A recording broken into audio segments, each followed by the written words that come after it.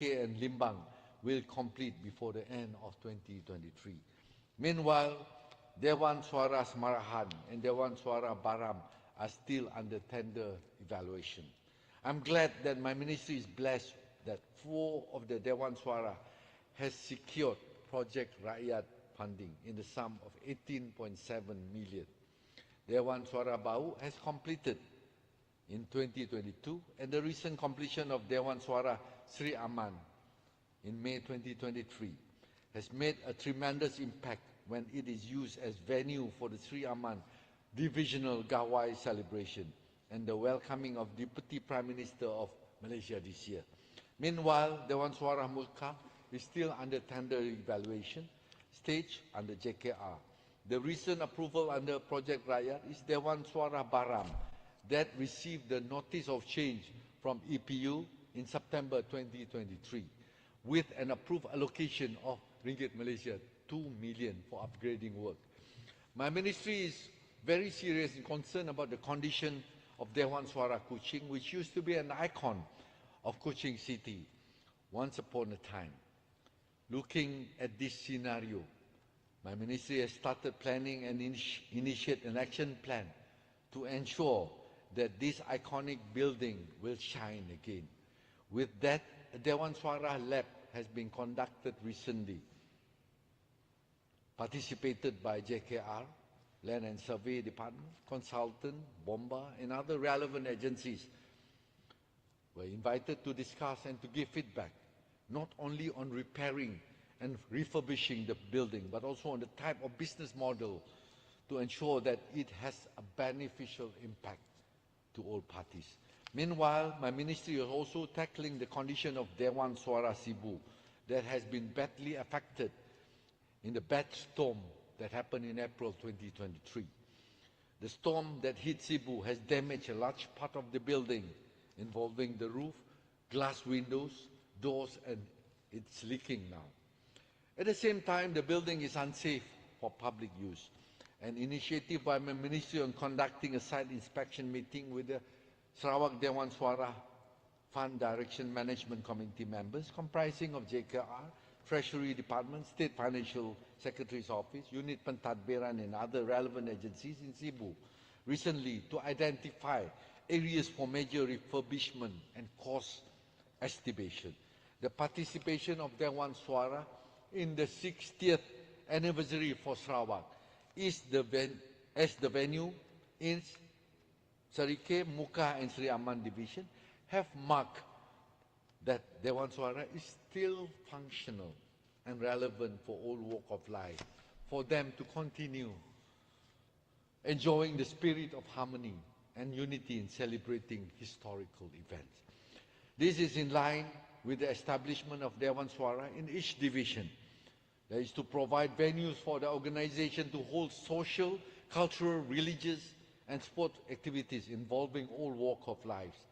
Since its opening, it has fostered national integration, goodwill and understanding among all the communities in the state.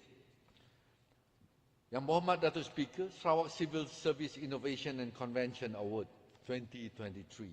In line with PCDS aspiration, by 2023, Sarawak will be a thriving society, driven by data and innovation, where everyone enjoys economic prosperity, social inclusivity, and sustainable environment. My ministry has organized Innovative and Creative Circle Convention on the 7th and 8th of September 2023 at Kuching Imperial Hotel, involving a total of 13 teams. The team ready to go from MySet Miri Division Office had qualified to the Sarawak Civil Service Innovation and Convention Award 2023, which was held from 23rd to the 25th of October at Pullman Hotel, Kuching. The innovation project, which is called MySet Line Maker, allows the processing of lining the football field to be operated easily and more efficiently. During the SCS ICA 2023, they had successfully bagged the Best Performance Award and were given a 4-star rating for their overall performance. Tahniah dan syabas. My ministry will continue to organize this ICC convention and annually in order to foster innovation and creativity among my staff in implementing work processes to improve and enhance efficiency in my service delivery. Issues yang telah dibawa oleh ahli-ahli yang berhormat dalam Dewan yang mulia ini, yang berkenaan dengan perkara-perkara di bawah Kementerian Belia Sukan dan Pembangunan Usahawan. I would like to thank ahli-ahli yang berhormat from Kabung, Bukit Asik, Ngemah, Daro, Tanjung Batu, Pujut, Balingian, Telian, Beting Maru, Kelakar, Jepak, Kota Sentosa, Meradung, Bukit Semuja, Krian, Baleh, Satong, Meluan, Engkelili, Lingga, Batu Danau, Tamin and Macan for the issues, proposals and suggestions raised in relation to youth sport and entrepreneur programs and youth facilities throughout the state.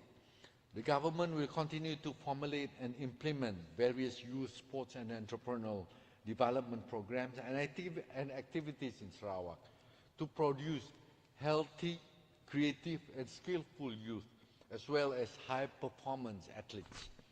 In conclusion, Datuk Speaker, saya ingin mengambil kesempatan ini untuk mengucapkan terima kasih kepada Yang Berhormat Datuk Speaker dan juga Yang Berhormat Tan Sri Datuk Amar Speaker dan semua warga Dewan Undangan Negeri di atas kecemerlangan dan komitmen yang tinggi bagi melancarkan persidangan kita kali ini.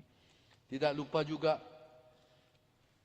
ucapan terima kasih ingin saya sampaikan kepada Yang Berhormat Setiausaha Kerajaan Negeri Sarawak dan semua jentera Setiausaha Kerajaan Sarawak, Setiausaha Persekutuan dan semua jentera kerja perkhidmatan awam Sarawak dan juga Persekutuan. Setinggi-tinggi penghargaan kepada timbalan-timbalan menteri dan semua kaki tangan kementerian saya yang telah bertungkus lumus menyediakan input dan juga informasi serta sokongan padu. Rasanya tidak terlambat juga untuk saya mengucapkan selamat Hari Deepavali kepada semua masyarakat yang beragama Hindu yang meraihkan Deepavali ataupun Diwali. Dan juga saya ingin mengucapkan selamat Hari Christmas, selamat Hari Natal kepada semua yang beragama Kristian yang ada bersama-sama dengan kita dalam Dewan ini ataupun di luar sana. Dan kepada semua kita, selamat menyambut Tahun Baru 2024. Semoga tahun 2024 akan membawa lebih keceriaan kepada kita. InsyaAllah. Dan saya ingin menutup ucapan penguluman bagi Kementerian Belia Sukan dan Pembangunan Usahawan dengan 3 rangkap pantun. Segulai, sejalai, sejiwa, senada. Budaya perpaduan bumi kenyalang. Kibaran bendera megah di persada. Kalungan emas maruah di julang. Jelajah belia menyantuni aspirasi tanpa mengira bangsa dan ideologi. Dari Johor ke Sabah, jalinan integrasi membentuk generasi berprestasi tinggi. Hidrogen, nitrogen, karbon dioksida. Ekonomi dipacu, kehijauan dipelihara. Rakyat dan pemimpin berpisah tiada. Sarawak maju makmur, rakyat sejahtera. Sekian wabillahi taufik wa hidayah. Wassalamualaikum warahmatullahi wabarakatuh. Sekian, terima kasih. Terima kasih Yang Berhormat Datuk Seri Haji Abdul Karim Rahman Hamzah di atas ucapan penggolongan Kementerian Belia Sukan dan Pembangunan Usahawan. Seterusnya kita akan memanggil Yang Berhormat Datuk Seri Dr. Stephen Rundi Utom untuk memberi ucapan pergolongan. Kementerian Industri, Makanan, Komoditi dan Pembangunan Wilayah. Tetapi sebelum itu, Yang Berhormat, kita ada time management sikit untuk kita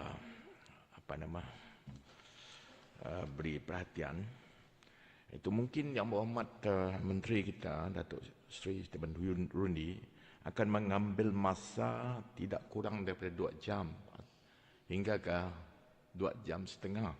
Kerana saya dapati teks ucapan beliau pun agak panjang.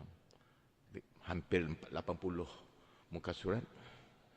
Jadi ini bermakna kita tidak ada dapat mengambil break lah ketika ini. Jadi mungkin kita akan mengambil masa 2 jam setengah, lebih kurang dekat 3.45 atau 3.30 atau 3.45. Agaknya lah, my estimation of your completion of your speech.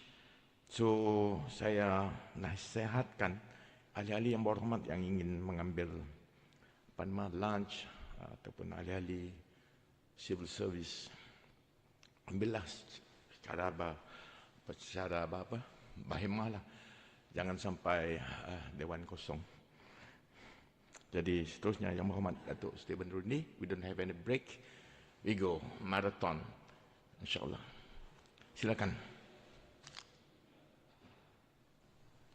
Selamat petang. Selamat melepaskan jamuan tengah hari. Berkorban apa saja. Yang Berhormat Datuk Speaker, I feel sorry for the members to have to stay back, and I hope they don't miss their lunch. Datuk Speaker, first and foremost, bear with me, even though the timing is not really pleasant, for me to make sure that you remain awake. I don't have joke, I don't have pantun, but just listen to what I have to say, the truth and whatever we plan for and from my ministry. First and foremost, I would like to congratulate the Honorable Tan Sri Dato' Ahmad Speaker for his reappointment as Speaker of this Dewan Undangan Negeri to continue his excellent service to this august House. I would also like to join my cabinet to congratulate the Right Honorable Premier of Sarawak, Datuk Petinggi Tan Sri Dr. Abang Haji Rahman Zuari, bin Tun Dato' Abang Haji Openg, for presenting a highly impressive 2024 Sarawak budget theme, Development for All, together building a prosperous, sustainable and united Sarawak. The 2024 Sarawak budget is lauded as it is again a development bias budget amounting to 9.038 billion, which represents 66% of the total 224 budget. My heartiest congratulations to Datuk Petinggi Tan Sri Dr. Abang Haji Rahman Zuari, who has been recently honored with a distinguished honorary fellow award by the ASEAN Federation of Engineering Organization, AFEO, in Bali, Indonesia. I am grateful to Sarawak government for allocating Ringgit Malaysia 230.56 million in the 2024 budget for my ministry for agriculture development. My ministry is committed to transform the agriculture sector in Sarawak into a profitable and sustainable industry towards achieving Sarawak government aspiration in making Sarawak as a net food exporter by the year 2030. I would like also to take this opportunity to convey my heartiest congratulations to my fellow colleagues being awarded Dato-ship in the conjunction of the 87th birthday celebration of our Tuan Yang Terutama, Yang di-Pertuan Negeri Sarawak on the 14th October 2023. The award as Dato' Amar, Dato' Sri, and Dato' for the Deputy Premier, Dato' Amar, and also Dato' Sri for all my colleague ministers, and also Dato' for the Deputy Ministers and the fellow backbenchers has been honored with Dato' PSBS. Theme of my delivery today is ensuring food security, industrialized and sustainable Sarawak agriculture and rural economy. Dato' Speaker, my ministry, Food Industry, Community and Regional Development, INFICOT in short, has developed 6 strategic development trusts to spearhead the development of Sarawak agriculture sector with a theme of ensuring food security, industrialized and sustainable Sarawak agriculture and rural economy. Ensuring food security. Let me begin by reporting on the performance of my ministry's first strategic development thrust, that is ensuring and improving food security, focusing on the development of 3 major food items, namely rice, beef, and animal feed. Ensuring rice availability and affordability, my ministry is fully aware of the current issues concerning rice. As rice is our staple food, any incidents of shortages in the supply of rice will certainly create great anxiety among our people. Sarawak has never been a significant producer of rice nationally, with our agriculture sector is dominated by the production of oil palm. In the year 2022, Sarawak produced 85,700 metric tons of rice, representing just mere 5.1% of the national total. Thus, this amount is equivalent to 34% of Sarawak rice SSL, or self-sufficiency level. To meet our local demand, Sarawak has to import 164,621 metric tons at the value of ringgit Malaysia 362 million. The high import of rice is largely due to the sharp reduction in paddy production as a result of a decrease in the total hectarage of paddy cultivation areas. In the last 7 years, the total hectarage of paddy planting areas has decreased by 37%, from 124,111 hectares in 2016 to about only 78,000 hectares in 2022. The decrease in the total of paddy planting areas are mainly due to combination of factors such as 1. Reductions in the number of the active paddy planters from 165,159 in 2016 to about 70,881 in 2022. 2. Deteriorating conditions of farm infrastructure in the majority of the existing paddy schemes.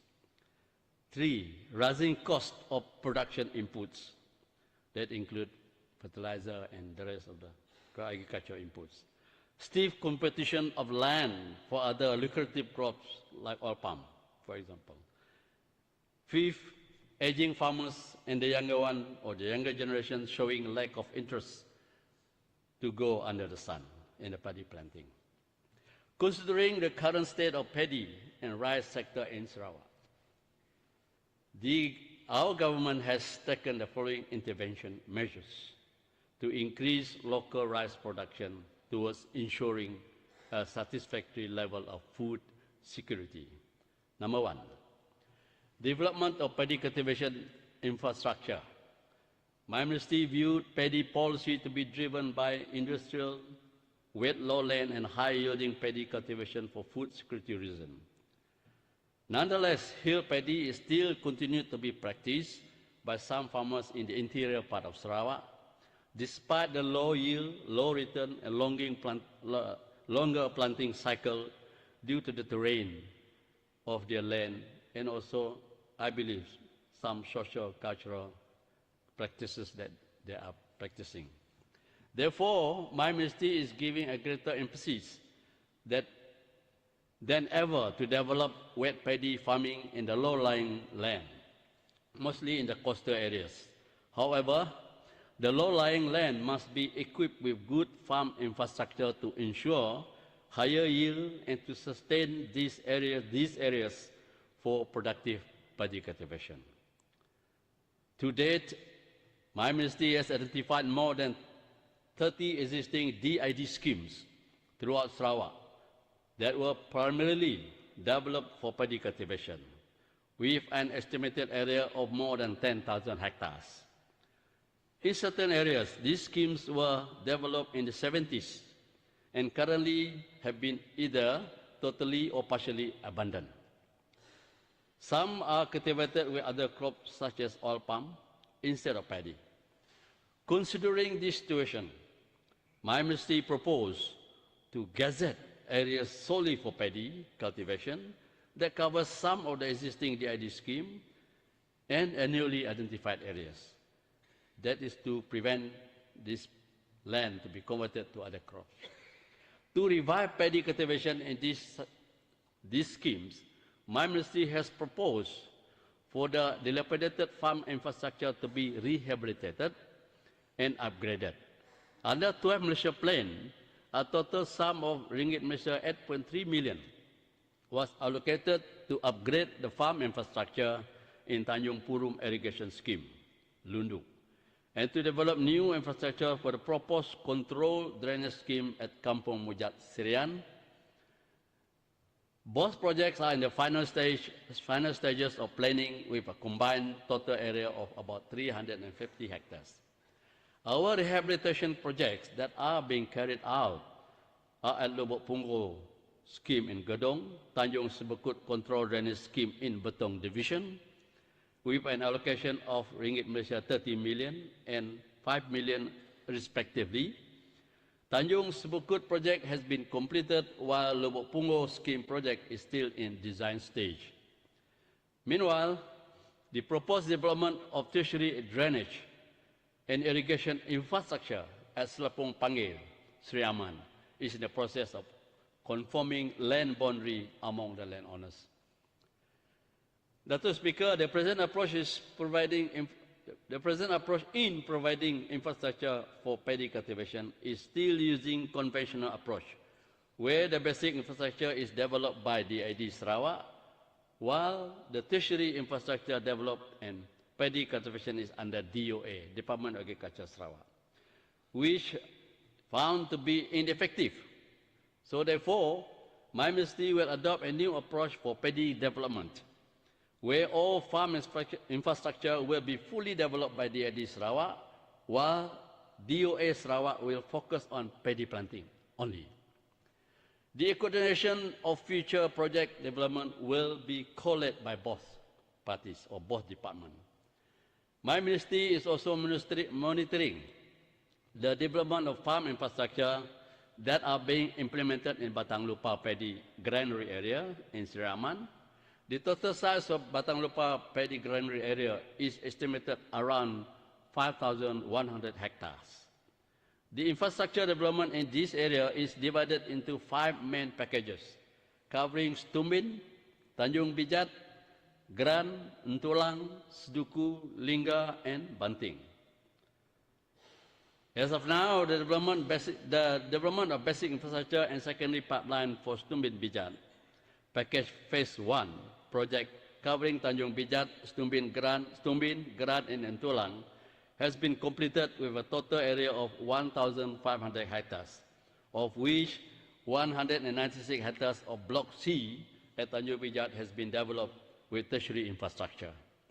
The next phase of development involves Block A and B at Stumbin, with an estimated size of 400 hectares, is currently in design stage, and the construction work is expected to begin in 2024.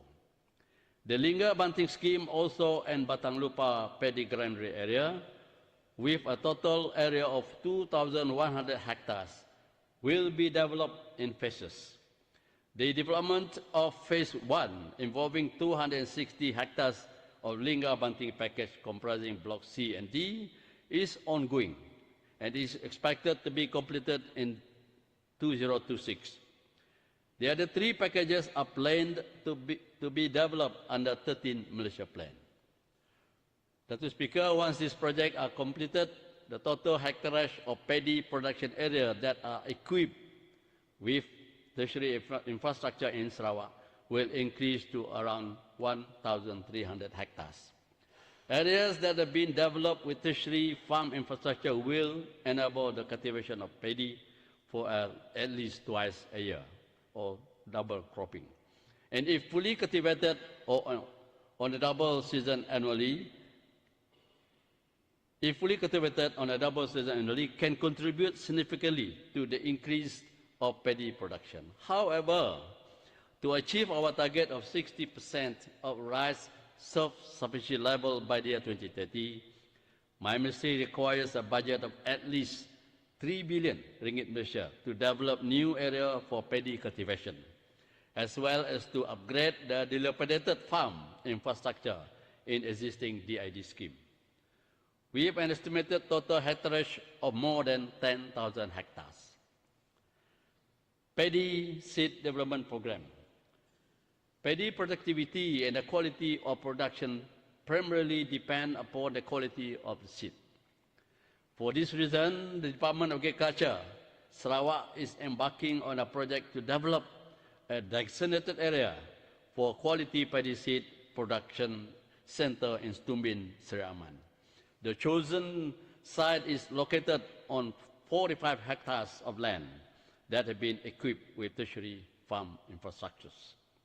To meet the farmers' demand for paddy seed for modern variety, DOA, or Department of Agriculture Sarawak, is currently planting quality foundation seed, namely MR315, in Stumbin, Seri Aman.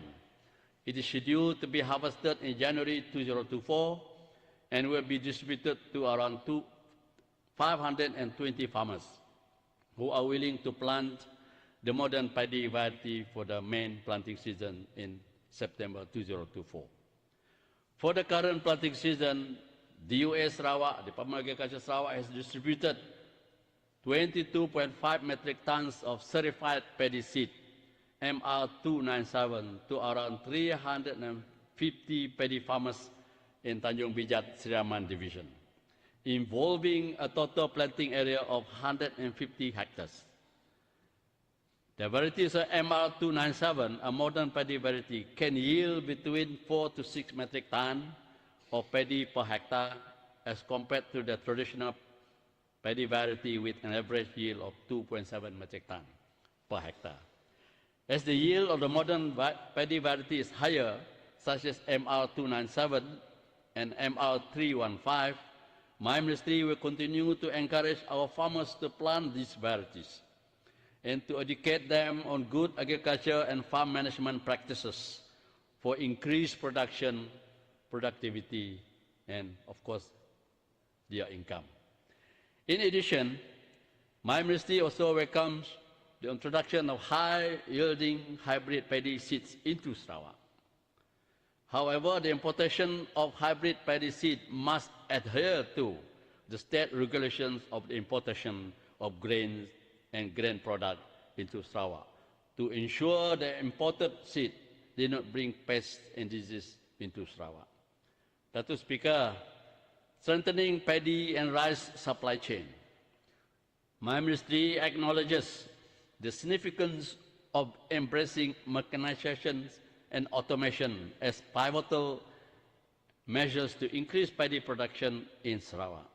Since the introduction of farm mechanization and automation programs that are provided by the Department of Agriculture Sarawak, the number of paddy farmers who have benefited from this program has increased quite significantly. In 2023, the Department of Agriculture Sarawak has spent ringgit 103,000 to assist around 300 paddy planters in Kuching, Seri Aman in Seri Aman Division, involving a total of 161 hectares of paddy areas. In addition, Three area farmers organization PPK are providing tractors and other machineries to paddy planters with a value of assistance amounting to 130,000 in 2023. So Speaker, my ministry will also continue to assist paddy farmers or paddy planters with adequate post-harvest facilities to mitigate losses and uphold the quality of rice grain. Recently, DUA Sarawak has equipped Tanjung Purum irrigation scheme with drying facilities with a maximum capacity of 6 metric ton per day. The facilities have benefited around 100 paddy planters in this scheme. 9 units of paddy threshers have been allocated to paddy planters in Kuching, Seriaman, Serian, and Limbang division, benefiting around 270 farmers. The mechanization and automation program will be extended to all major paddy production areas throughout Sarawak in future to boost operational efficiency and productivity. To improve on farm management and paddy cultivation, my ministry is actively seeking the active involvement of private companies who have the expertise, capital, and technology as an anchor company to manage paddy farm. In the year 2022, the first large-scale smart paddy field, Smart SBB, program under the Agriculture and Food Security Ministry KPKM was launched in Batang Lupa Paddy Granary area. Smart SBB program is a centralized farm management system that allows private companies to be directly involved with farmers and rice paddy operators, including landowners, along the whole paddy supply chain. To date, more than 200 farmers are involved in the Smart SBB program in Batang Lupa Paddy Granary area. Yang berhormat Datuk Speaker, besides promoting the modern paddy varieties, my ministry also focuses on improving the quality of Sarawak on traditional heirloom paddy. There are several local paddy varieties that are unique and could fetch a better price locally and also internationally. As the price of these varieties isn't subject to Paddy and Rice Act 1994, they can be sold at a price based on market demand, hence contributing to the increase in farmers' income.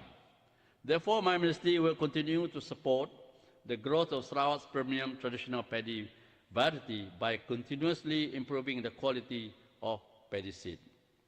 Currently, the Department of Agriculture Sarawak is conducting several purification processes of selected paddy, including Bario Sederhana and Bario Halus paddy seed, to obtain excellent seed quality. The US Sarawak is also collaborating with other public and private institutions to strengthen research and development or R&D initiative to enhance the quality of Sarawak heirloom paddy seeds. For this, I applaud the initiative that is being undertaken by University Putra Malaysia, UPM, campus for their research purification activity of berries paddy under Paddy Transformation Project at Gedong.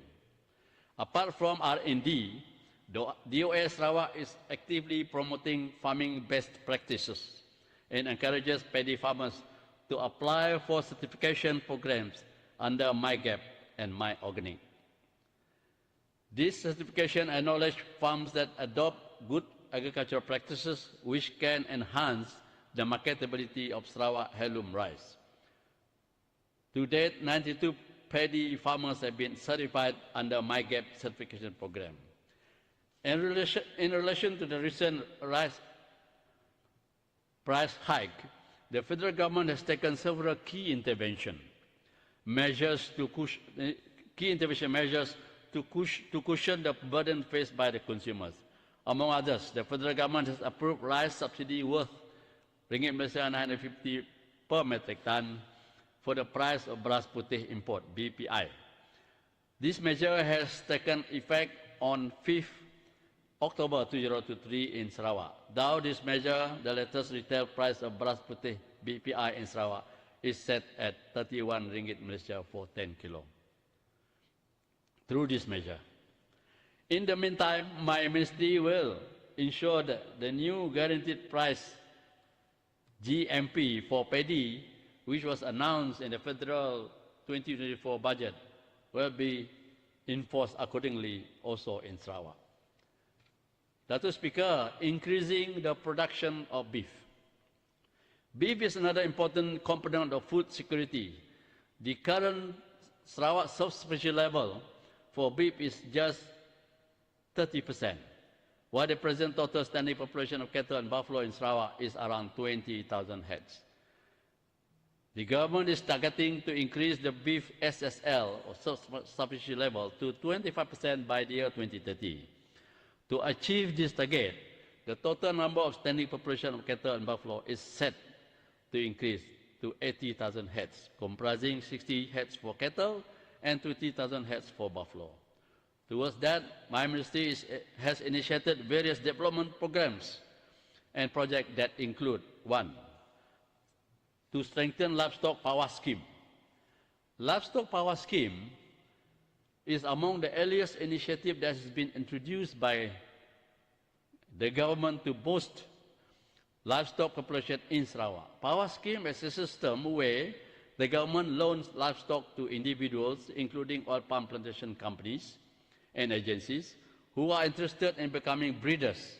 Under the scheme, when the livestock give birth, the farmers will repay on one-to-one basis to the young animals to be loaned to another farmers. To date, there are 135 smallholders, consisting 44 cattle farmers and 69 buffalo farmers, and 22 goats and sheep farmers, and 9 oil palm plantation companies and agencies are involved in this scheme. Since 2016, the total number of livestock that have been loaned under power scheme is 15,913 heads, comprising 13,500 heads of cattle, 1,619 heads of buffalo, 694 heads of goats, and 100 heads of sheep.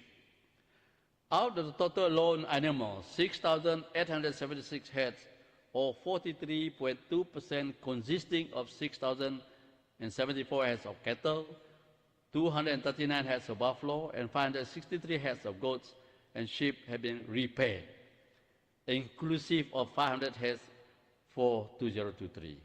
As the performance of the return loan animal is just average due to multiple factors, such as lack of breeding technical know-how, among the scheme recipients, my ministry will continue to strengthen the power scheme by enhancing the technical veterinary support and services offered to them. Future recipients among the farmers will be carefully evaluated to ensure only genuine smallholders who are willing to take livestock breeding as their core agriculture activities will be selected. Dato' Speaker, strengthening cattle oil palm integration project. Among the initiatives that have been implemented by my ministry is the Cattle Oil Palm Integration Program.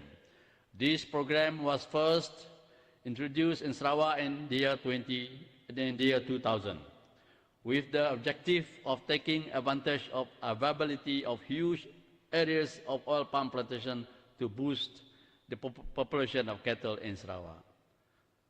As of now, 147,000 hectares, or 25% out of an estimated 600,000 hectares of the total estimated plantation that are suitable to rear cattle have been utilized. 9 oil palm plantation companies and agencies and 22 estates are participating in this program with a total of 13,500 heads of cattle. Presently, 11,300 heads of cattle have been delivered to various companies and a total of 5,253 heads, or 46.6%, have been repaired. Among the oil palm companies and agencies that have shown encouraging performance under this program are Sarawak Plantation Agriculture Development, SPADE, and SAMDB. SPADE has repaired 1,258 heads, or 72% of the cattle from 1,734 heads of cattle loaned to them. All the 1,200 heads of cattle loaned to Samdabi and 365 head to Sarawak oil palm have been fully repaid as the companies have withdrawn from the scheme. Meanwhile, the rest of the oil palm plantation companies and agencies have repaid the loan animal at a rate ranging between 10 to 50%. In Sarawak, it is estimated that 40% out of 1.5 million hectares of matured oil palm plantation are suitable for cattle rearing. If fully utilized, these areas can accommodate up to 120,000 heads of cattle.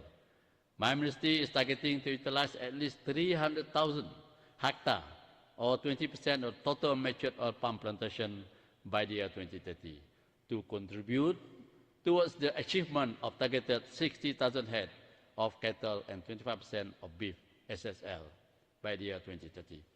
My ministry will continue to promote cattle oil palm integration program to oil palm plantation companies and agencies to increase their participation in this program. My ministry will provide breeder cattle stock under Cattle Power Program CPP, and the private company will provide plantation land for a cattle integration.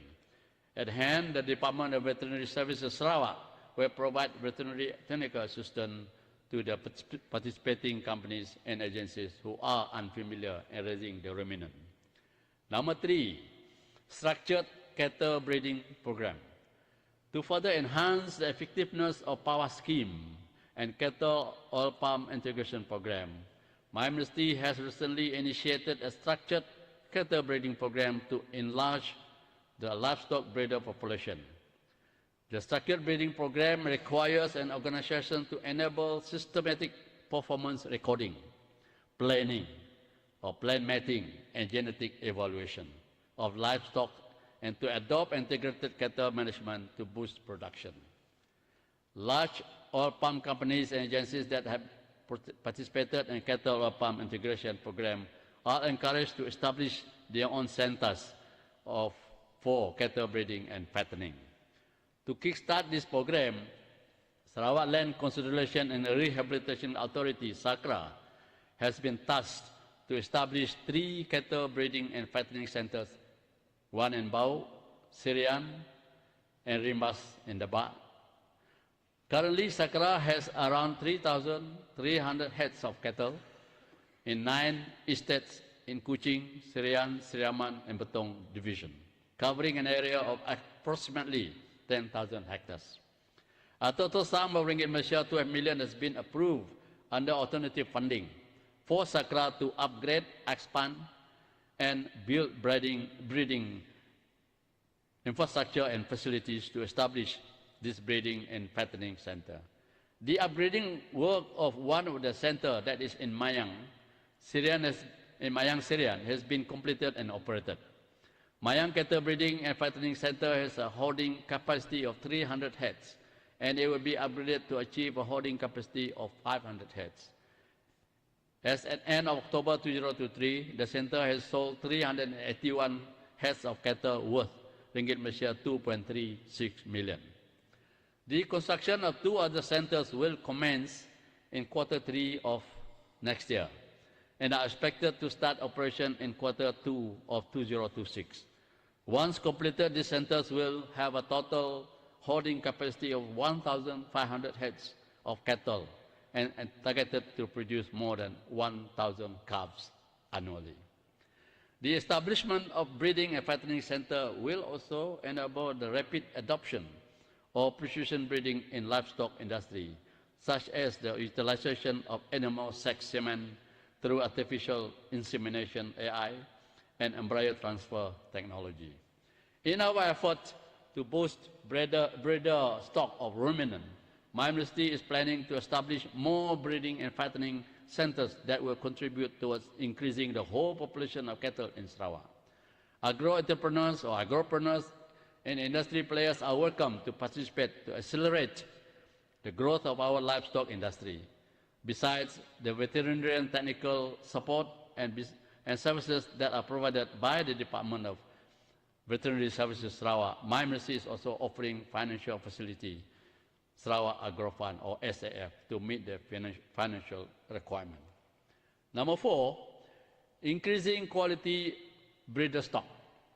One of the major issues that have contributed to the slow growth of ruminant industry is the limited number of breeder population locally.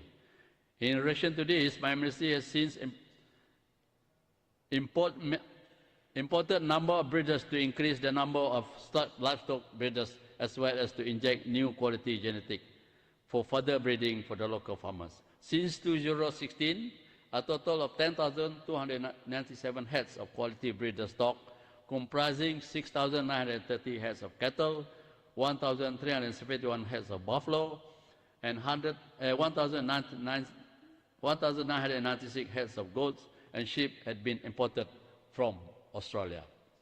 Under TVS Malaysia plan, a sum of ringgit Malaysia 50 million was approved to acquire 5,000 heads of quality ruminant breeder stock.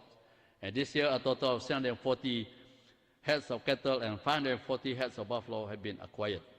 All the acquired animals have been distributed to the smallholding farmers as well as to all palm plantation companies and agencies through power scheme. Nonetheless, the number of breeder stock that is available to date is still insufficient to meet the requirement to achieve the targeted number of standing populations of these ruminant. Number 5, establishing a ruminant biotechnology center. Under the midterm review of TVS Malaysia plan, a sum of 2 million ringgit Malaysia has been approved for the proposed development of the first ruminant technology center at Sungai Pinang in Semunjan.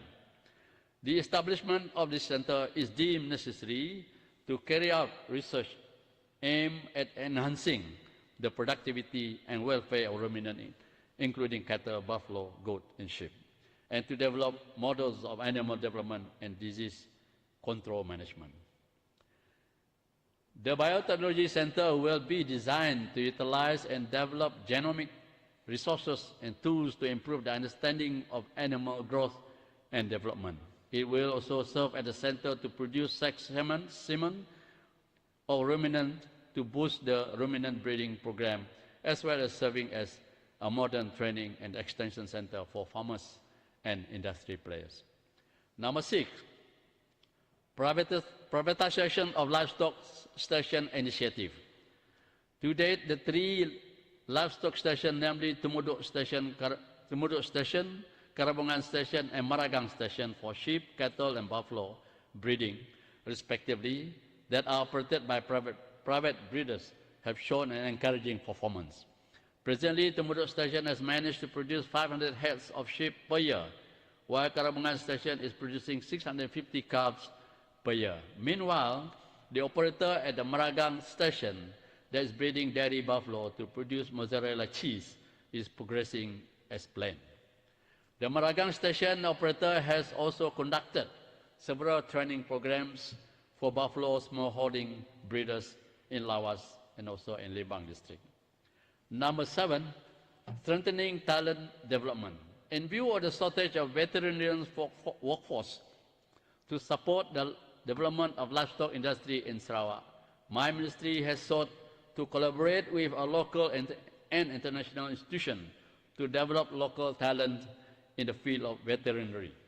Recently, the University Putra Malaysia, UPM, has agreed to establish its veterinary faculty in Sarawak to offer veterinary-related courses that are tailored to the needs of Sarawak. In addition, my ministry will also continue to support, to strengthen our global partnership with other international academic and research institutions, such as Institute Pertanian Bogor, IPB, in Indonesia, to pursue training opportunities for our veterinarian workforce. Currently, the overall number of veterinarian workforce in Sarawak is around 100, of which only 15 serve in the public sector and the rest serve in the private sector. To support rapid development of the livestock industry in Sarawak, around 200 veterinarian and at least 50 veterinarians to serve in the public sector are required by the year 2030. Dato' Speaker, all the above said initiatives that have that have and will be undertaken by my ministry are crucial to intensify the development and of the ruminant industry in Sarawak. This initiative will certainly contribute towards improving our self-sufficiency level, SSL, for beef vis-à-vis food security. Development of animal feed project. Animal feed plays a vital role in the supply chain of the livestock industry. Currently, Sarawak relies on imported corn, soybean, barley grain, 4.3 and ruminant feed. Sarawak imported 506,984 metric ton valued at 1.2 billion of corns and animal feed in 2022. The imported amount contributed quite significantly to Sarawak food trade balance, which is about 21% out of ringgit Malaysia 5.66 billion deficit in 2022. In view of the ever-increasing cost of imported corns and other animal feed, it is imperative for us to explore raw materials that are abundantly available locally, which can be manufactured as alternative animal feed. Though grain corn might be the most important ingredient used in the commercially prepared feed, producing it locally is not cost efficient. My ministry is utilizing oil palm biomass that are abundantly available locally as a raw material for alternative animal feed. Currently, Sarawak has a total of 1.6 million hectares of land planted with oil palm that produce large amount of biomass from oil palm plantation and mills that can be manufactured into roughage resources for ruminant feed. The government has allocated sum of 30 million ringgit Malaysia to Sakra to establish palm kernel crushing plant at Lubuk Antu Palm Oil Mill to produce PKC or palm kernel cake or expeller as an alternative ingredient for livestock feed. At present, Sakra is developing more than 56,000 hectares of oil palm land and has 4 oil palm mills which can sufficiently supply the raw material for the proposed palm kernel crushing plant. The proposed plant will be annually processing capacity of 30,000 metric ton is expected to commence operation in the second quarter of 2025 by producing 13,500 metric ton of palm kernel cake or expeller along with 12,000 metric ton of crude palm oil kernel oil annually. The palm kernel cake or expeller that will be produced by this plant will serve as the important ingredient for the animal feed production. In addition, Sakra is upgrading its existing palm pellet plant in Seratok palm oil mill to increase the production of palm pellet for large ruminant feed from 2,400 metric ton to a maximum 20,000 metric ton annually operated on full capacity. Though these various initiatives, Sakra is targeting to produce 100,000 metric ton annually for formulated oil palm-based animal feed by the year 2030, contributing around 10% of ringgit Malaysia 214 million to Sarawak total feed requirement. It is anticipated that this initiative will not only increase production and reduce reliance on imported food items, but also affordable to the consumer.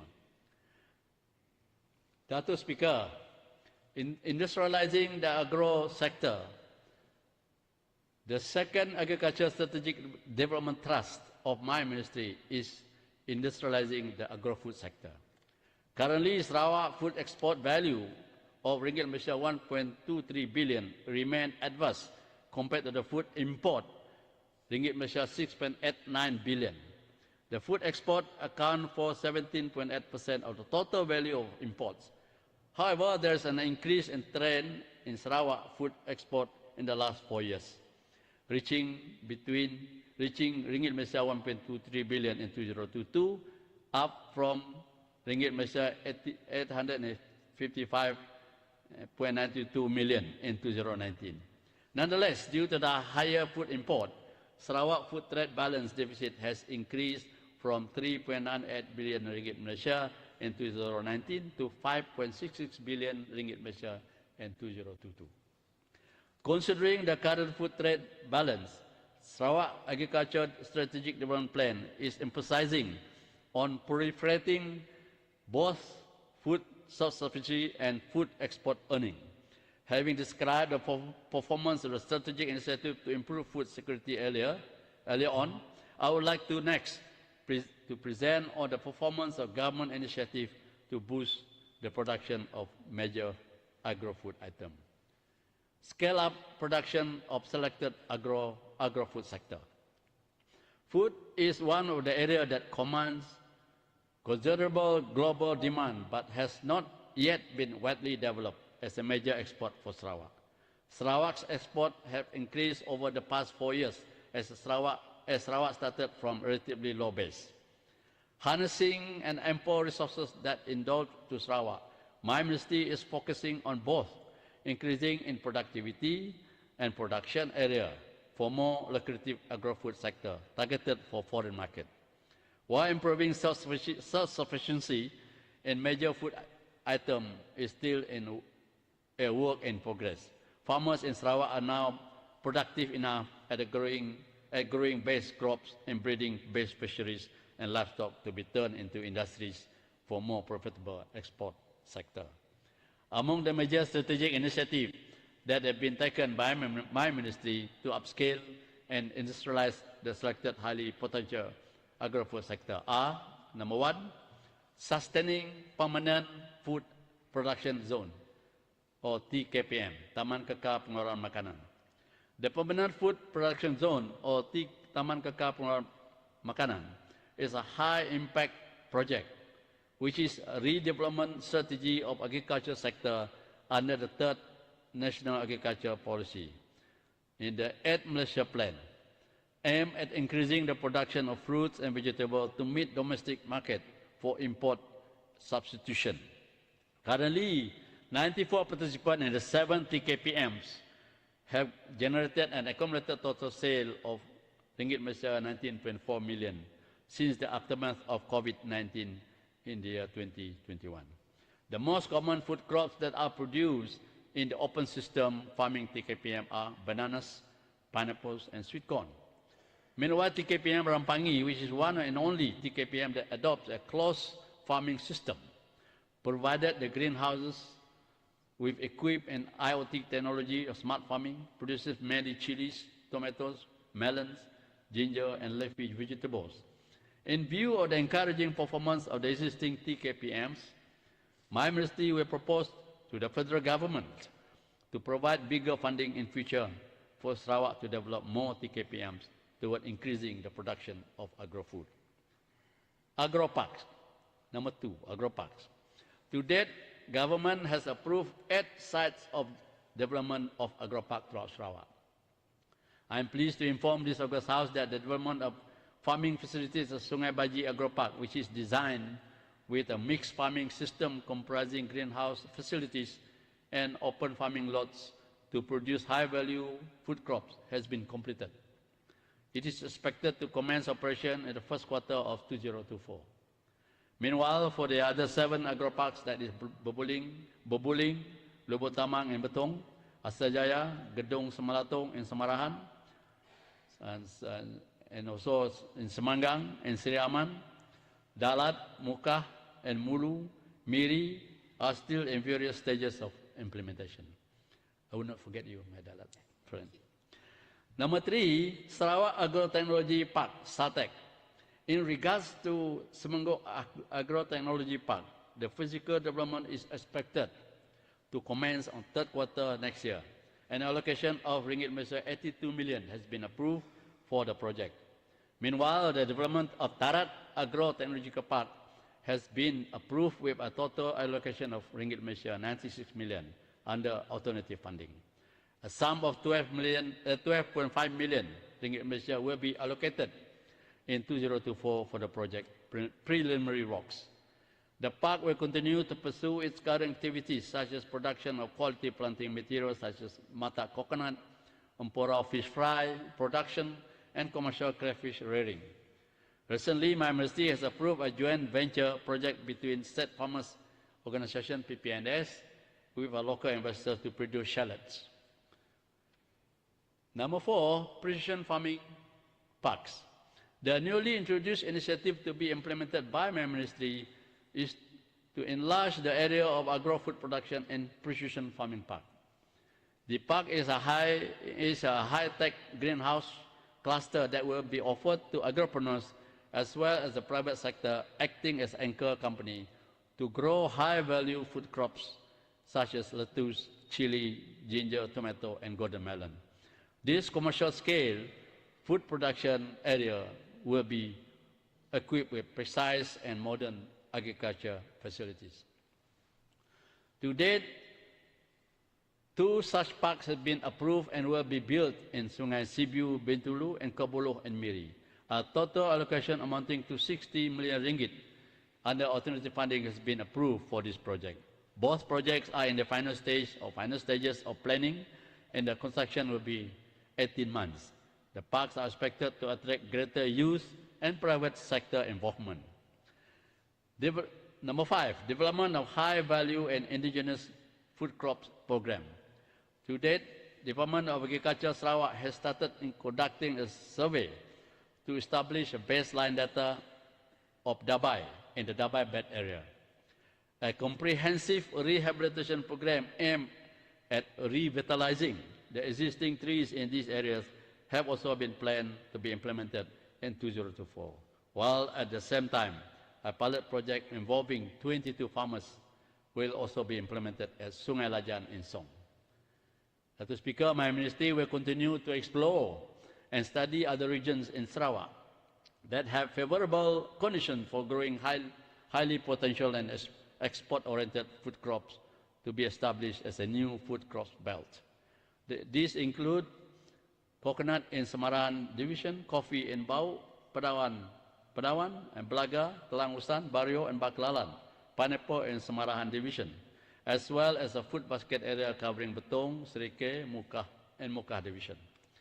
The establishment of more food crop belt is to leverage on the local natural resources, indigenous knowledge and distinct quality that can be positioned as a niche market produce from this region. Number 6, development of food basket. Food basket development concept was introduced under 11 Malaysia Plan that deals with the development of agriculture, infrastructure in central region of Sarawak, covering Betong, Serike and Mukah Division. A total sum of 184 million ringgit has been allocated to the Department of Irrigation and Drainage Sarawak, DID Sarawak, to implement 12 infrastructure projects in this food basket area. As of October 2023, 4 projects have been completed, while another 3 are being constructed. 5 other projects are still in design stage. Other projects that have been approved under this food basket is the proposed development drainage and irrigation infrastructure at Sungai Ilas Sebenak, Block A3 and Serikai Division. A sum of ringgit Malaysia 30 million has been allocated to DID Sarawak to implement this project. And currently, the department is still in the midst of carrying preliminary works. Number 7, development of fisheries and aquaculture industry. Apart from food crops, fisheries and aquaculture is another food sector that has high potential to be developed as a major source of export earning for Sarawak, particularly shrimp farming. Between the year 2018 and 2022, there has been a slight increase in the production of fisheries products, including shrimp, resulting in the increase of fisheries export value from ringgit Malaysia 238 million in 2018 to 239 million in 2022. For the aquaculture subsector, Sarawak produced 14,102 metric ton with a value of 194 million ringgit Malaysia in 2022. There are 4 areas that have been gazetted as aquaculture industrial zone (AIZ) in Sarawak. To date, Batang Air AIZ is fast growing into a major freshwater fish production hub and currently supplies about 60% of 953.89 metric ton of a total tilapia fish that are produced from cages in Sarawak. There are 146 smallholders and a leading private company that are operating in AIZ Batangai, with a total combined cage of around 14,000 units. The private company has processing, storing, and fish fry production facilities. The development of Lobak Store Aquaculture Park at Rambungan, AIZ, is also catching up and set to become a shrimp belt for Sarawak. To spur the development of Lobak Store Aquaculture Park, the government has allocated a sum of Malaysia 52 million to upgrade the existing infrastructure and utilities in this zone park. That include the construction of new road network, surface water drainage, electricity substation, and water supply. Up till now, the project is in its final stage and expected to commence in the third quarter of next year. The upgraded infrastructure and availability of utilities in this park will boost greater investment from the industry players. Meanwhile, Dato' Speaker, State Farmers Organization PPNS, together with leading local shrimp farm company, is also currently developing an area of 298 hectares of land for shrimp production at Lobak Store in Rambungan, AIZ. The first phase of the project is expected to produce 100 metric tons of shrimp worth Malaysia 1.8 million by the end of 2024. Upon the completion of the whole project by the year 2027, the company is expected to produce 800 metric tons, projected to worth Malaysia 14 million. The other initiatives that are being carried out by my ministry is to accelerate the development of inland fisheries sector or the establishment of Umpurau Belt and Tapah Belt. For Umpurau Belt, DOA Sarawak is in the process of setting up a Kapit Indigenous Fish Hatchery Center in Song, together with developing Engkuah Agricultural Station in Katibas, Song, into a satellite inland fisheries station for research and development and extension center for indigenous fish species. For Tapah Belt, that encompasses Binyo area and Bintulu, DOA Sarawak is currently collecting Tapah master breeders from Binyo River. The master breeder will be domesticated and developed for Tapah fry production at Kemenang Tapah Research and Development Center at Sungai Sibiu Agriculture Training Center. The Aquaculture Center in Sarawak is poised for rapid development towards achieving our aspiration to make Sarawak a net exporter of food by the year 2030. My ministry has set a target to develop around 7,000 hectares from the current 1,200 hectares of land to achieve export earning of 1 billion from fisheries and aquaculture by the year 2030. Number 8, deep sea fishing. Currently, Sarawak is the fourth largest contributor to the total landed fish in Malaysia, contributing 8.24%. We have a total volume of 74,000 metric tons. The latest status of the deep sea fishing and vessel quota that could be licensed in Sarawak waters stood at 560 vessels, of which only 156 or 28% have been issued thus far. As Sarawak now has full authority to issue a deep sea fishing licenses, following the empowerment of authority accorded to Sarawak by the federal government since August 2022. More industry players can be facilitated to be actively involved in deep sea fishing sector. Sarawak government will continue to work closely with the federal government to develop the fisheries industry. There are various initiatives that are currently being carried out by the Department of Marine Fisheries, DOF, to develop deep sea fishing, which augurs well for the increased contribution of this subsector towards Sarawak agro sector. Among the key initiatives of DOF, Department of Fisheries can assist Sarawak to develop the industry, including facilitating Sarawak to increase the quota for new deep sea fishing vessels.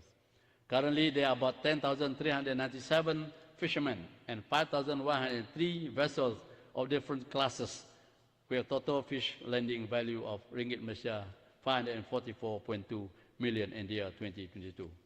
All the above said initiative will continue to be aggressively pursued to turn Sarawak as a fisheries and aquaculture industry powerhouse, not only in Malaysia but in this sub-region. Dato' Speaker, development of swine industry. The other agro-food sector that has huge potential to be developed into a major source of export revenue for Sarawak is the swine industry. At present, Sarawak has only one pig farming area in Semunjan that is in operation and has capacity of 250,000 standing pig population, SPP, as of now. And there are 135,000 heads of SPP and PFS Munjan. Accredited by Singapore Food Agency, SFA, and the Department of Veterinary Services Malaysia as approved and designated compartmentalization area of Sarawak swine fever disease free. PFS Munjan can continue exporting live pigs to Singapore. As of 31st October 2023, over 96,600 porkers worth 143.8 million ringgit Malaysia were exported to Singapore. In view of the huge potential, the government has provided a sum of ringgit Malaysia 12.5 million to develop new pig farming areas under the 12 Malaysia plan. My ministry will continue to encourage and facilitate the participation of private sectors and contribute to the target of making Sarawak a net food exporter by the year 2030. Meanwhile, the proposed PFA Selangau is ready to be developed as the land verification works and competition has been duly completed. My ministry has received a few applications from industry players that are interested to become the operator of PFA Selangau, and all applications are now being evaluated. Number 10, development of poultry industry. The poultry industry in Sarawak is a private driven that has ensured Sarawak to achieve 100% of self-sufficiency level for chicken, eggs, and 95% of chicken ever seen. The total production of chicken is estimated at 51 million birds, while chicken egg is 1.37 billion pieces annually. Kuat makan telur, ah. There are 325 licensed and commercial poultry farms in Sarawak, consisting of 264 broilers farms, 32 layer farms, and 10 poultry breeder farms. Moving forward, my ministry will continue to facilitate the development of the private sector that wish to expand their operation. Number 11, development of edible bird nest or EBN industry. Sarawak has exported top quality nests from its extensive cave system, Sarawak. Sarawak has continued to export EBN or edible bird nest to China, Singapore, and Hong Kong. As of 31st of October this year, the Department of Veterinary Services Sarawak recorded 11,980 kilograms of raw, clean, edible bird nests exported to these countries valued at 137.8 million ringgit Malaysia. In recent years, there is an increasing trend among farmers involved in swiftlet houses. In view of the high contribution of ABN to export earnings, my ministry, through TVS Sarawak, has introduced a blockchain technology known as My Wallet to register swiftlet premises for product traceability and quality assurance purposes. To date, a total of 2,145 premises, including bird house, processing plants, cave nest, collection center, service providers, traders, and exporters have been installed with radio frequency identification device, RFID. To tap the huge potential EBN industry, my ministry will continue to work closely with relevant authorities to facilitate the growth of the swiftlet industry. Yang berhormat Dato' Speaker, agro-food sector enablers. The third agriculture strategic development thrust is to enhance the enablers to effectively supporting the growth of agro-food sector. To facilitate the rapid industrialization of agriculture increased global food demand, and increasing concern related to food quality and safety in meeting the requirement for healthy and safe food is becoming critically important to develop highly sustainable food value chains. Among the major key enablers is implementing sustainable initiative for agro-food supply chains are: number one, provision of farm road. Farm road is a vital component of agriculture infrastructure to facilitate the movement of farm inputs and products, particularly in the rural areas. To address this issue, this connectivity limitation, TVS Sarawak has sought funding from both federal and Sarawak government to build and upgrade and maintain farm road in all divisions. In 2023, we will approve allocation of 100 million ringgit Malaysia from Sarawak government and 1 million from the federal government, and another 4.5 million under MARIS. TVS Sarawak has implemented a total of 81 farm road projects. We have a total length of 59 kilometers that benefited around 1,400 farmers. As of October 2023, another 43 farm road projects with an accumulative length of 87 kilometers with a total cost of 17.4 million ringgit has also been implemented by Sarawak Land Development Board, LCDB, under Project Layari funding. The projects are expected to benefit around 1,100 farmers from 51 villages. In 2023, DID Sarawak has also received an allocation of ringgit Malaysia 42 million to implement 252 MARIS projects in DID drainage and irrigation scheme throughout Sarawak. Currently, 132 projects have been completed. 81 projects are ongoing and 39 projects are in the planning stage. Number two, development of agriculture processing and marketing facilities. In ensuring the farmers producers are effectively and efficiently reach the market as well as to minimize post-harvest losses, the government has established several agriculture processing and marketing facilities throughout Sarawak. Up to now, there are four of those facilities have been successfully either upgraded or constructed, namely CPPC Tarat, Sirian, Pasar Borong Semarahan, CPPC Limbang, CPPC Lawas. CPPC Tarat has been in operation while the other three CPPCs will be operated in 2024. Four other facilities that are being approved for construction, namely CPPC Lachau, CPPC Sebangan, CPPC Kapit, and CPPC RGC Long Lama are in planning stage.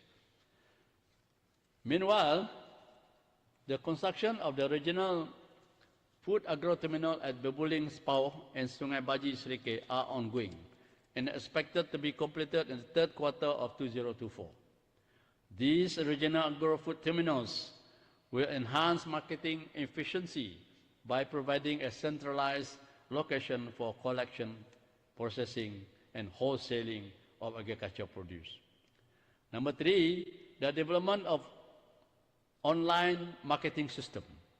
In addition to providing processing and marketing facilities, the government has emphasizes on the need to utilize digital technology to market and distribute farmers' produces and products.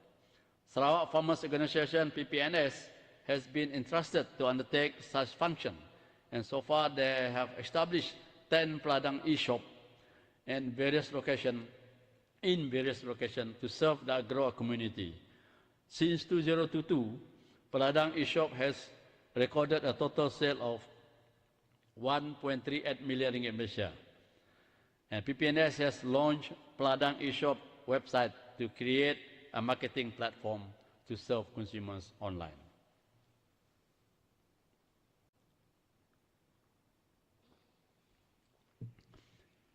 Agriculture financing facility. Ya Berhormat Datuk Speaker, financing facility is a vital component to advance the commercialization of agriculture sector in Sarawak.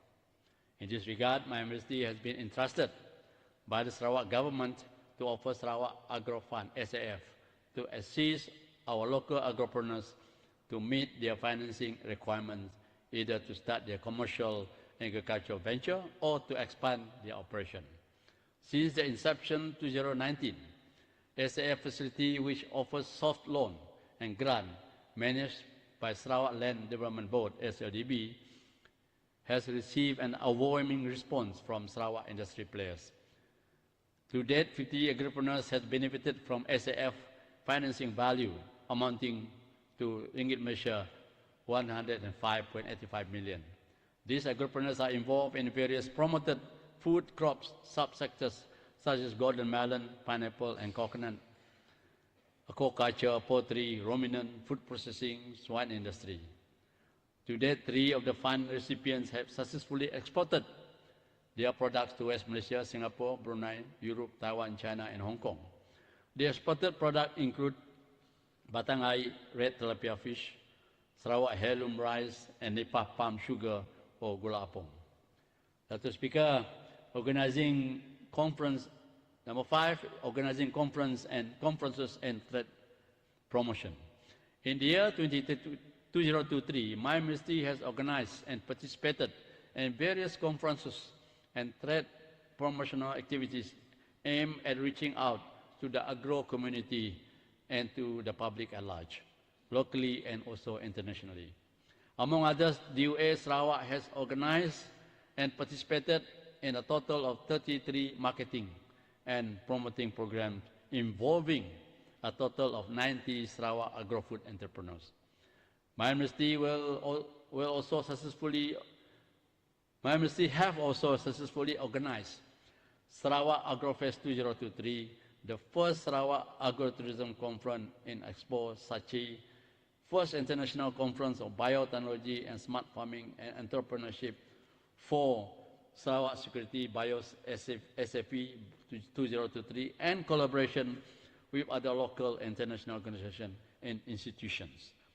These conferences have received an overwhelming response from the participants that augurs well for continuing global partnership and collaborations.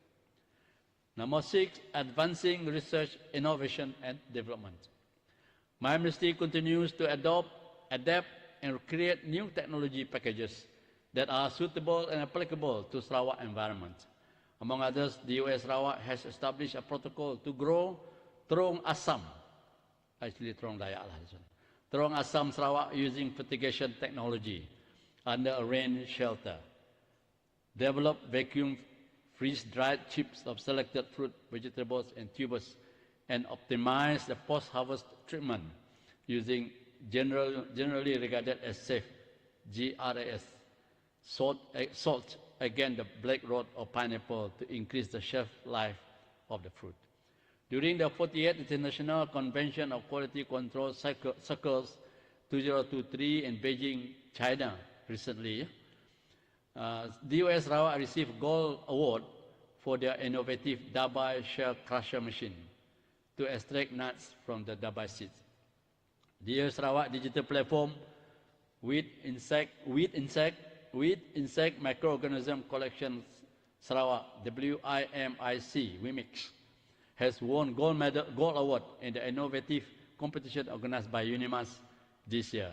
Another innovation that is a rapid field test kit for citrus graining disease called Swift Scan has also won gold award at the same competition.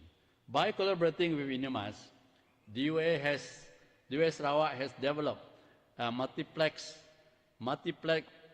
polymerase chain reaction (PCR)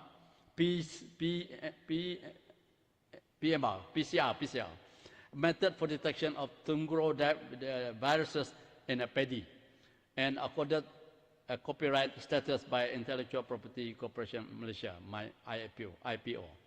To ensure that our local crop produce is safe for consumption, the US Sarawak has adopted and optimized 2 techniques. 1, to determine pesticide residues using the liquid chromatography triple quadrupole mass spectrometer, LCMSMS, and to analyze the nutrient content using the near-infrared reflectance spectrometry, NIRS.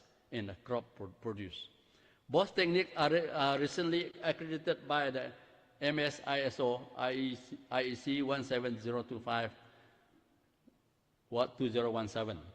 My ministry will also actively pursue collaborative and participatory research activities to enhance its capacity and capability in research and development. Among its current collaborative researchers are: number one, a robust deep learning model derived using real condition image database for a localized disease recognition with UNIMAS. Second, double genome sequencing with Duke University and National University of Singapore and Sarawak Biodiversity Center. And number three, insights to the mechanical stability and control release kinetic of urea formaldehyde encapsulated double network hydrogen biocar with UITM Sarawak branch and 3 other agencies. I hope this jargon will not bore you. On the participatory research activities, my ministry is currently conducting studies on strawberry, asparagus, and cherry tomato with selected farmers in Bario, and a diversity study on durian kuning with a community in Limbang. Dato' Speaker, strengthening agro-commodity development. The fourth Agriculture Strategic Development Trust of my ministry is to strengthen the agro-commodity sector.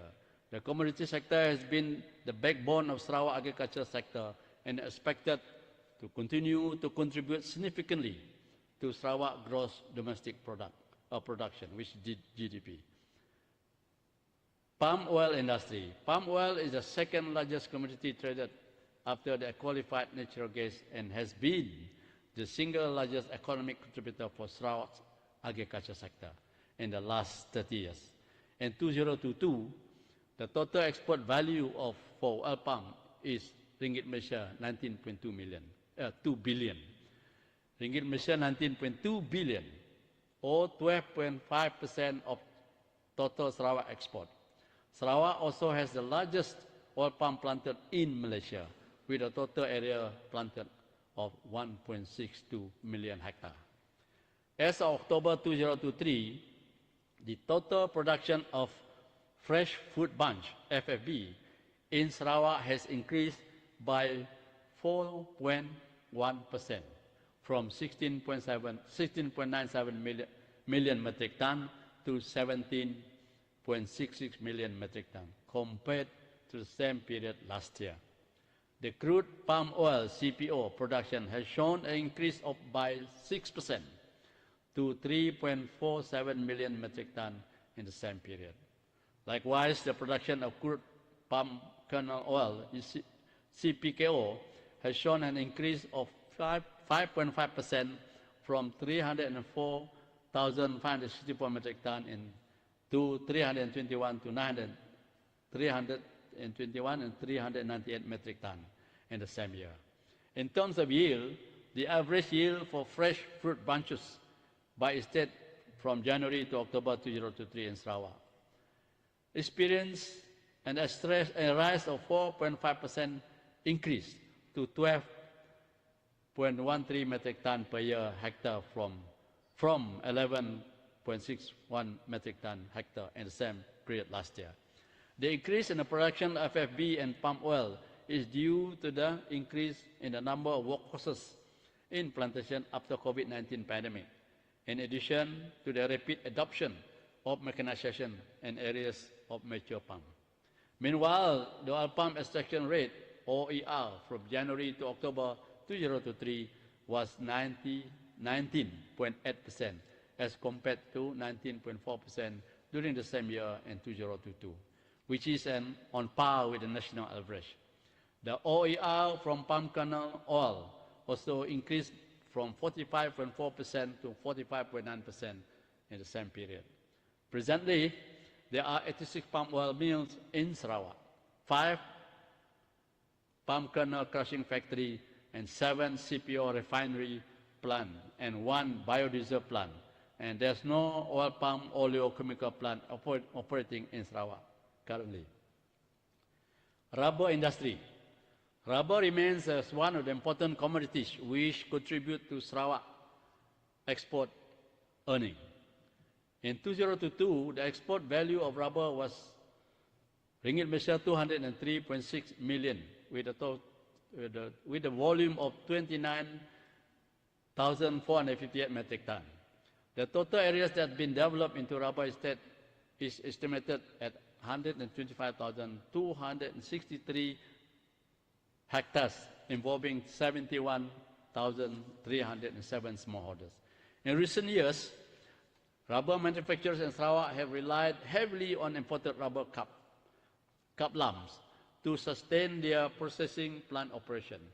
In 2022, Sarawak imported 90.2% of natural rubber, mostly in the form of cap lump, mainly from Ivory Coast, which is then processed into mixed rubber block. In view of the shortage of rubber, a supply of natural rubber that are faced by the rubber manufacturers in Sarawak, my ministry, through the newly established Sarawak Rubber Industry Board, SARIB, SARIB, will continue to strengthen the development of rubber industry in Sarawak.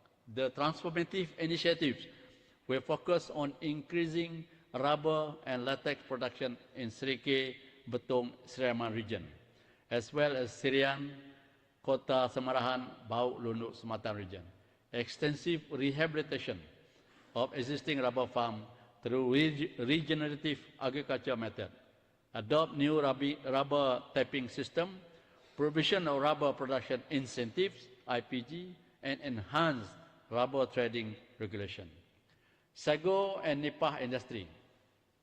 Sago is another high-value commodity that has shown great potential to increase Sarawak export earnings.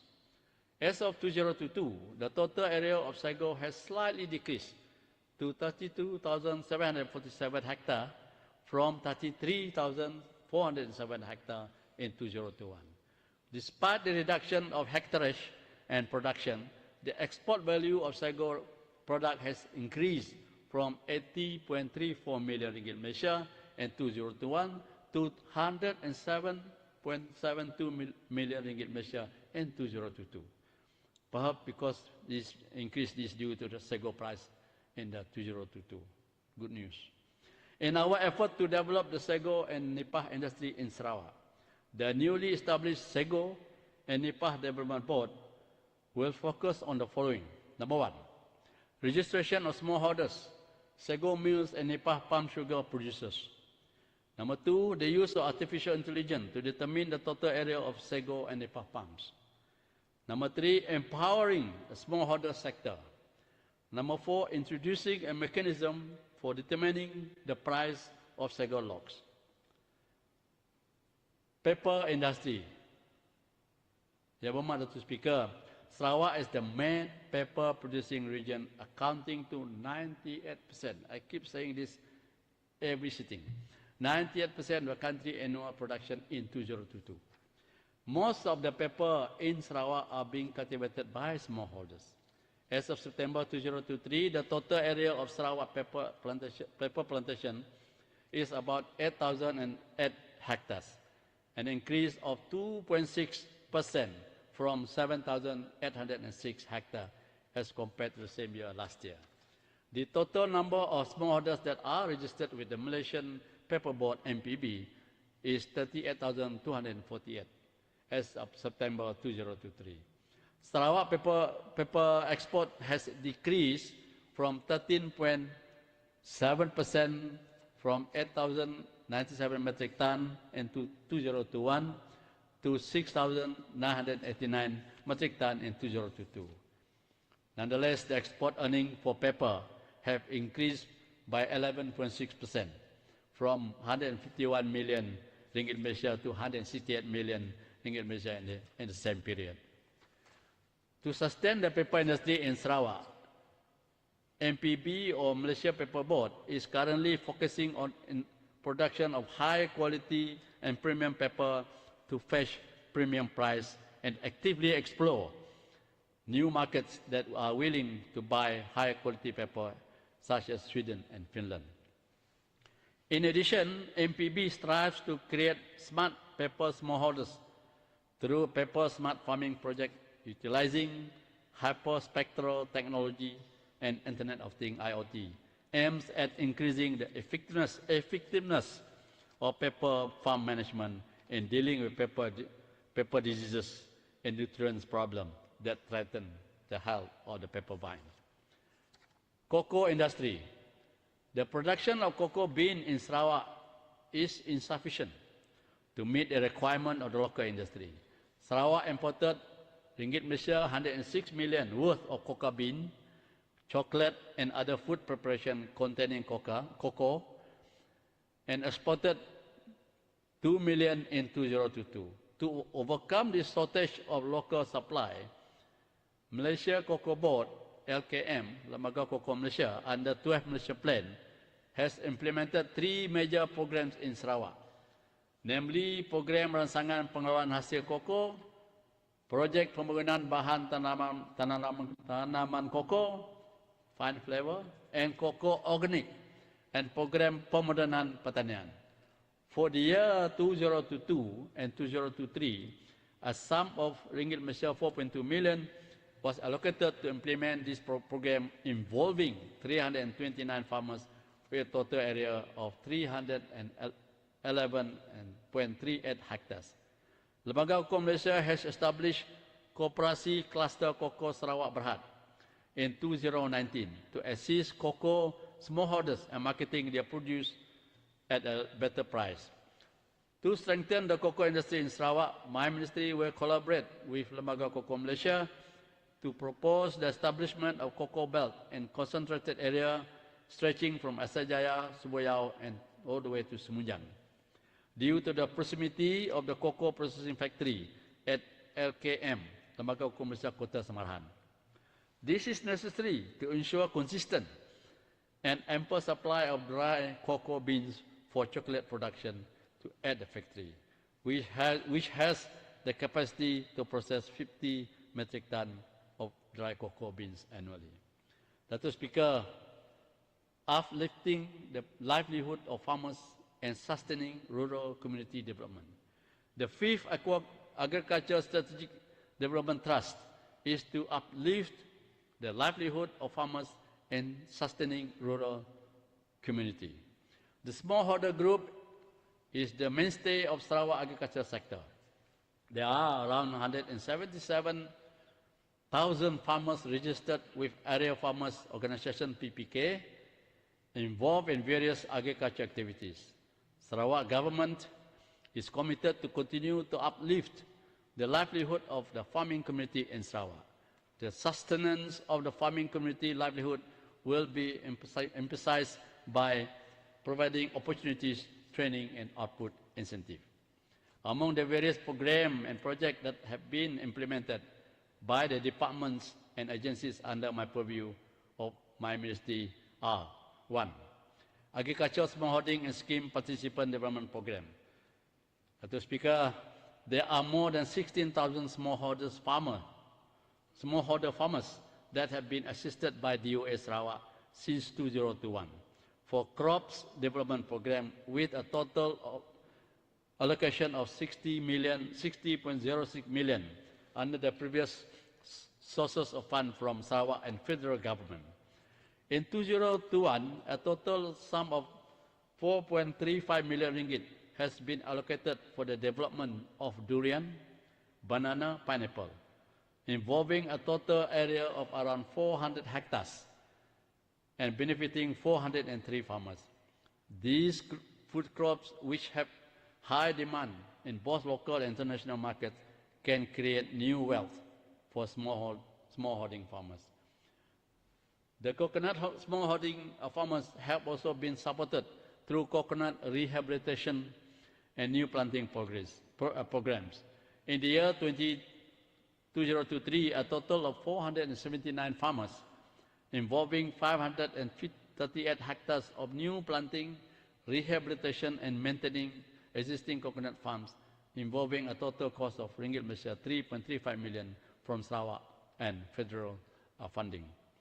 The government is also committed to strengthen agricultural program at resettlement scheme.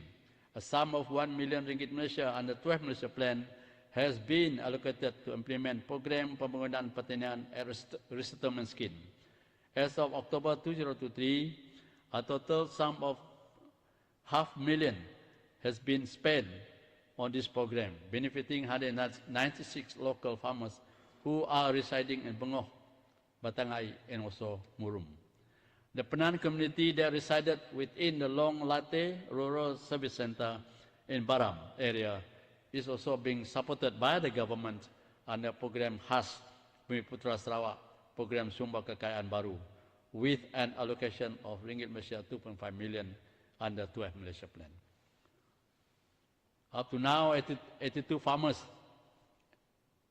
from Long Latte, Long Kevok, Long Nen, Long Karangan, Long Blok, Long Tujang, Long Buang, and Long Buang have been assisted to cultivate 4 main crops, including durian musangking, pineapple, bananas, and coffee, and with a total area of 71 hectares. Most of the participants of this program had been able to market their produces to a nearby town, such as Long Bidian, Long Lamai, and also as far as Berkenu. The UA Sarawak is also providing various assistance to assist pepper farmers in 2023, Sarawak government has allocated ringgit Malaysia 300,000, while the federal government, through KKDW, has also allocated ringgit Malaysia 1.9 million to assist 607 smallholders under pepper development program.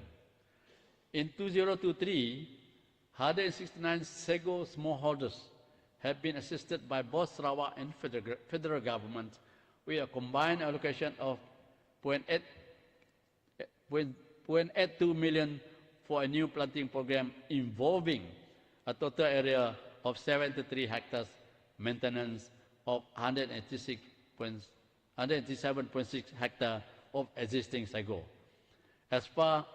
sago farm, as well as desilting and widening of approximately 1,800 meters of existing rivers to provide accessibility to the sago area. Dr. Speaker, currently there are around 6,000 livestock smallholders recorded in Sarawak, and they are still characterized by low input and output. To uplift the livelihood of livestock smallholders in Sarawak, the Department of Veterinary Services Sarawak, DVSS, has implemented various livestock projects under the Livestock Commercial Development Program, LCDP, to transform them into a larger commercial farm.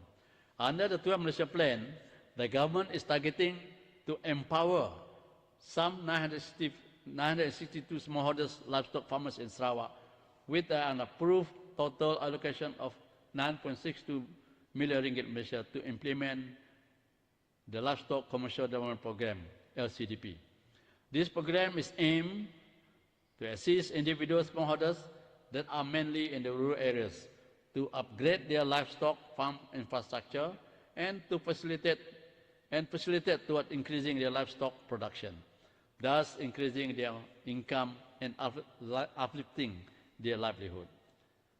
Up to date, the total number of 4.94 million ringgit Malaysia has been spent to upgrade various livestock farms to transform 461 individual livestock smallholders into commercial and sustainable enterprise towards achieving a targeted farmers' monthly income of 6,000 ringgit Malaysia,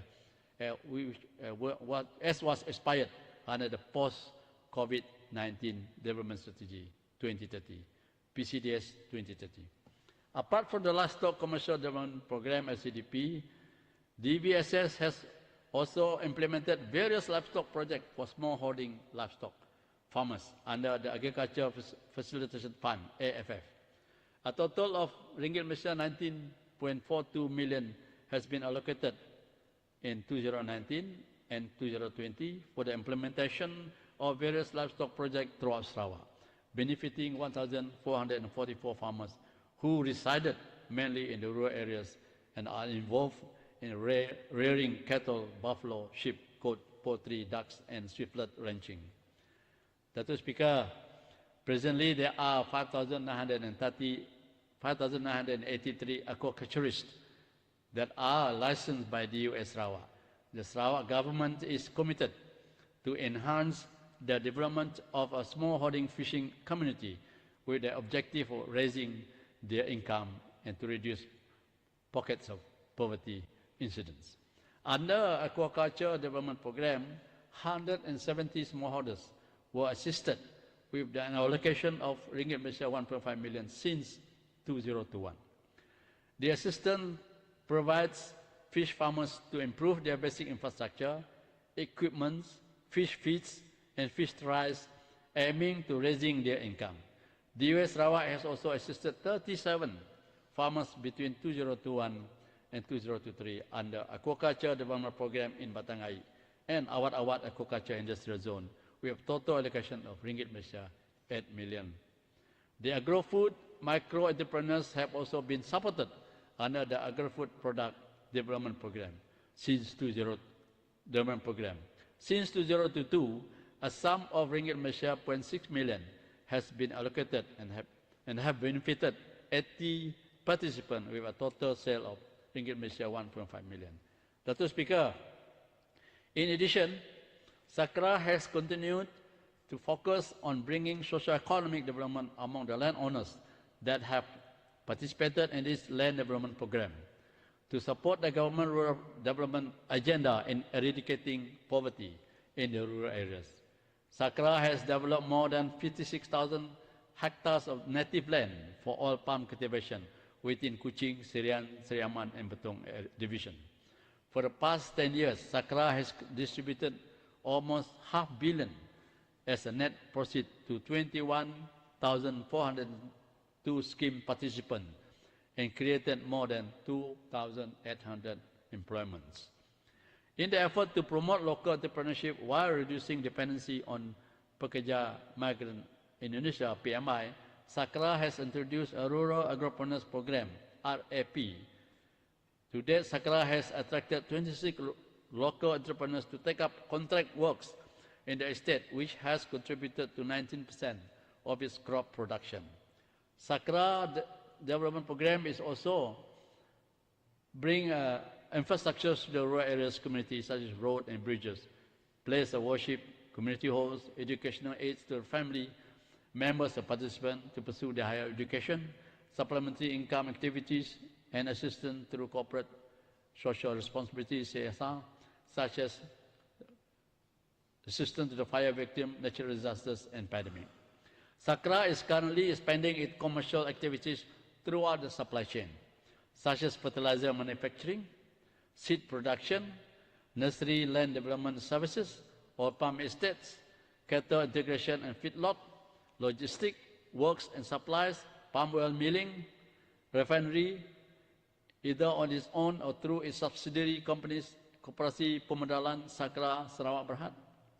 To translate the circular economy policies, SACRA has embarked on oil palm-based animal feed production and converting the empty fruit bunch, EFB, to palm fiber mat, or known as eco-mat. This initiative helps to reduce EFB waste, while at the same time generate additional revenue to the mill. SACRA eco-mat plant at Serian Palm Oil Mill was completed in October 2022 and has daily production of 2,000 pieces. And this biodegradable eco-mat are used to mulching, where it acts as organic fertilizer, soil erosion control, soil moisture retention, and weed control. The eco-mat produced by SACRA is now available in the market and sold at retail price of ringgit Malaysia 4 ringgit per piece. Rural social economic development. Apart from the multifaceted agriculture development programs empowering farmers in raising their livelihood, my ministry is also involved in implementing other socio-economic programs and projects for the rural populace. The Sarawak government remains strongly committed to uplift the rural community economy and well-being. To spur the socio-economic development in the rural areas, my ministry, among others, have implemented the following program. Number one, socio-economic program. My ministry has been entrusted by the Ministry of Rural and Regional Development Malaysia, KKDW, to coordinate the implementation of KKDW's various programs and projects in Sarawak under 12 Malaysia Plan. The approved projects are 1. 3 program pemajuan kawasan PPK at a total cost of 78.2 million in Lundu, Long Lama and Sabau. Program Perumahan Rakyat Termiskin PPRT a total sum of 65.2 million ringgit involving 1,929 units in 2023. Number 3, projek bersepadu pembangunan ekonomi kampung, Prospect and Desa Lestari in Sarawak. 4 projects have been approved with an allocation of 36 million. The 4 programs are in Matu, Lawas, Kampung Sungai Mata Semerahan, and Spau. These projects are in various stages of implementation. Number 2, rural road and infrastructure projects. Under 12 Malaysia Plan, the Ministry of Rural and Regional Development Malaysia, KKDW, has allocated a sum of 1.08 billion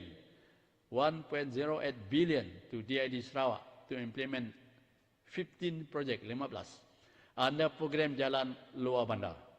Currently, 2 projects have been completed and 1 project is under construction and expected to be completed next year. 1 project is pending award to a successful contractor and the remaining 11 projects are at pre-tender stage. An allocation of ringgit Malaysia 13.24 million has been approved to implement 4 projects under program Jambatan Luar Bandar, and all are at design stage. This year, KKDW has allocated 2.3 million ringgit Malaysia to DID Sarawak to implement 5 projects under program Amenity Social, PAMS. And 2 projects have been completed and 3 projects under planning stage. KKDW has allocated ringgit Malaysia 5.4 million to DID Sarawak to implement 33 projects under program Jalan Perhubungan Desa JPD. Currently, 5 projects have been completed while 28 projects are still in various stages of implementation. Meanwhile, the program Jalan Ladang Pertanian JLP, a ceiling of ringgit Malaysia 0.25 million, was allocated to implement 2 projects, of which are 1 project was completed and another 1 project is still under planning stage.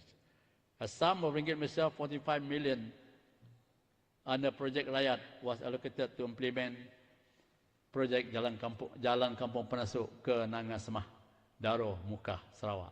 This project has been completed and currently under defect liability period, TLP. Mr. Speaker, there are various river engineering projects that are being implemented by DID in Sarawak. These projects are 1, river clearing and river rehabilitation works. A sum of ringgit Malaysia 4 million under midterm review 12 Malaysia Plan was approved. And 2023, a sum of 1 million was allocated and ringgit Malaysia was allocated and all the projects are scheduled to be completed by end of this year. Under State Disaster Management Committee, a sum of 29.52 million was further approved, in which 3.19 million was allocated to implement riverbank protection projects and river clearing works to reduce flood risk based in priority and critical areas throughout Sarawak in 2023. All the projects are scheduled to be completed by the end of this year. Riverbank protection project, a sum of ringgit Malaysia 438.76 million under Project Rakyat was approved to implement 17 projects. 1 under study and the other 1 upgrading existing jetty project. Out of these 19 projects, 5 projects have been completed, 3 under construction, 6 under detailed design stage, and 2 just awarded to the consultant, and 3 projects are under architect consultant and surveyor appointment.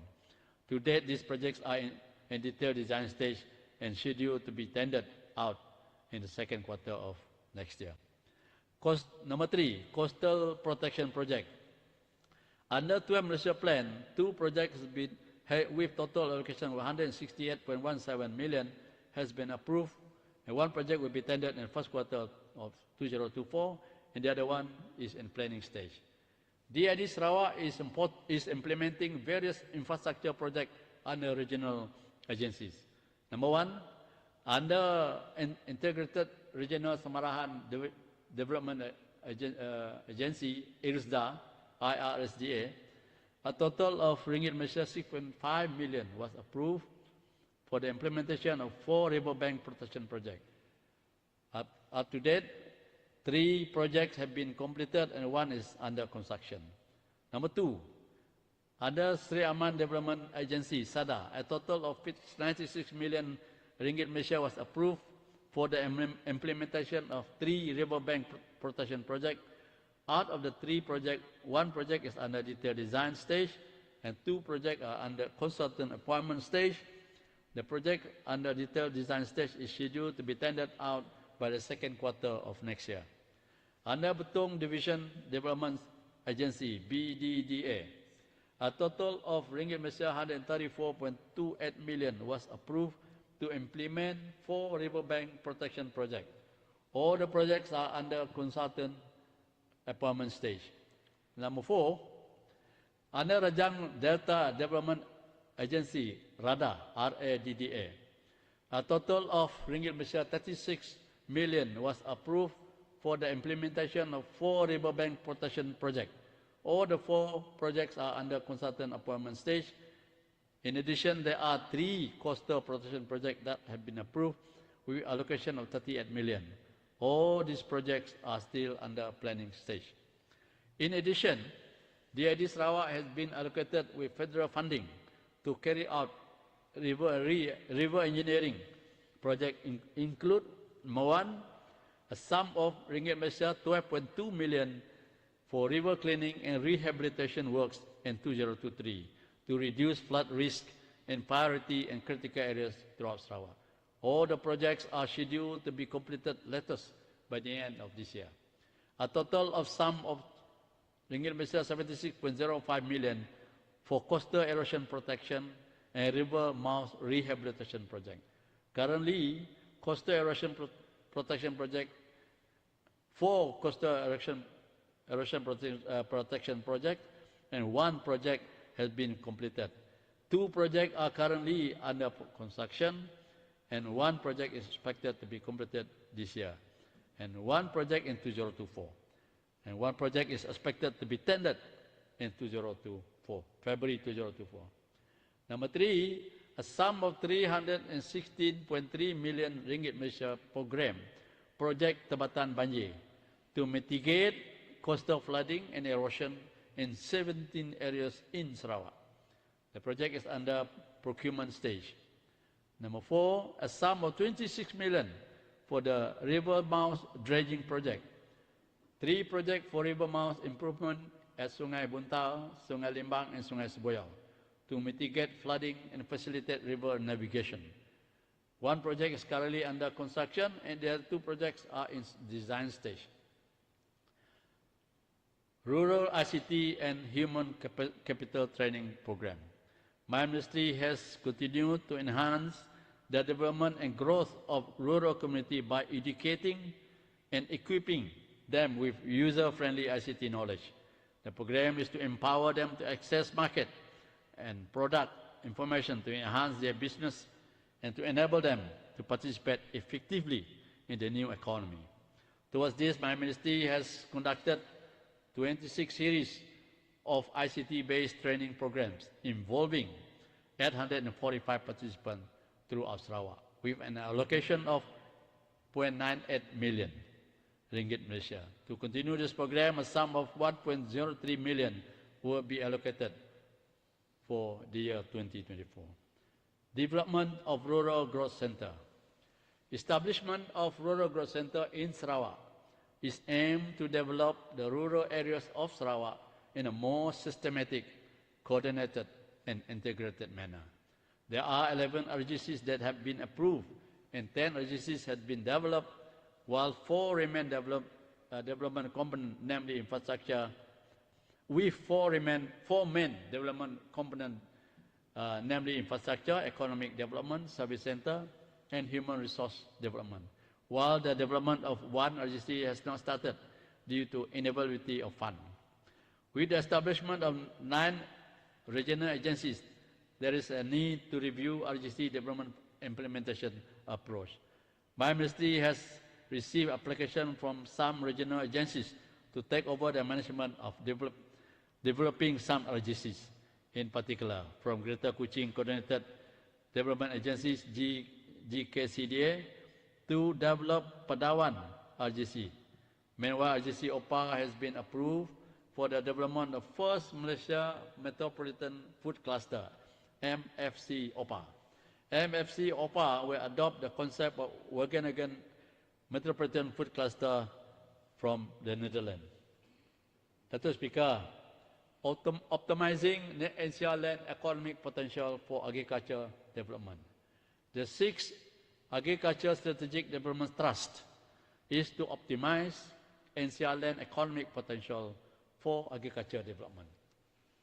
Sarawak has a total estimated hectareage of NCR land, which is 1.5 million hectares. As of 31st October 2023, about 901 and 600 hectares of NCR land has been approved for various agriculture development projects. Out of this total area, about 601 and 500 hectares have been developed with multiple crops, including oil palm, rubber, pepper, coconut, sago, and other agricultural activities, involving 943 landowners.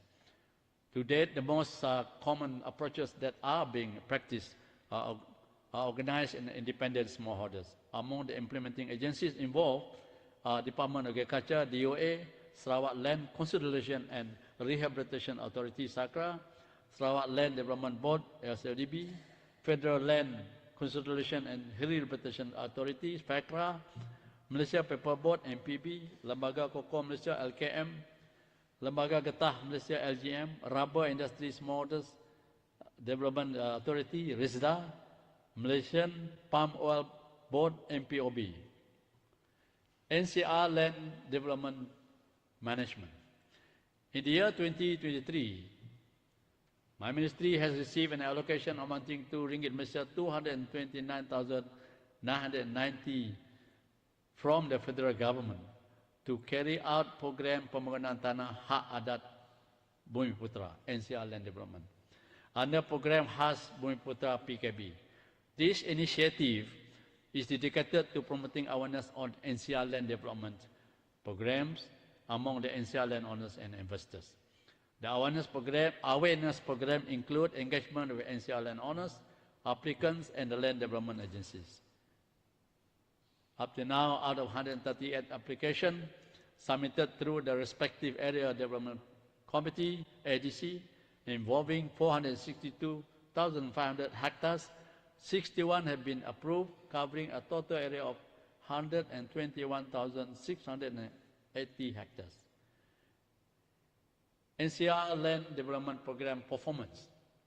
Under the project management model, a total of 65,397 hectares are being planted by various agencies, including SACRA, 50,337 hectares, with 21,402 participants, SCDB, 886 hectares, with 331 participants, RISDA, 3,230 hectares, with 2,382 participants, FACRA, 10,944 hectares, with 2,668 participants.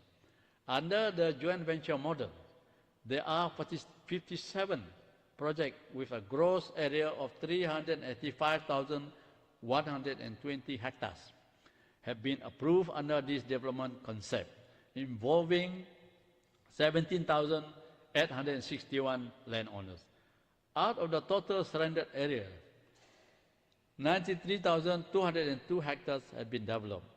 As of 31st October 2023, a total sum of Ringgit Malaysia 553 million has been paid to the participating landowners in the form of upfront payment, incentive and dividend, which are under NCR Land Development JV project. As one of the leading government agencies to develop NCR Land, SACRA, as of 31st October 2023, has developed 56,550 hectares of NCR land. Out of the total developed areas, 50,337 hectares have been planted with oil palm and 19 estates within Kuching, Sirian, Siraman and Betong division. In total, there are about 21,402 landowners participated in SACRA land development project from 394 villages and longhouses. In the year 2023, a sum of Ringgit Malaysia 25 million has been approved by the federal government in the form of loan for SACRA to carry out its replanting program within Kuching, Sirian, Siriaman and Betong division, involving 13,500 hectares. These replanting projects are expected to be completed by year 2026. Meanwhile, Sarawak Land Development Board, SADB, is currently implementing 3 oil palm mini estates at Pedanung Pakan, Serike, Kampung Teh Muka, and Lubuk Punggol, Samarahan since 2011, involving 939 hectares of land and 304 participants. Sarawak Land Development Board, SADB, has also implemented 2 mini rubber estates of 170 hectares of NCR land at Antolang, Siriaman, and Beletik, Pakan, Serike, involving 85 participants between 2020 to 2024. The total cost of this project is 9.67 million with a grant financing from KKDW. The project will be handed over to the participant by the year 2025. Challenges and NCR land development. One of the latest developments that pose a challenge to develop NCR land is the EU Deforestation Free Regulation, EUDR.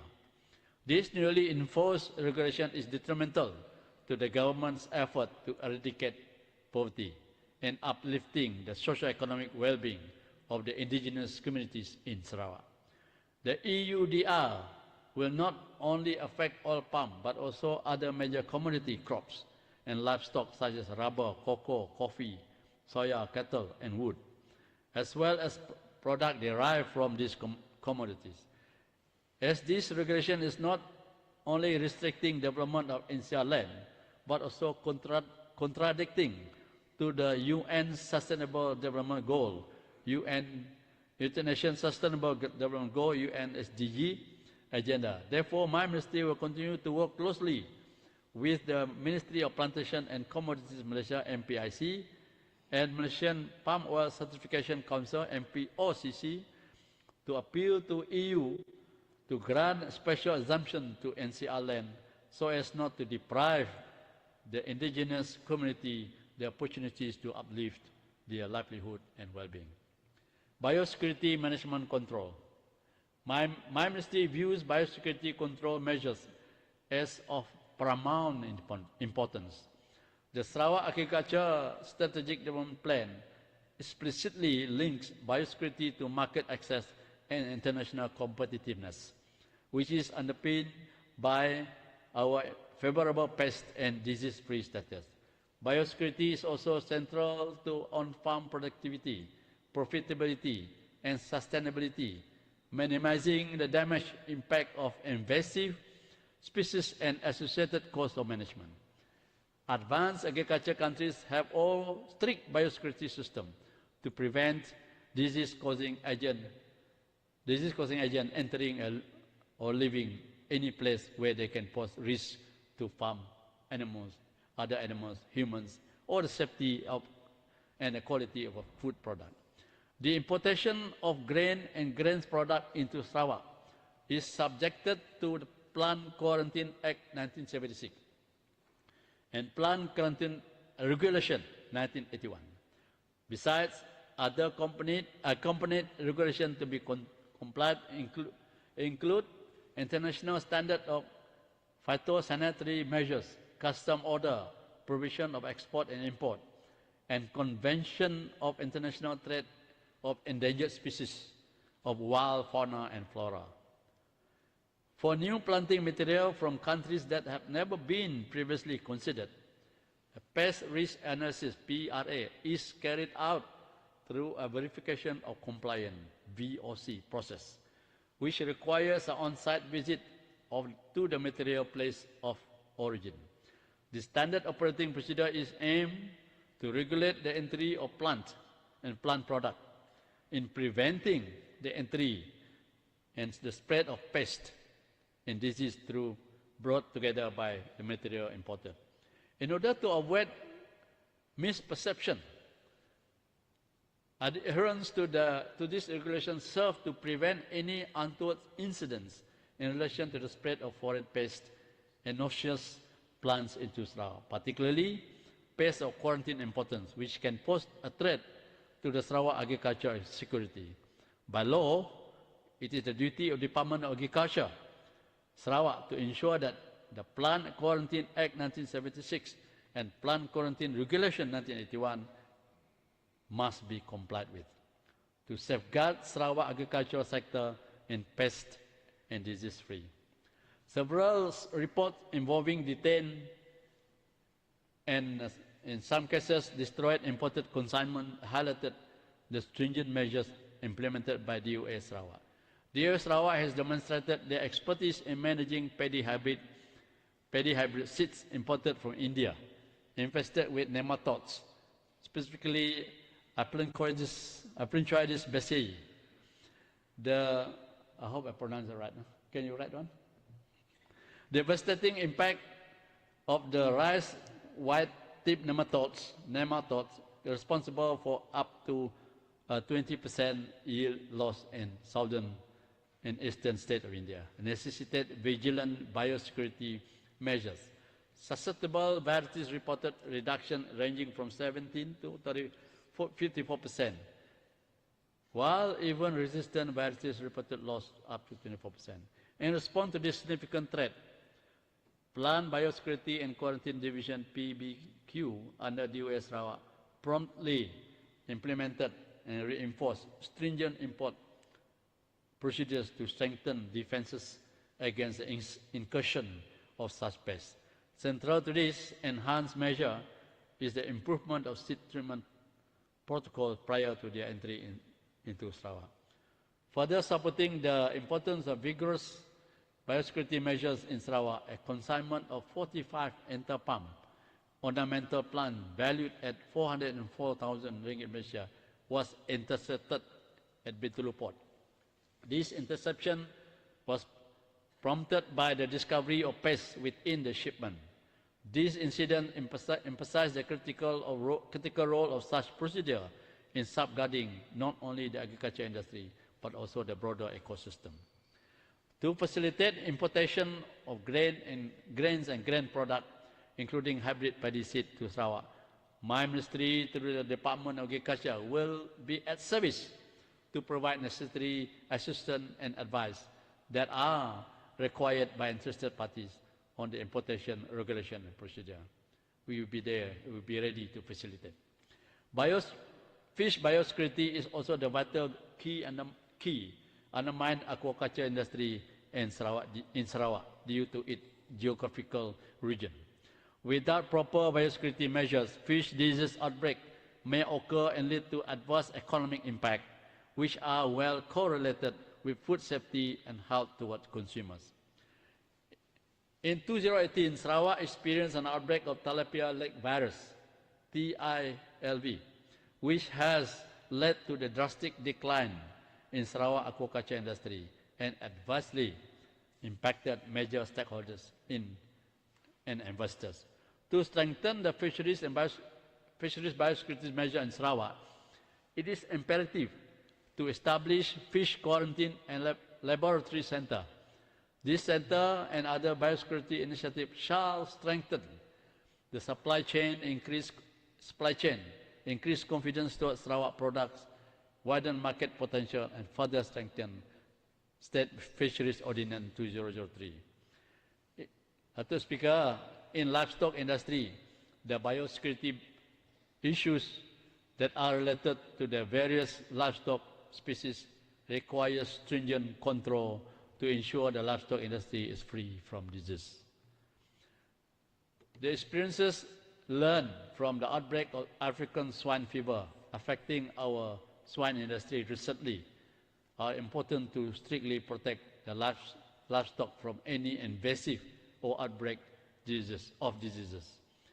Mr. Speaker, in relation to this, TVS Sarawak, Department of Veterinary Service Sarawak, is responsible to ensure that the Veterinary Public Health Ordinance 1999 is strictly enforced, which provide the laws and regulations relating to prevention of entry and spread of disease, livestock farming, quarantine services, and other related matters, such as the importance of our biosecurity control in Sarawak can continue exporting live pigs to Singapore even during African swine fever outbreak. The significance of this biosecurity measure is not unique to Sarawak. Similarly, stringent protocols are being enforced globally. The nation recognizes the necessity of collective effort in preserving agricultural integrity and ecological balance. An example in the International Plant Protection Convention, where participating countries including Thailand, Singapore, New Zealand, and Australia are all committed to uphold international standards that protect both exported and imported goods. Update on rabies and African swine fever. Mr. Speaker, on rabies, globally, rabies is estimated to have killed over 59,000 people each year, mostly in Asia and Africa.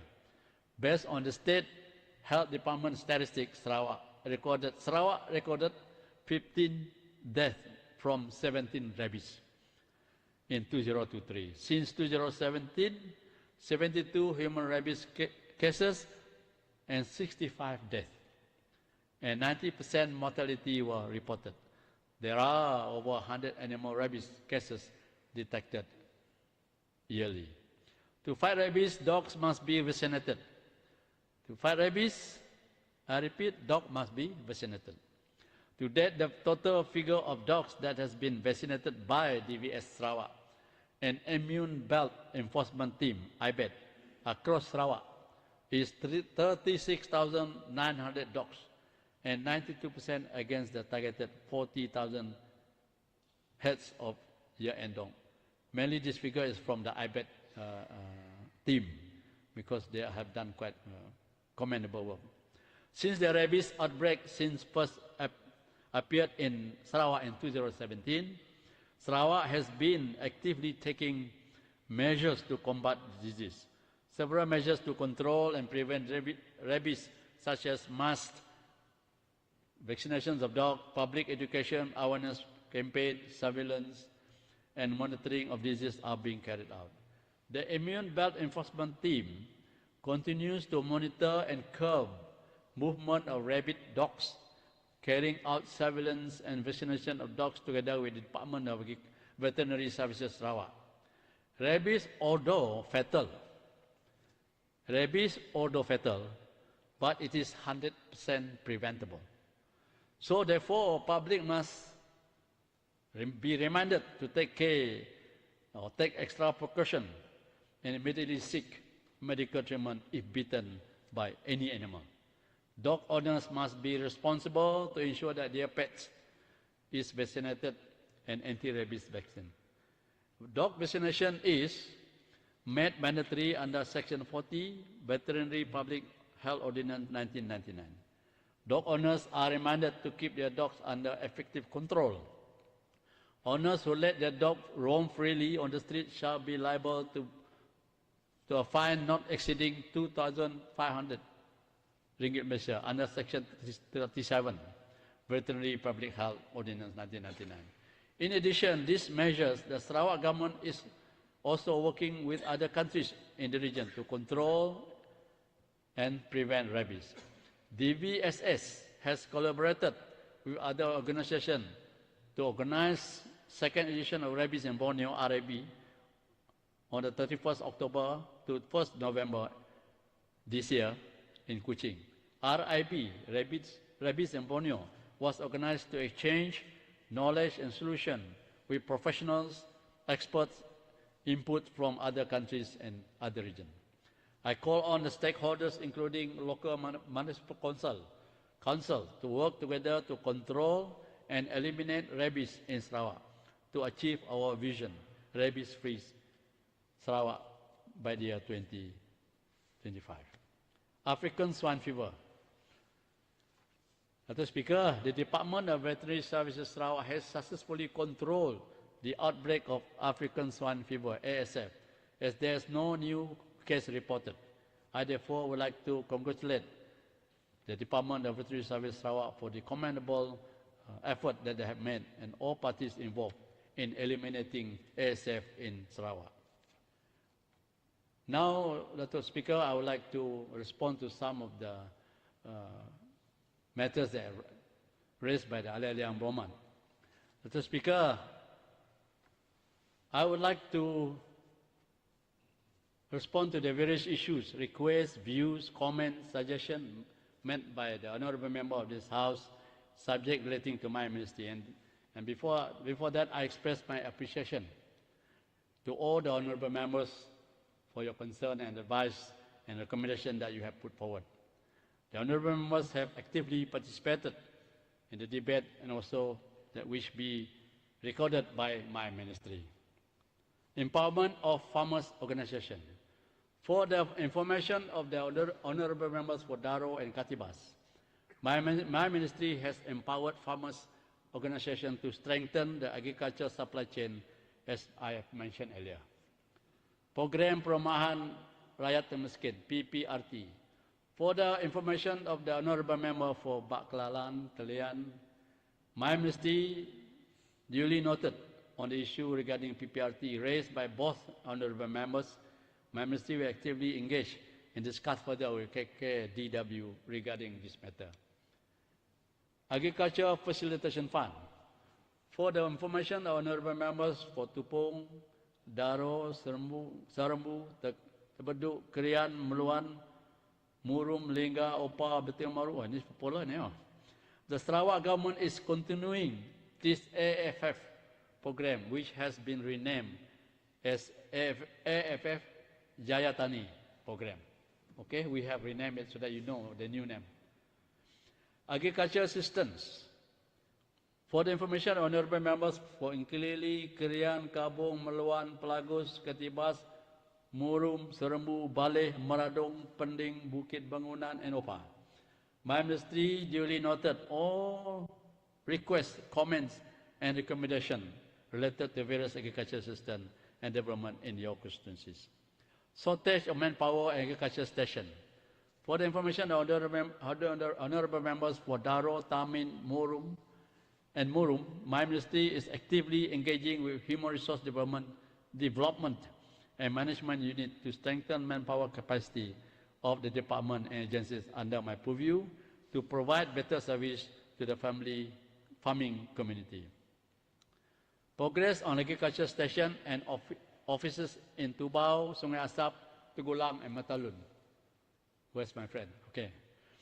For the information of Honourable Member for Murum, the development of Tubau, Sungai Asap, Tugulang agriculture station are in early stage and the construction is expected to commence next year, 2024.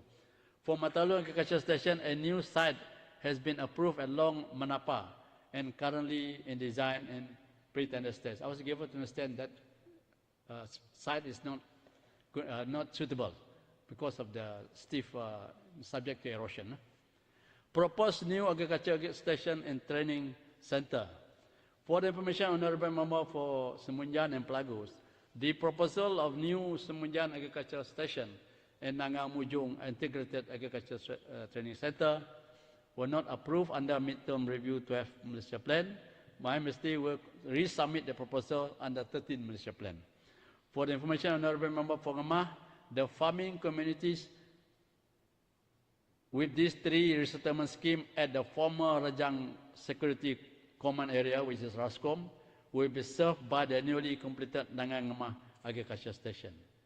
Agriculture Research Center, for the information of the member for Bukit Bangunan, currently my ministry is planning to enhance the capacity of the existing research center by recruiting more research officers with multidisciplinary expertise. Issuance of land title. For the information of honorable member for Tamin, my ministry will engage and coordinate with all stakeholders, including Department of Land and Survey, Sarawak, to expedite the issuance of the land title. And please remind us again. Marine fisheries sector. For the information of the honorable member for Kabong, the issuance of sampan license has been frozen since last year by the Ministry of Agriculture and Food Security in Malaysia. Therefore, the request to lower the minimum age from 40 to 20 years old for special sampan license also cannot be considered. To prevent the unauthorized entry of trawlers in coastal area within 5 nautical miles, the Department of Marine Fisheries has imposed a strict enforcement in the form of compound and suspension of trawler licenses for 1 year to the encroached trawlers. The enforcement agencies such as Malaysian Maritime Enforcement Agency, APMM, Marine Police and Sarawak Coast Guard are also regularly patrolling at Sarawak coastal area regarding this matter. Coastal and riverbank protection. For the information, honorable member for Beting Maru, Sarawak government has approved 20 million for riverbank protection works project in Kampung Beladin and 30.8 million for coastal flooding project in Semarang in Beting Maru and Beting Maru areas, and all projects will be tendered next year. For Kampung Pusa, Kalo, Spinang areas, site investigation will be carried out, and those areas and proposals for the implementation of the project will be submitted under 13 Malaysia Plan. For the information of honorable member for Bukit Semuja, the proposed project pemulihan Batang Sadong in Kampung Hulu and Kampung Hilir Sirian will be resubmitted for implementation under 13 Malaysia Plan. Sebab apa? For the information of the honorable member for Semunjan, the implementation of project penahan hakisan tebingan Sungai Semunjan and project penahan hakisan tebingan sungai di Kampung Sageng are currently in various stages of implementation. For the information of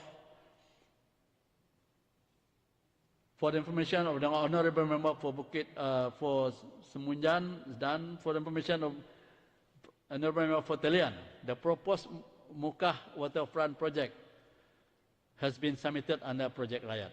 Regarding the proposed pemuliharaan tebingan Batang Mukah antara Sungai Penakup dan Sungai Telian has been approved under allocation of 40 million under midterm review 12 Malaysia Plan and currently at stage of consultant appointment. Meanwhile, the other proposed project will be submitted under 13 Malaysia Plan.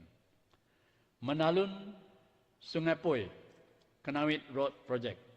For the information of the honorable member for Machan, Menalun Sungai Poi Road Project is divided into 4 phases. Phase 1 was completed in 2014. Phase 2 expected to be completed 2024. Phase 3 tender process will be called next year. And Phase 4 has been submitted to the Ministry of Rural and Regional Development KKW for consideration. Suitability and feasibility study for Katibas and Meluan. For the information of the honorable member for Katibas and Meluan, my ministry has appointed consultant to carry out Song Ngemah Development Master Plan study, which also cover Katibas area, while for Meluan, my ministry will consider the proposal. Before I conclude, Dato' Speaker, Tansi, Dato' Speaker, sir, welcome. And then I have congratulated you just now. You want me to repeat a sentence at that time. Okay. Dato' yang Tansi, Dato' Ahmad Speaker, in my conclusion remark, I wish to express my sincere gratitude to your good self. and your team for tactfully handling the proceeding of this sitting. It's not the first time, every time, to ensure that there was a proper decorum and dignity in this August House. I also wish to extend my appreciation and thanks to the Honorable Sarawak State Secretary, Sarawak Financial Secretary, Sarawak Attorney General, and all officers from various Sarawak and federal ministries and agencies for their commitment and dedication in providing the necessary input and support for the smooth proceeding of this August House. Ultimately, I wish to thank my staff, my two deputy ministers, my staff, and also the rest of my supporting staff for their work until 5 in the morning to make sure that this winding up the best that we can present to you. Finally, I extend my greeting to my Christian friends. Merry Christmas for everyone. Happy New Year 2024. May we continue to have good health, peace, harmony, and prosperity to all Sarawakian. Salam Sarawak Maju Jaya. Salam Sugulai Sejalai. See you in May. Thank you very much.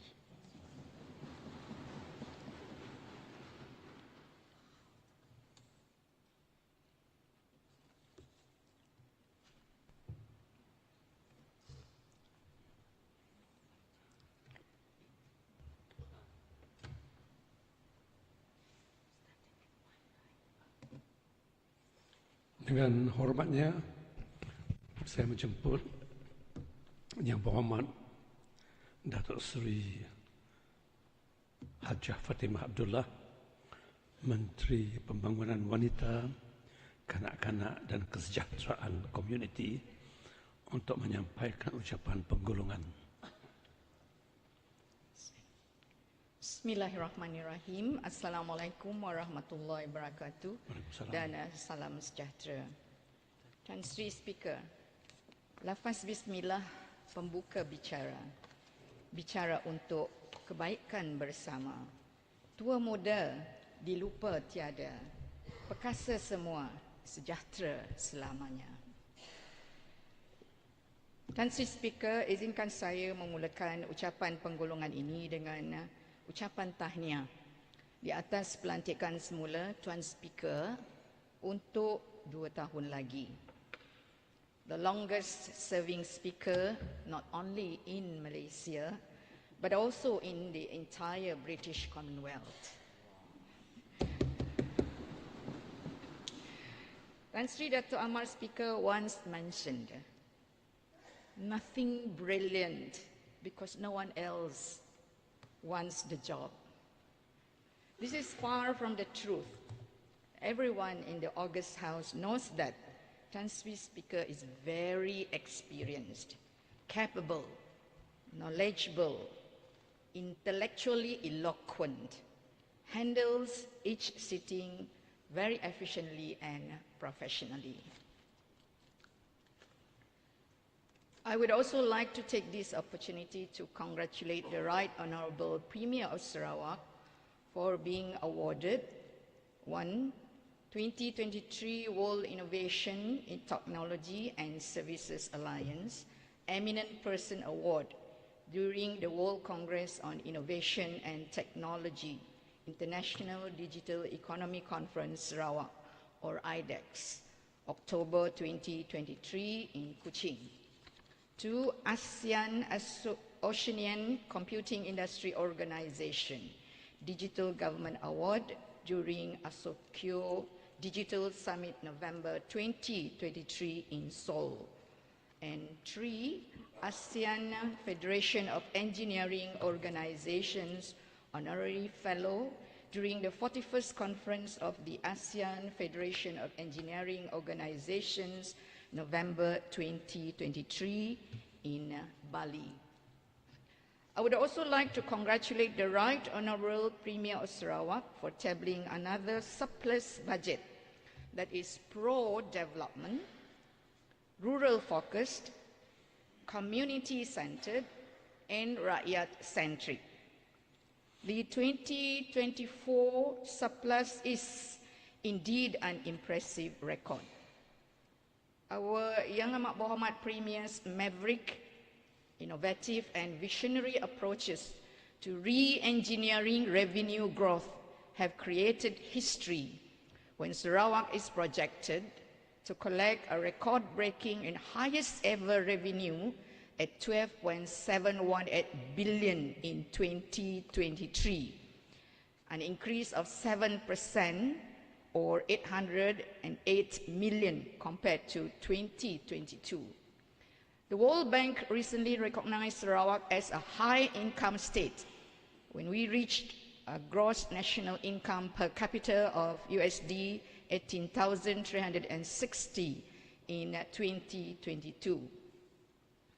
His unwavering commitment, courage, and innovative ideas have placed Sarawak on the international stage with initiatives that include embracing carbon capture, utilization and storage technology, net zero emissions future, and numerous green projects.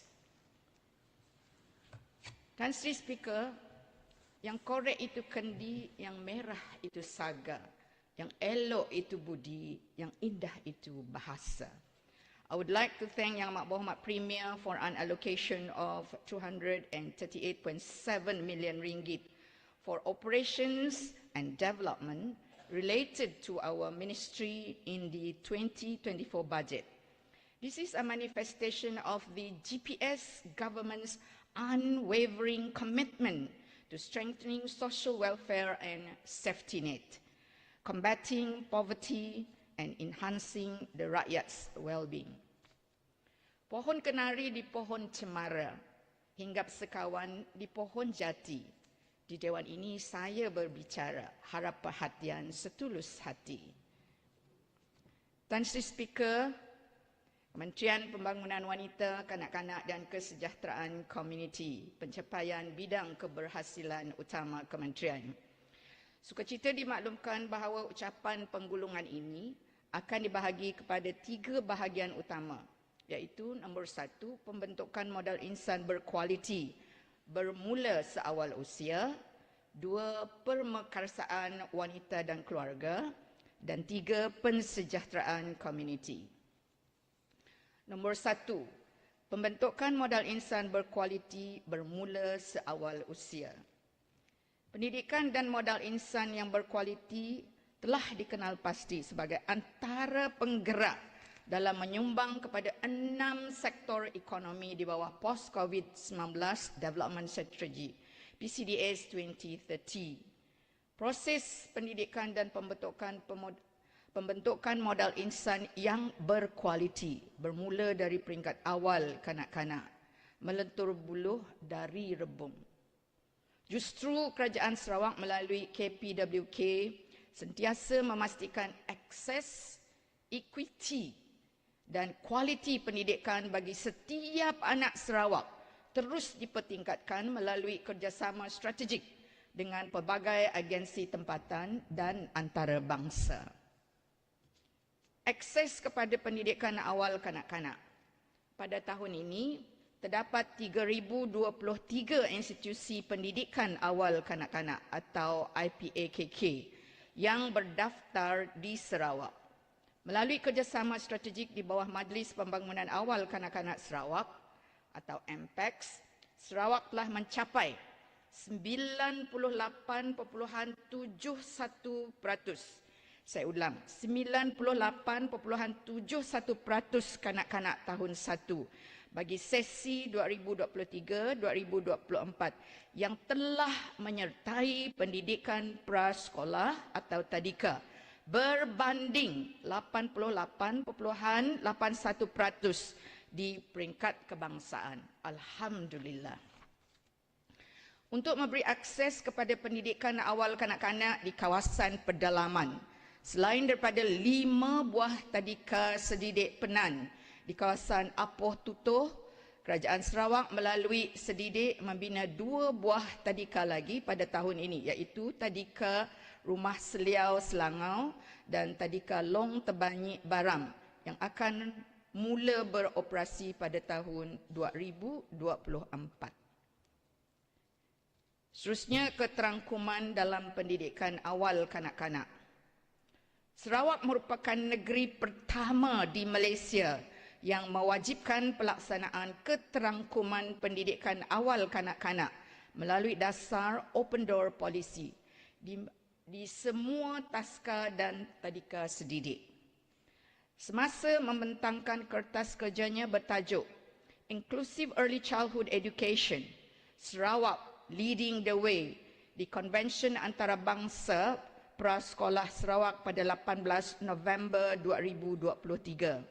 Dr. Hasnah Toran, pensyarah kanan Universiti Kebangsaan Malaysia dan mantan pengarah Genius Kunia Kuala Lumpur mengakui bahawa Sarawak is the first state in Malaysia mandating inclusive early childhood education.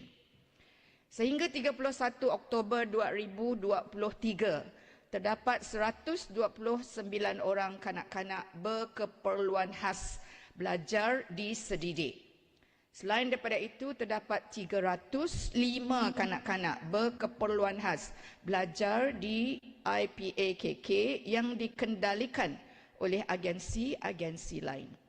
Dari jumlah ini, seramai 17 orang di 16 buah tadika kemas, 142 orang di 36 IPAKK swasta dan 146 orang di 23 prasekolah integrasi di bawah Jabatan Pendidikan Negeri Sarawak. Untuk terus memupuk nilai keterangkuman, inclusivity dan menghormati kepelbagaian keupayaan, sedidik telah mengamalkan penggunaan bahasa isyarat dalam menyampaikan lagu Negaraku dan Ibu Pertiwiku di semua taska dan tadika sedidik. Sebagai perluasan penggunaan bahasa isyarat, sign language, sedidik akan memperkenalkan bahasa isyarat asas untuk komunikasi harian yang bersesuaian dengan umur kanak-kanak. Sehingga kini seramai 152, iaitu bersamaan dengan 93% pendidik dan pensyarah sedidik telah diberikan latihan oleh Persatuan Orang Pekak Malaysia. Sehubungan itu adalah menjadi harapan Kerajaan Sarawak supaya keterangkuman inklusiviti dari aspek penggunaan dan amalan bahasa isyarat juga diperkenalkan di institusi pendidikan awal kanak-kanak yang dikendalikan oleh agensi-agensi lain. Dan Sri Speaker, One Stop Early Intervention Center atau OSIC Sarawak sejak mula beroperasi pada 30 Oktober 2020. One Stop Early Intervention Center Sarawak atau OSIC, seramai 73 kanak-kanak telah berjaya menamatkan program intervensi dan melanjutkan pendidikan tahun 1 di kelas arus perdana, integrasi dan pendidikan khas. Setakat 31 Oktober 2023, sejumlah 476 kanak-kanak berdaftar di OSIC Sarawak Matang, manakala 40 kanak-kanak di OSIC Sarawak Dalat, iaitu OSIC model luar bandar pertama yang ditubuhkan. OSIC Sarawak dengan kerjasama Hospital Umum Sarawak, Jabatan Kebajikan Masyarakat Sarawak, Jabatan Pendidikan Negeri Sarawak dan Permata Kunia Cawangan Sentul Kuala Lumpur juga berperanan menyediakan latihan dalam perkhidmatan bagi tujuan memberi ilmu pengetahuan dan kemahiran kepada pendidik di OSIC Sarawak. Pada tahun 2023, OSIC Sarawak telah melaksanakan 2 outreach programs di Kuching, manakala 1 di Muka, Dalat dan Oyak bagi memperkenalkan perkhidmatan OSIC dan meningkatkan kesedaran dan pengetahuan mengenai cara menjaga kanak-kanak berkeperluan khas yang disertai seramai 20 guru dan 380 ibu bapa yang mempunyai anak-anak berkeperluan khas.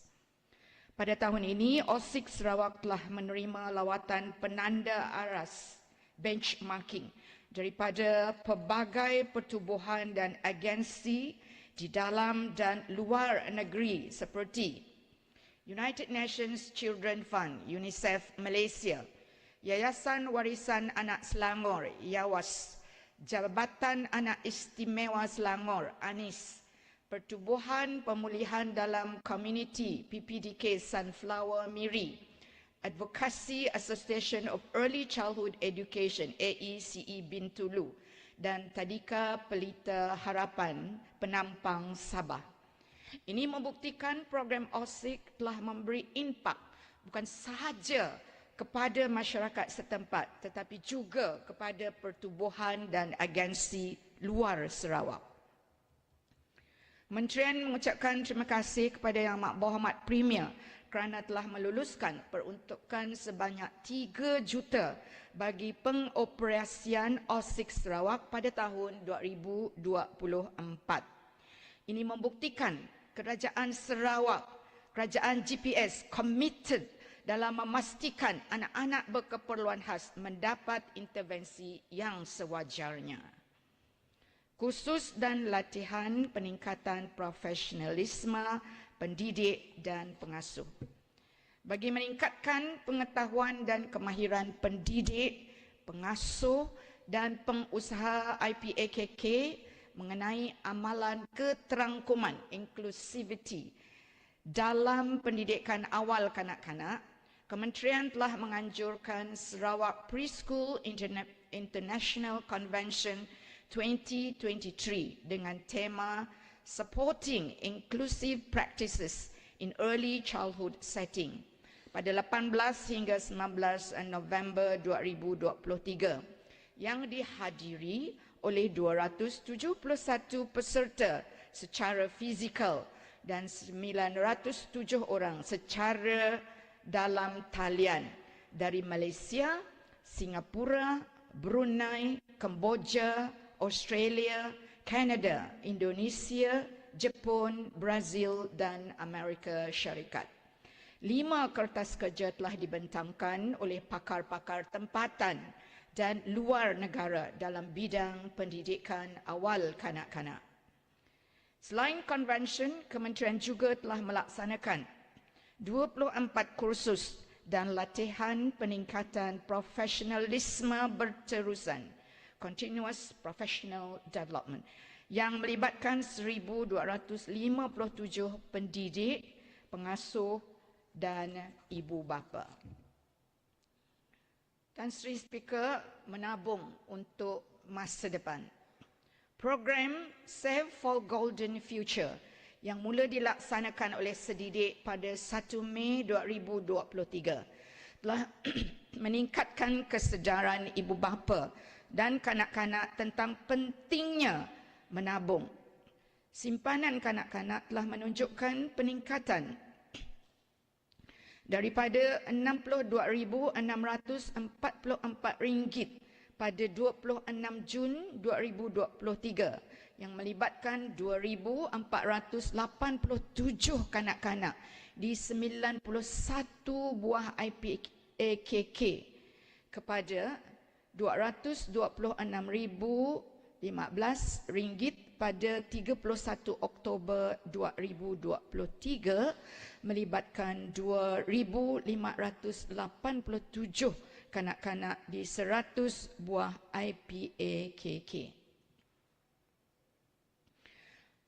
Program ini juga selaras dengan inisiatif Endowment Fund Sarawak yang dilaksanakan bagi memastikan setiap anak Sarawak mempunyai simpanan apabila mencapai umur 18 tahun.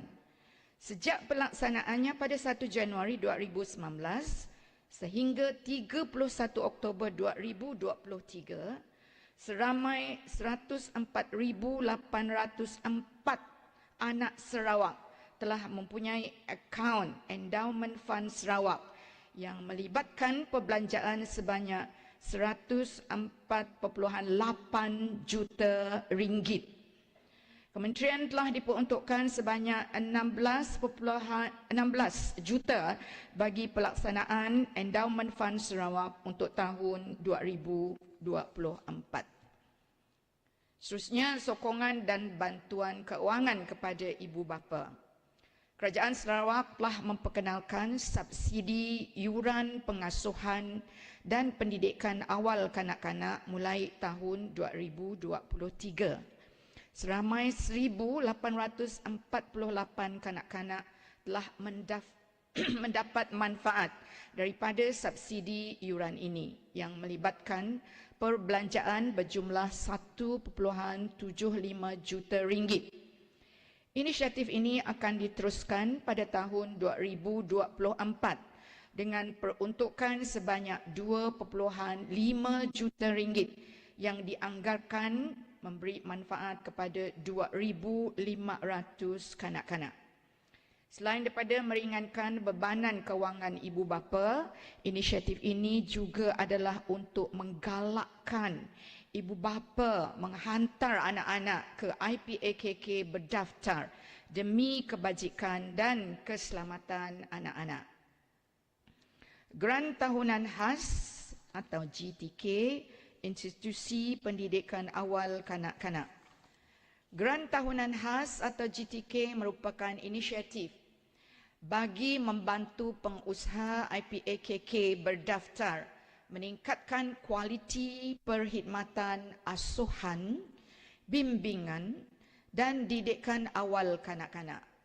Pada tahun ini, sebanyak 2,218 IPAKK telah mendapat manfaat dengan perbelanjaan berjumlah 11.5 juta ringgit. Dan untuk pelaksanaan GTK IPAKK pada tahun 2024, Kerajaan Sarawak telah memperuntukkan 14 juta. Dan Sri Speaker, pemerkasaan wanita dan keluarga, empowering women and family, initiatives, support system and resources. In advancing Sarawak's sustainable development aspirations, one of the ministry's commitments lies in the continuous empowerment of women and families with a steadfast focus on fostering meaningful contributions across all facets of Sarawak's development agenda. To empower women and families, the ministry, in collaboration with relevant strategic partners, executes programs and initiatives through robust support systems, essential resources and diverse opportunities to significantly enhance their socio-economic status. These endeavors align seamlessly with the overarching vision of the Sarawak Women and Family Department, self-reliant women and sustainable families. Pemerkasaan ekonomi wanita. Kementerian melalui Jabatan Wanita dan Keluarga Sarawak meneruskan program pembangunan usahawan, merangkumi program latihan kemahiran, bimbingan keusahawanan dan bantuan perniagaan seperti Women Skills Training, Jelajah Kerjaya Wanita Sarawak dan bantuan Ketua Isi Rumah Wanita Sarawak atau KIRWAS bagi memperkasakan wanita Sarawak.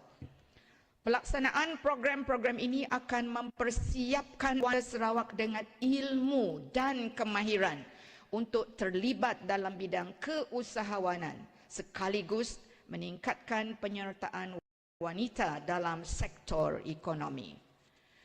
Women Skills Training. Sepanjang tempoh Februari hingga September 2023, sebanyak 115 sesi kursus jangka pendek telah dilaksanakan bagi kursus jahitan, kulineri, kecantikan dan spa dan urut.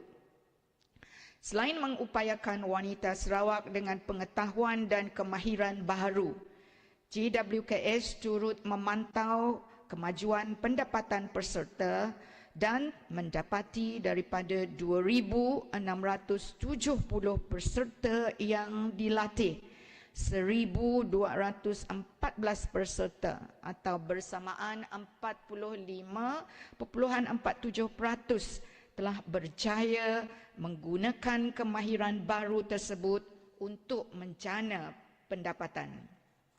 Jelajah kerjaya wanita Sarawak. Susulan daripada siri pertama Jelajah Kerjaya Wanita Sarawak yang telah dilaksanakan di Kuching, 2 siri jelajah telah dilaksanakan di Dalat dan Bintulu dengan penyertaan seramai 732 peserta dan pengunjung. Program ini turut melibatkan 13 agensi yang memberi khidmat konsultansi mengenai pendaftaran dan pelesenan serta bantuan perniagaan. Sebanyak 150 pelbagai permohonan telah diterima semasa program tersebut. Pada tahun ini, sebanyak 9 siri jelajah pemerkasaan wanita dan 3 sesi libat urus bersama wanita dilaksanakan oleh Jabatan Wanita dan Keluarga Sarawak, melibatkan seramai 1,136 ahli NGO bagi menyampaikan maklumat mengenai perkhidmatan JWKS. Taklimat dan bimbingan pengisian borang permohonan bantuan secara hands-on juga diadakan. Bantuan Ketua Isi Rumah Wanita Sarawak atau singkatannya KIRWAS. Untuk makluman semua, pada tahun 2022, seramai 590 usahawan telah diberi bantuan KIRWAS RM500 seorang. Pemantauan selepas 6 bulan menerima bantuan didapati 81% dari mereka telah berjaya menjana pendapatan melebihi paras garis kemiskinan (PGK). Untuk tahun 2023, seramai 628 usahawan telah diberi bantuan dan sedang melalui proses pemantauan keberhasilan bantuan.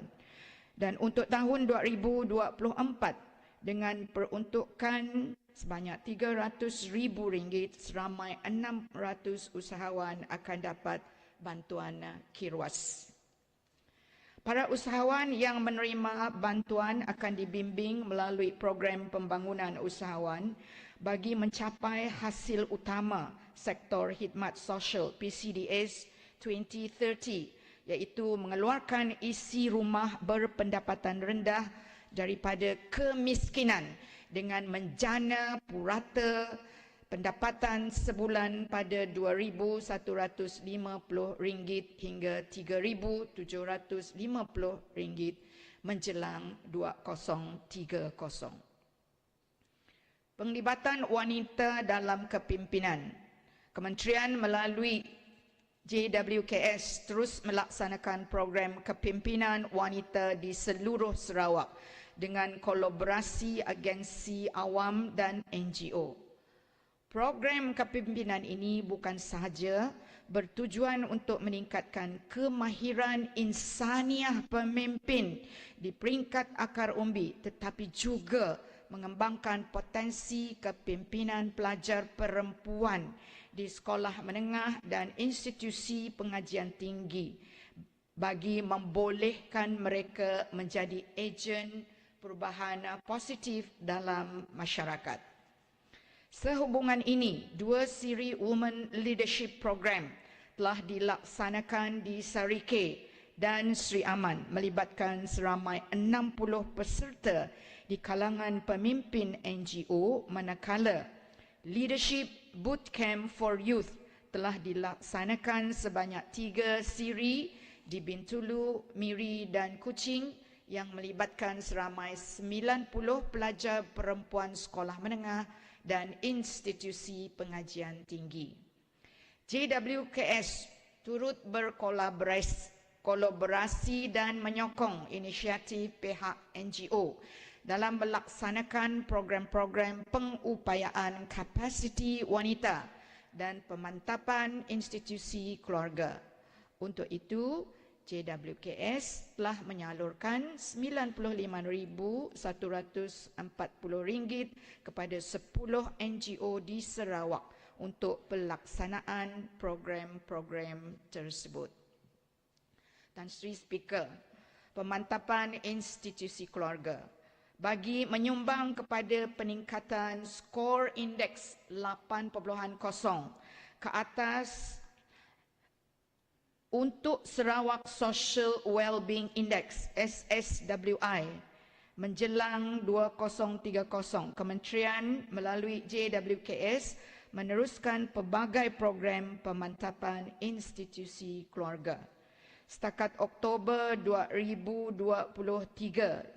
JWKS telah melaksanakan 7 siri kursus pemantapan keluarga seperti kursus ilmu keluarga, pasca perkahwinan dan pengurusan keluarga yang disertai oleh seramai 431 peserta.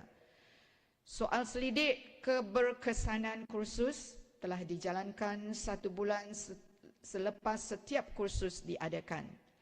Hasil soal selidik bagi 4 siri kursus mendapati bahawa 86.12% responden menyatakan kursus tersebut telah memberi impak positif terhadap perkahwinan dan pengurusan institusi keluarga masing-masing. Alhamdulillah.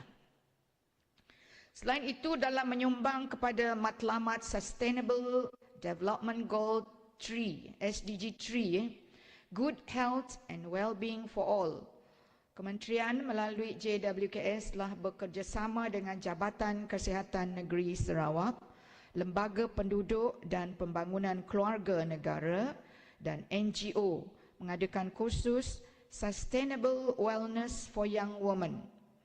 Objektif program ini adalah untuk memberi pengetahuan dan pendedahan kepada remaja wanita berumur 13 hingga 21 tahun mengenai kepentingan menjaga kesihatan dan kebersihan diri serta memberi kesedaran mengenai aspek keselamatan dan pengurusan diri yang positif. Kursus ini telah diadakan sebanyak 4 siri, iaitu di daerah Marudi, Song, Terusan dan Lundu dengan melibatkan seramai 136 peserta. Keselamatan dan hak wanita dan keluarga.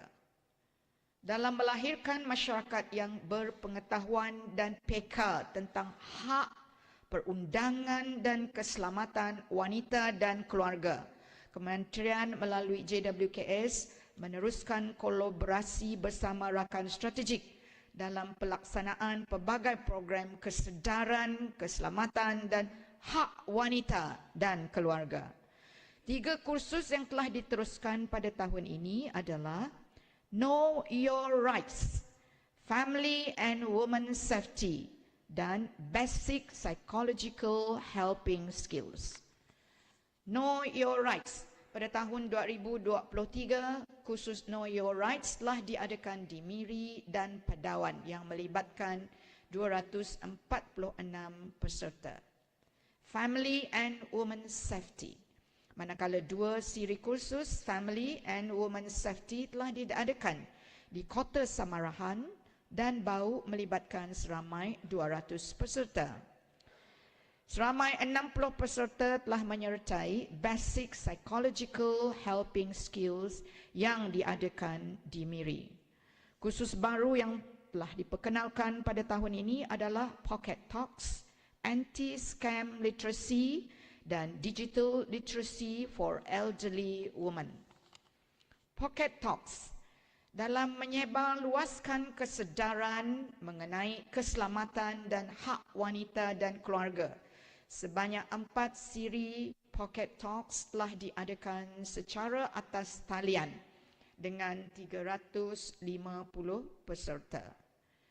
Kementerian melalui Jabatan Wanita dan Keluarga Sarawak telah melaksanakan kursus Digital Literacy for Elderly Women di Tanjung Manis, Debak dan Lingga. Berdasarkan dapatan soal selidik, 87.7% telah menyatakan bahawa tahap kemahiran penggunaan IT dalam kehidupan seharian telah meningkat. Anti-scam literacy. Jumlah jenayah cyber melibatkan wanita semakin membimbangkan. Bagi tempoh 2022 sehingga Oktober 2023, Jabatan Siasatan Jenayah Komersial, Ibu Pejabat Kontingen Sarawak merekodkan sebanyak 1,391 kes atau 52% daripada 2,682 kes jenayah cyber adalah wanita. Justru anti-scam literacy diperkenalkan untuk memberi kesedaran tentang jenayah cyber. Kursus ini telah diadakan di Bintulu dan Kuching yang dihadiri oleh 402 orang peserta. Oleh yang demikian, Kementerian melalui JWKS akan terus berkolaborasi dengan rakan-rakan strategik bagi memperkasa kemandirian diri wanita Sarawak dan melestarikan keluarga melalui inisiatif-inisiatif keterangkuman inovasi sosial seiring dengan aspirasi PCDS 2030 bagi sektor perkhidmatan sosial. Dan Sri Speaker, pensejahteraan community, social and welfare support system for community well-being, initiatives, support system and additional resources. Our ministry is also fully committed to the agenda of social inclusivity by providing social and welfare support to the vulnerable and needy to sustain community well-being for a dignified existence in tandem with the aspiration of PCDS 2030. Through the Social Development Council, the Ministry collaborates with relevant strategic partners from all walks of life, public and private organizations, non-governmental organizations or NGOs, community service organizations, and grassroots leaders to address social issues through integrated, comprehensive, and evidence-based approaches, social support, and targeted intervention programs and facilities. Over the years, we recorded numerous positive outcomes, impacts, and recognition. Among the significant achievements are: 1. Record of teenage pregnancy. There is a drop of teenage pregnancy in Sarawak from the period 2016 with 2,481 cases to October 2023, 1,760 cases. The role of the One-Stop Teenage Pregnancy Committee is instrumental to this reduction, as relevant members collaborated to implement 66 integrated social intervention programs, such as kesedaran dan advokasi pendidikan seksual or CAPS in schools and in the community since 2016. 2. Increase in help-seeking behavior for substance use and substance use disorders. An increase in the ratio of help-seeking behavior is recorded for substance use and use disorders from 1:10 in 2016 to 1:5 in 2022. This ratio is better than the international index of 1:6 reported by United Nations Office for Drugs and Crime, UNODC. The role of Sarawak One-Stop Committee for addressing drugs and substance abuse is vital as members collaborate to implement supply control and drug demand reduction, DDR, activities through integrated, comprehensive, balanced, coordinated, and evidence-based approaches. To provide easy access to treatment and recovery support services for those affected by substance, 21 support center for addiction, or OSCA, at selected health clinics, the highest in Malaysia, and 2 community development and intervention centers, CDIC, in Bau and Dalat have been established. Number 3, recognition by international community.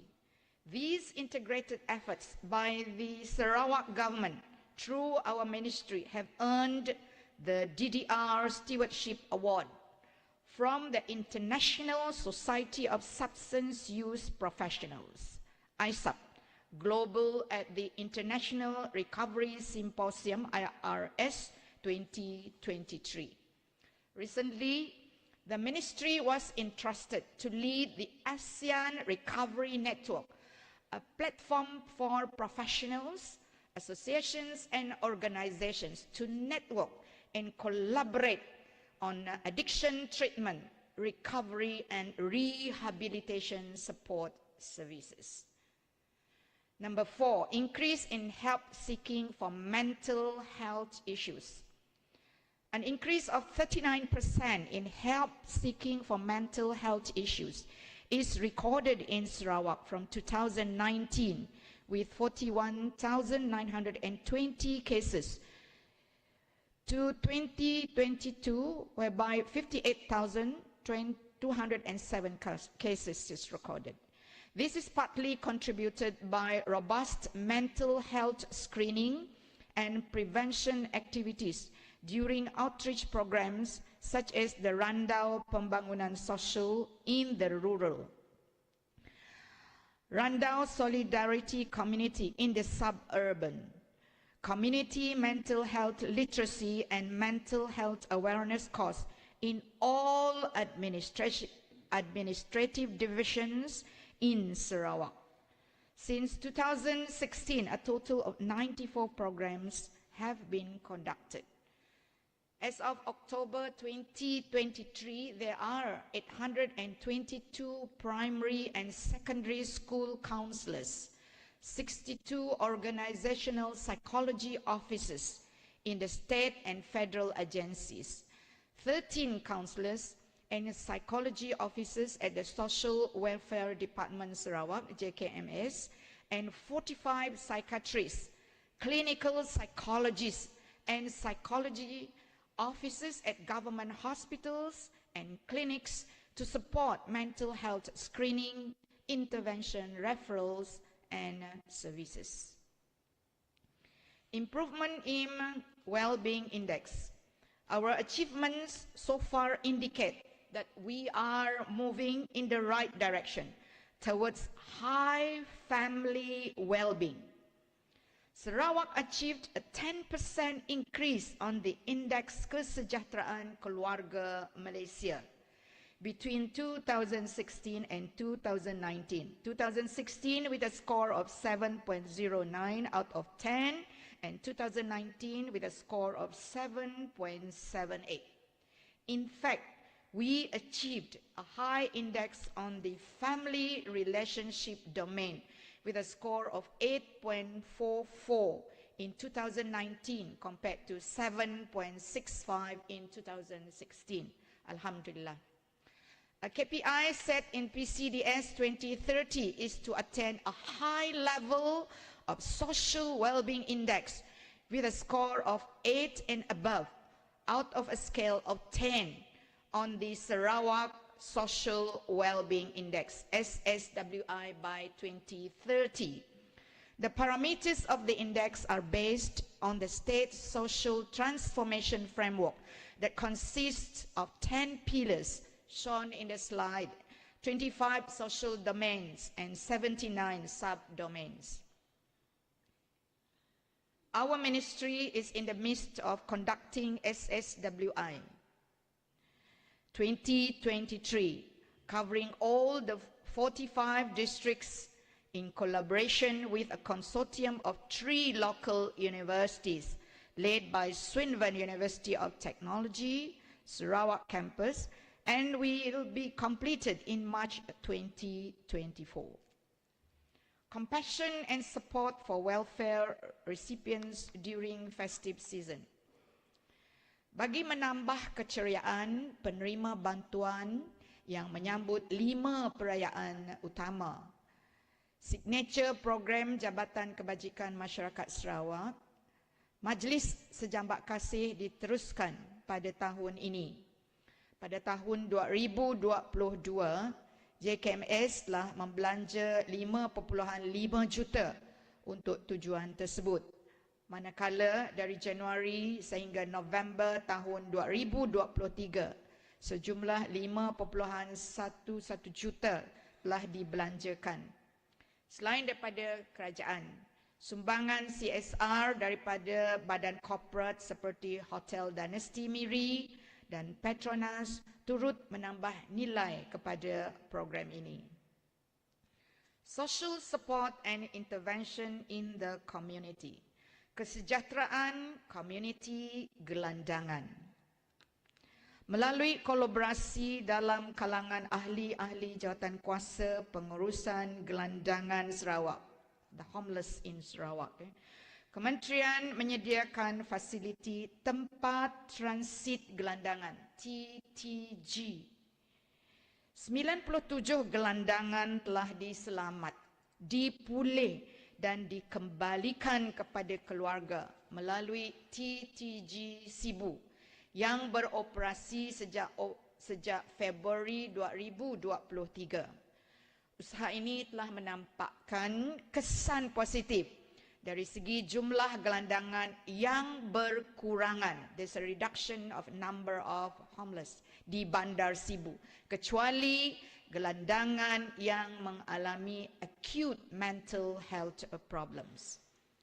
Ingin saya menarik perhatian Dewan yang mulia ini tentang kes seorang ibu dan 3 orang anak yang telah diselamatkan dari hutan di Sibu Jaya. Hasil intervensi dan rujukan oleh pihak TTG Sibu, anak perempuan beliau berusia 12 tahun yang tidak pernah ke sekolah, telah memulakan persekolahan di pusat pembelajaran alternatif yang disediakan oleh Pertubuhan Destiny for Children di Bandar Sibu. Untuk makluman ahli Dewan ini, kerja-kerja pengubahsuaian premis untuk TTG, tempat transit gelandangan Kuching dan Miri, akan siap pada Mei 2024. Manakala pembinaan TTG Community Social Support Center Bintulu pula dijangka siap sepenuhnya pada Mei 2025. Community well-being of seniors. As Sarawak is scheduled to age by 2028, the Sarawak government has approved an allocation of 1.4 million ringgit under RMK 12 midterm review to conduct a comprehensive study entitled Research on Preparation for an Aging Sarawak, the Profile of and Aging Issues of Older Persons in Sarawak in 2024. Among issues related to the well-being of seniors covered by this research are A. Financial security or social protection. B. Household expenditure. C. Health and well-being, including health-seeking behavior. D. Housing and transportation. E. Lifelong learning, consumer education. F. Family care and support. G. Intergenerational relationship. H. Role of the family as caregivers. I. Older persons care. And J. Work, employment and volunteerism. Upon completion of this study in December 2024, the government will be well informed regarding in the impact of existing socio-economic and well-being issues and challenges as stated affecting the elderly. B, impact of aging on manpower, income, financial issues that contribute to elderly poverty. C, recommendations for an older person's policy for Sarawak. And D, recommendation on strategies and action plans for the period 2026 to 2030 and beyond to address aging issues in Sarawak. Tan Sri Speaker, the government will continue to implement existing social protection and intervention programs affecting the elderly that includes A, welfare assistance for the elderly. Through the Bantuan Warga Emas scheme, from January 2023 till October 2023, the government spent 99,563,500 ringgit to assist 20,512 recipients. Kenyalang Gold Card initiatives. All Sarawakians aged 60 years and above can apply for KGC, Kenyalang Gold Card. Since 2020, 269,777 of the elderly population in Sarawak are KGC holders. These figures include the 13,984 who had registered during the Sarawak 60 Years of Independence digital exhibition road shows. As of today, 484 strategic partners and merchants are currently providing benefits in the form of discounts, memberships, and other privileges. Meanwhile, 15,285 next of kin to the deceased KGC holders have received the Bantuan Ehsan Kematian or BIK amounting to 45.86 million ringgit. Elderly Service Centers, Wellness Program and Activity. The established 15 Pusat Perkhidmatan Warga Emas PPWE and 12 Pusat Aktiviti Warga Emas PAWE with 35,694 registered members have supported 528 activities towards healthy, active, productive, and positive senior citizens this year. We have established one new PAWE in Debak, effective 6th of November 2023. Besides activities conducted by PPWE and PAWE, there are 39 activities organized by JKMS for residents in Rumah Sri Kenangan Kuching and Sibu. Apart from RSK operated by government, there are also 11 private care centers registered with JKMS, such as Eden on the Park Care Residence in Samarahan, Pusat Jagaan Trinity Elder Care Berhad, Pusat Jagaan Kenneth Care Home, Pusat Jagaan Home of Peace, Sarawak Hunnam Siang Teng Center, Tabuan Health Care Center, Pusat Jagaan Damai, Laila Stroke Center, Eye Care Elderly Care Center in Kuching, and in Sibu, Benevolent Society Sibu, in Miri, Home for the Aged in Miri. To provide wider access to elderly well-being, awareness and advocacy, as of October 2023, 3 runs of pilot programs on elderly community wellness were also conducted at our Community Social Support Center, Kuching, CSSC Kuching, with the collaboration of Kota Samarahan Clinic Primary Healthcare Community Geriatric Services or GECO, Jalan Masjid Health Clinic, Swinburne University Sarawak, Mental Health Association Sarawak, Sarawak Gerontology and Geriatric Society, And this is for this year, until October 2023. In addition, on 8 to 9 September 2023, JWKS in collaboration with GECO has conducted kursus penjagaan asas warga emas in Miri to provide theoretical and practical knowledge on basic care of the elderly. Pensejahteraan komuniti orang kurang upaya, OKU. Strategi Pembangunan Pasca COVID-19, PCDS 2030, ialah strategi menyeluruh untuk kesejahteraan semua warga Sarawak dan memastikan keterangkuman sosial. Tiada pihak yang dipinggirkan dalam menikmati kemakmuran ekonomi dan persekitaran mampan menjelang 2030. Sudah puas bertanam padi, kerja beres, hati pun senang. Sudah puas menabur budi, kerajaan GPS, kerajaan terbilang. Bantuan dan insentif OKU. Kerajaan komited meneruskan bantuan sedia ada kepada OKU melalui 3 skim, iaitu A. Allowance pekerja OKU dengan kadar RM450 sebulan, dan ini memberi manfaat kepada 3,554 penerima dengan perbelanjaan 15.6 juta.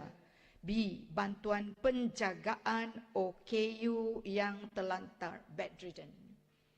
Pesakit kronik terlantar dengan kadar RM500 sebulan. Ini memberi manfaat kepada 2,532 penerima dan pembelanjaan 12.2 juta. Dan C. Bantuan OKU tidak berupaya bekerja dengan kadar RM300 dan tambahan RM50 daripada Kerajaan Sarawak sebulan. Ini memberi manfaat kepada 9,815 penerima dengan perbelanjaan RM33.01 juta. Di samping itu, mulai 1 Januari 2024, allowance pelatih di Pertubuhan Pemulihan dalam Komuniti PPDK dan program pendidikan khas integrasi serta yang disantuni di rumah akan ditingkatkan dari kadar RM150 ke RM300 sebulan. Ini boleh jugalah. Empowering OKU through sports. Through our talent identification programs, athletes are developed and given opportunities to compete at local, national and international competitions. Sarawak will be hosting the 21st Para Sukma from 20th to 28th September 2024.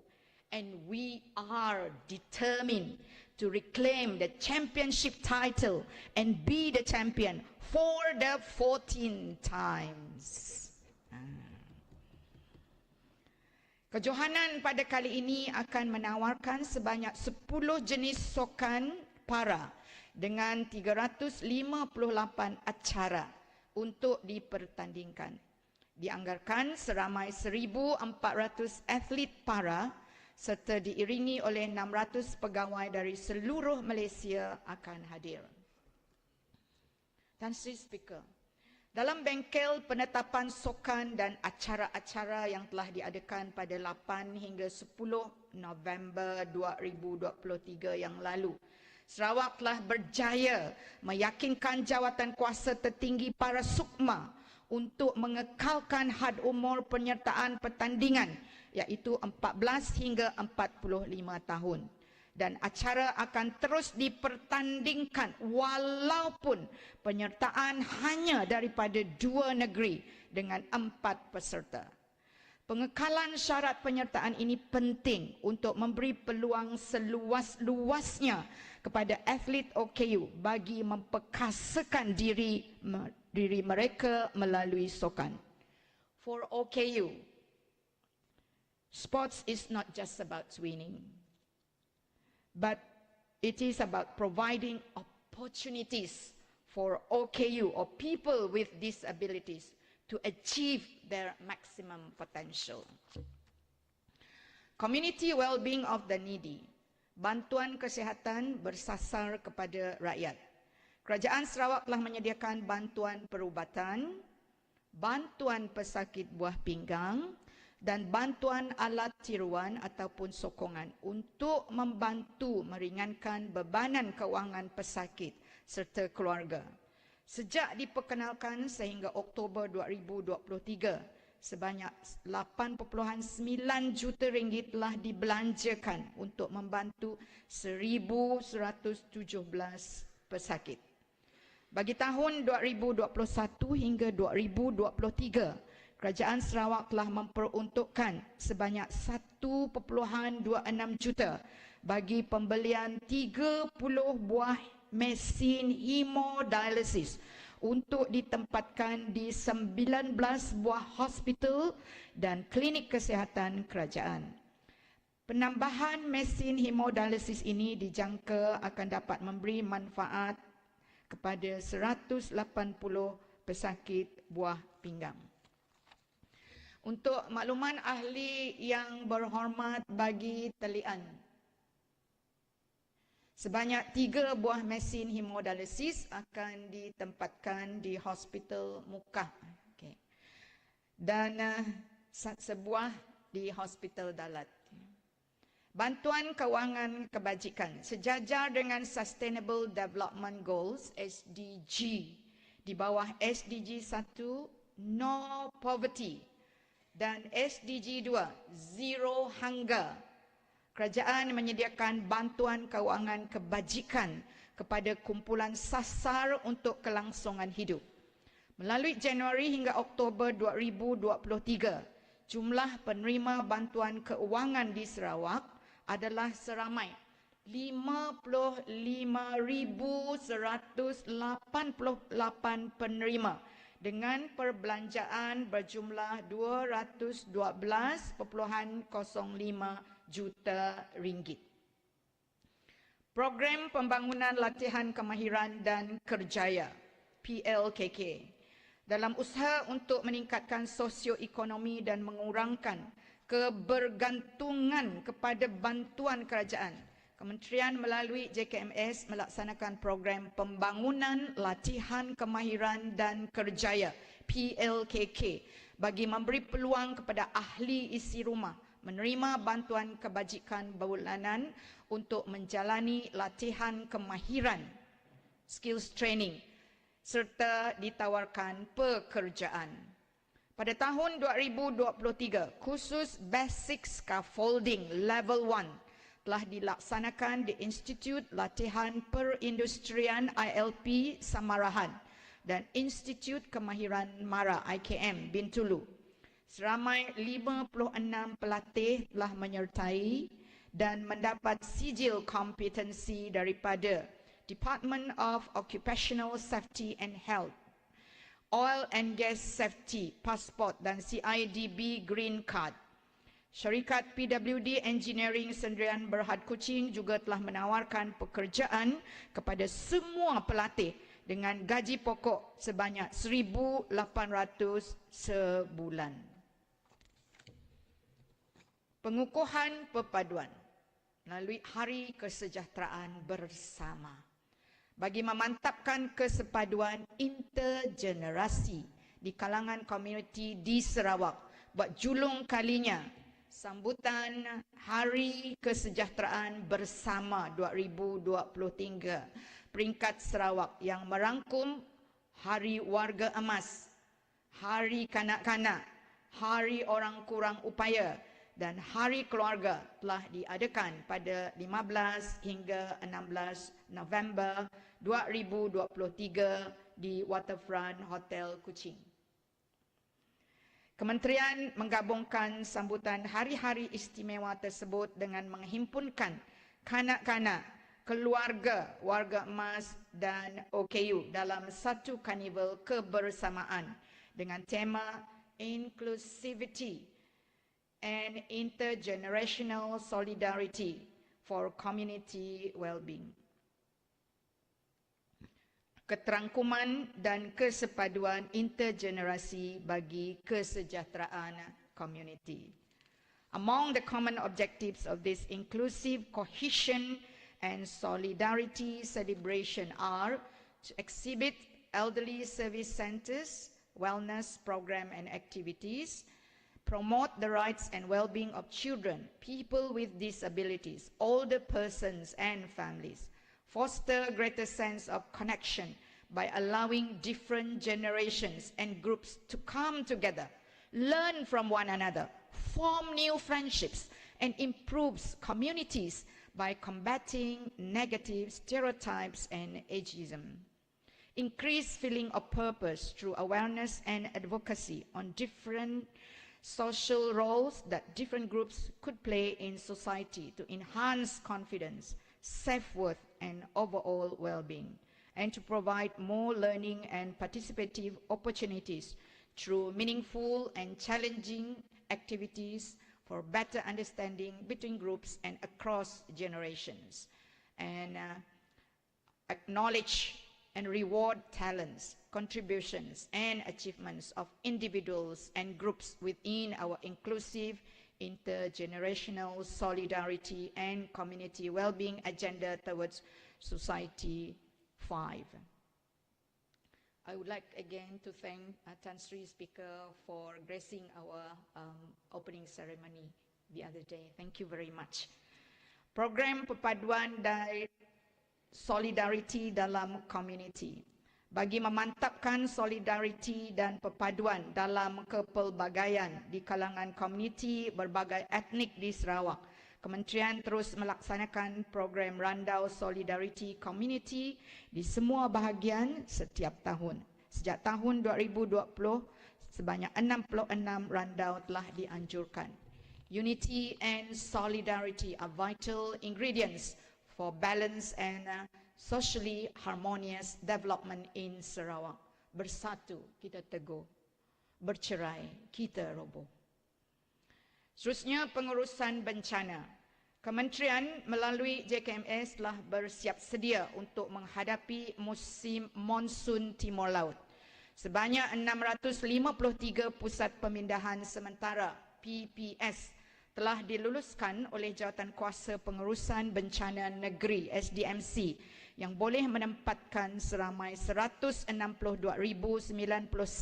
mangsa bencana pada satu masa. 29 pangkalan hadapan juga telah dilengkapkan dengan stok bekalan makanan kering dan keperluan asas bagi persediaan bantuan segera sekiranya dilanda bencana. Dalam belanjawan 2024, sebanyak 53,000 juta telah diperuntukkan untuk pelbagai bantuan kebajikan, termasuk bantuan bencana. Tan Sri Speaker, with a record budget approved for the ministry in 2024, let us intensify our effort and further enhance the quality of services entrusted to the ministry to implement quality early childhood development, provide inclusive social and welfare support systems, alleviate poverty, empower women, persons with disabilities and strong families, and sustain social harmony and well-being for a dignified existence for all. Guided by a sense of collective social responsibility and accountability, together we can bring Sarawak towards a future where prosperity, inclusivity, and sustainability is not just a dream for the few, but a reality for all, in tandem with the aspirations of PCDS 2030. Sarawak Maju Makmur. Tenang-tenang air di laut, sampan kolek mudik ke Tanjung. Hati terkenang, mulut menjemput. Budi yang baik harus dijunjung. Sehubungan ini, secara peribadi saya menzahirkan ucapan penghargaan kepada semua kaki tangan kerajaan, warga kementerian dan rakan-rakan strategik yang telah membantu kementerian dalam melaksanakan dasar program dan aktiviti pensejahteraan masyarakat. Kerja beres, hati senang, rakan strategik dan warga kementerian, kerajaan GPS, kerajaan terbilang, kesejahteraan rakyat tetap diutamakan. Akhir kata kepada semua yang berada dalam Dewan ini dan semua rakyat Sarawak amnya, saya mengucapkan selamat menyambut Hari Christmas dan selamat Tahun Baru 2024. With that, I wish to express my full support for the Supply Bill 2024. Thank you.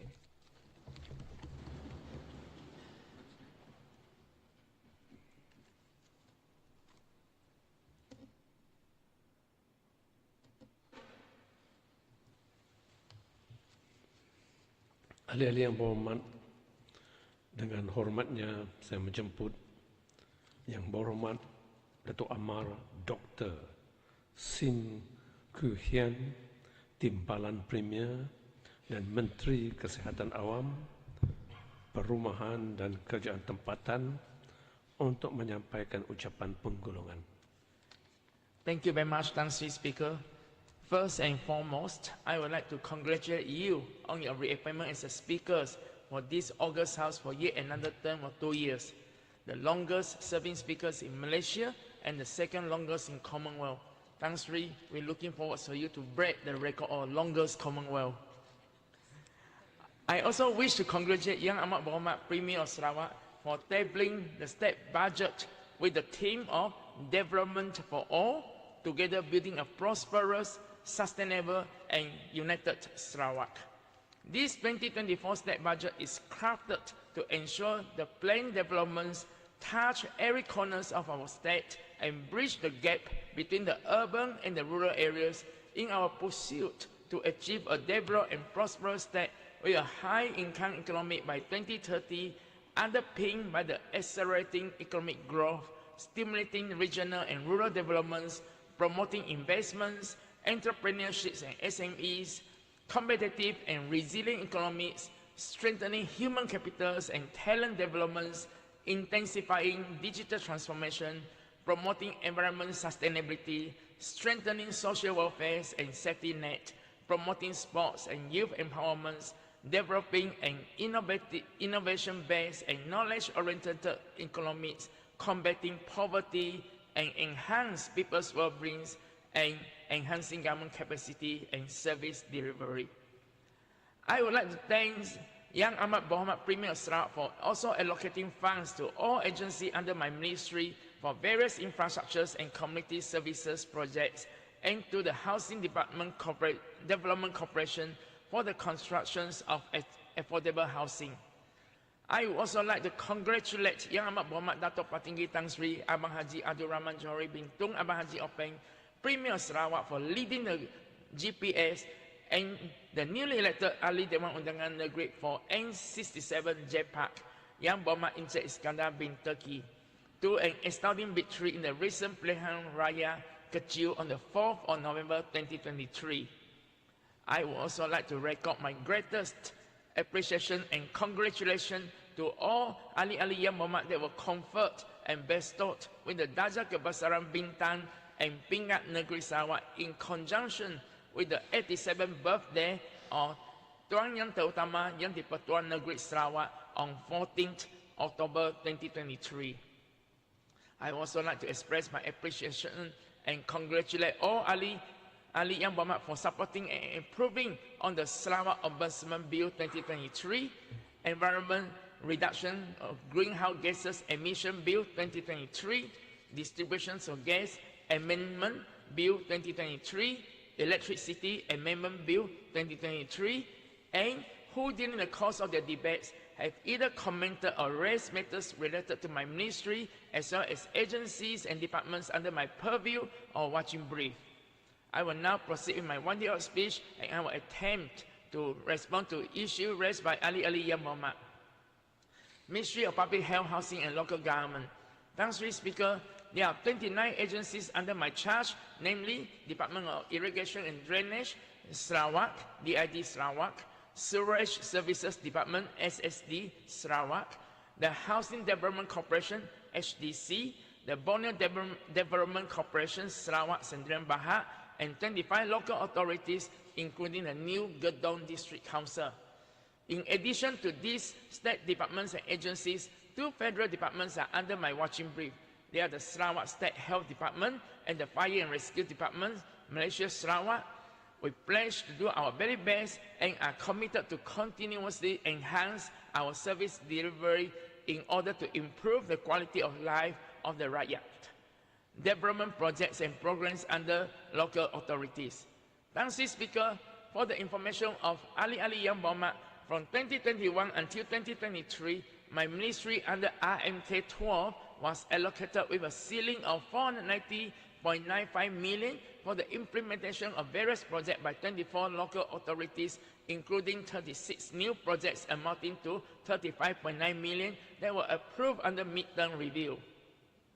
As of 31st October 2023, 169.73 million of the approved allocation has been disbursed for 301 infrastructure projects such as road and drainage improvements, improvements of waterfronts, upgrading of markets, provision of street lightings, traffic lights, public toilets, public libraries, town, landscape beautifications, and also rural facilities and amenities.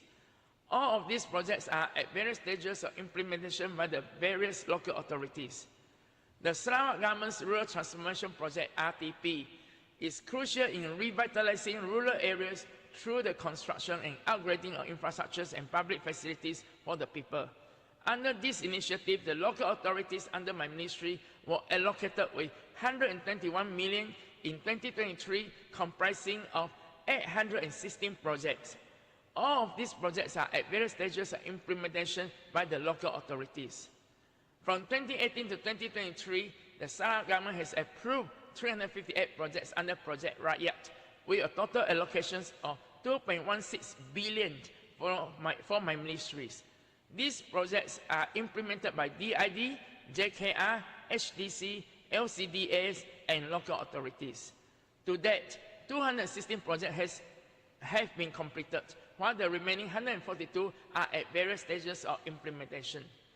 For the information of Ali Yang Berhormat in this August House, to date, a total of 1.386 billion were allocated to 13 local authorities by regional development agencies such as Regional Corridor Development Authority, RECODA, Sri Aman Development Agency, SADA, Integrated Regional Samarahan Development Agency, ISDA, Rajan Delta Development Agency, RADA, Beton Division Development Agency, BIDA, Greater Kuching Coordinated Development Agency, GKCDA, for the implementations of 145 various infrastructure facilities and amenities projects. Road infrastructure is a very important public asset. A regular program of road maintenance is required to keep existing roads in optimal conditions.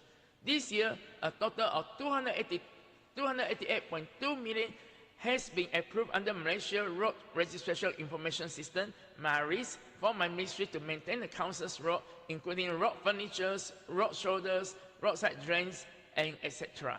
in the 24 local authorities area.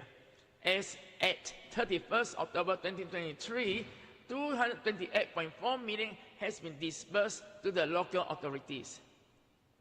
The Federal Ministry of Local Government Development, KPKT, has also allocated 53.41 million in 2023 for the 26 local authorities in Sarawak to implement 305 minor public amenities, public facilities, and infrastructure projects under BP1 projects. Thanks, Speaker, for the information on Ali Yang Berhormat Urban Poor Eradication Program, PPKB, is a program undertaken by KPKT to reduce the occurrence of urban poor by improving the living conditions of eligible applicants through house repairs and bina baru in urban area. Prior to October this year, the implementation of this repair work was carried out by our local authorities with the monitoring by my ministry. However, for Phase 4 of 2023, KPKT has made a decision that all PPKB projects will be implemented and monitored by Prima, which only has one office in Sarawak. For 2023, 7.701 million was allocated to Sarawak for the repair of 453 houses, inclusive of 59 numbers of houses under Phase 4 to be implemented by Prima. To date, all the 394 house repair projects under Phase 1 to Phase 3 undertaken by our local authorities have been completed. The remaining 59 numbers implemented by Prima are still under various stages of implementation. Community programs. I would like to update Ali Yang Berhormat in this August House on the status of 2 million allocations for the community development implemented by 23 local authorities.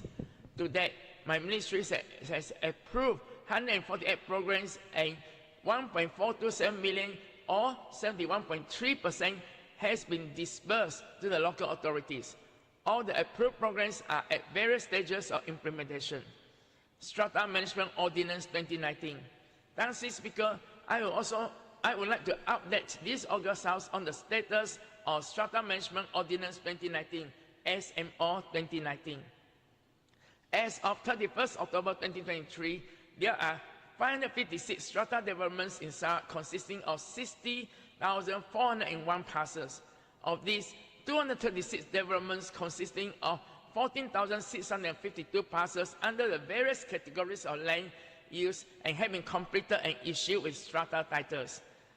All of these 236 strata development has formed the Management Corporation or by virtue of Section 21(1) Strata Subsidiary Titles Ordinance SSTO 2019 come into existence a Management Corporation. The remaining 320 development consisting of 45,749 parcels are in various stages of strata development implementation.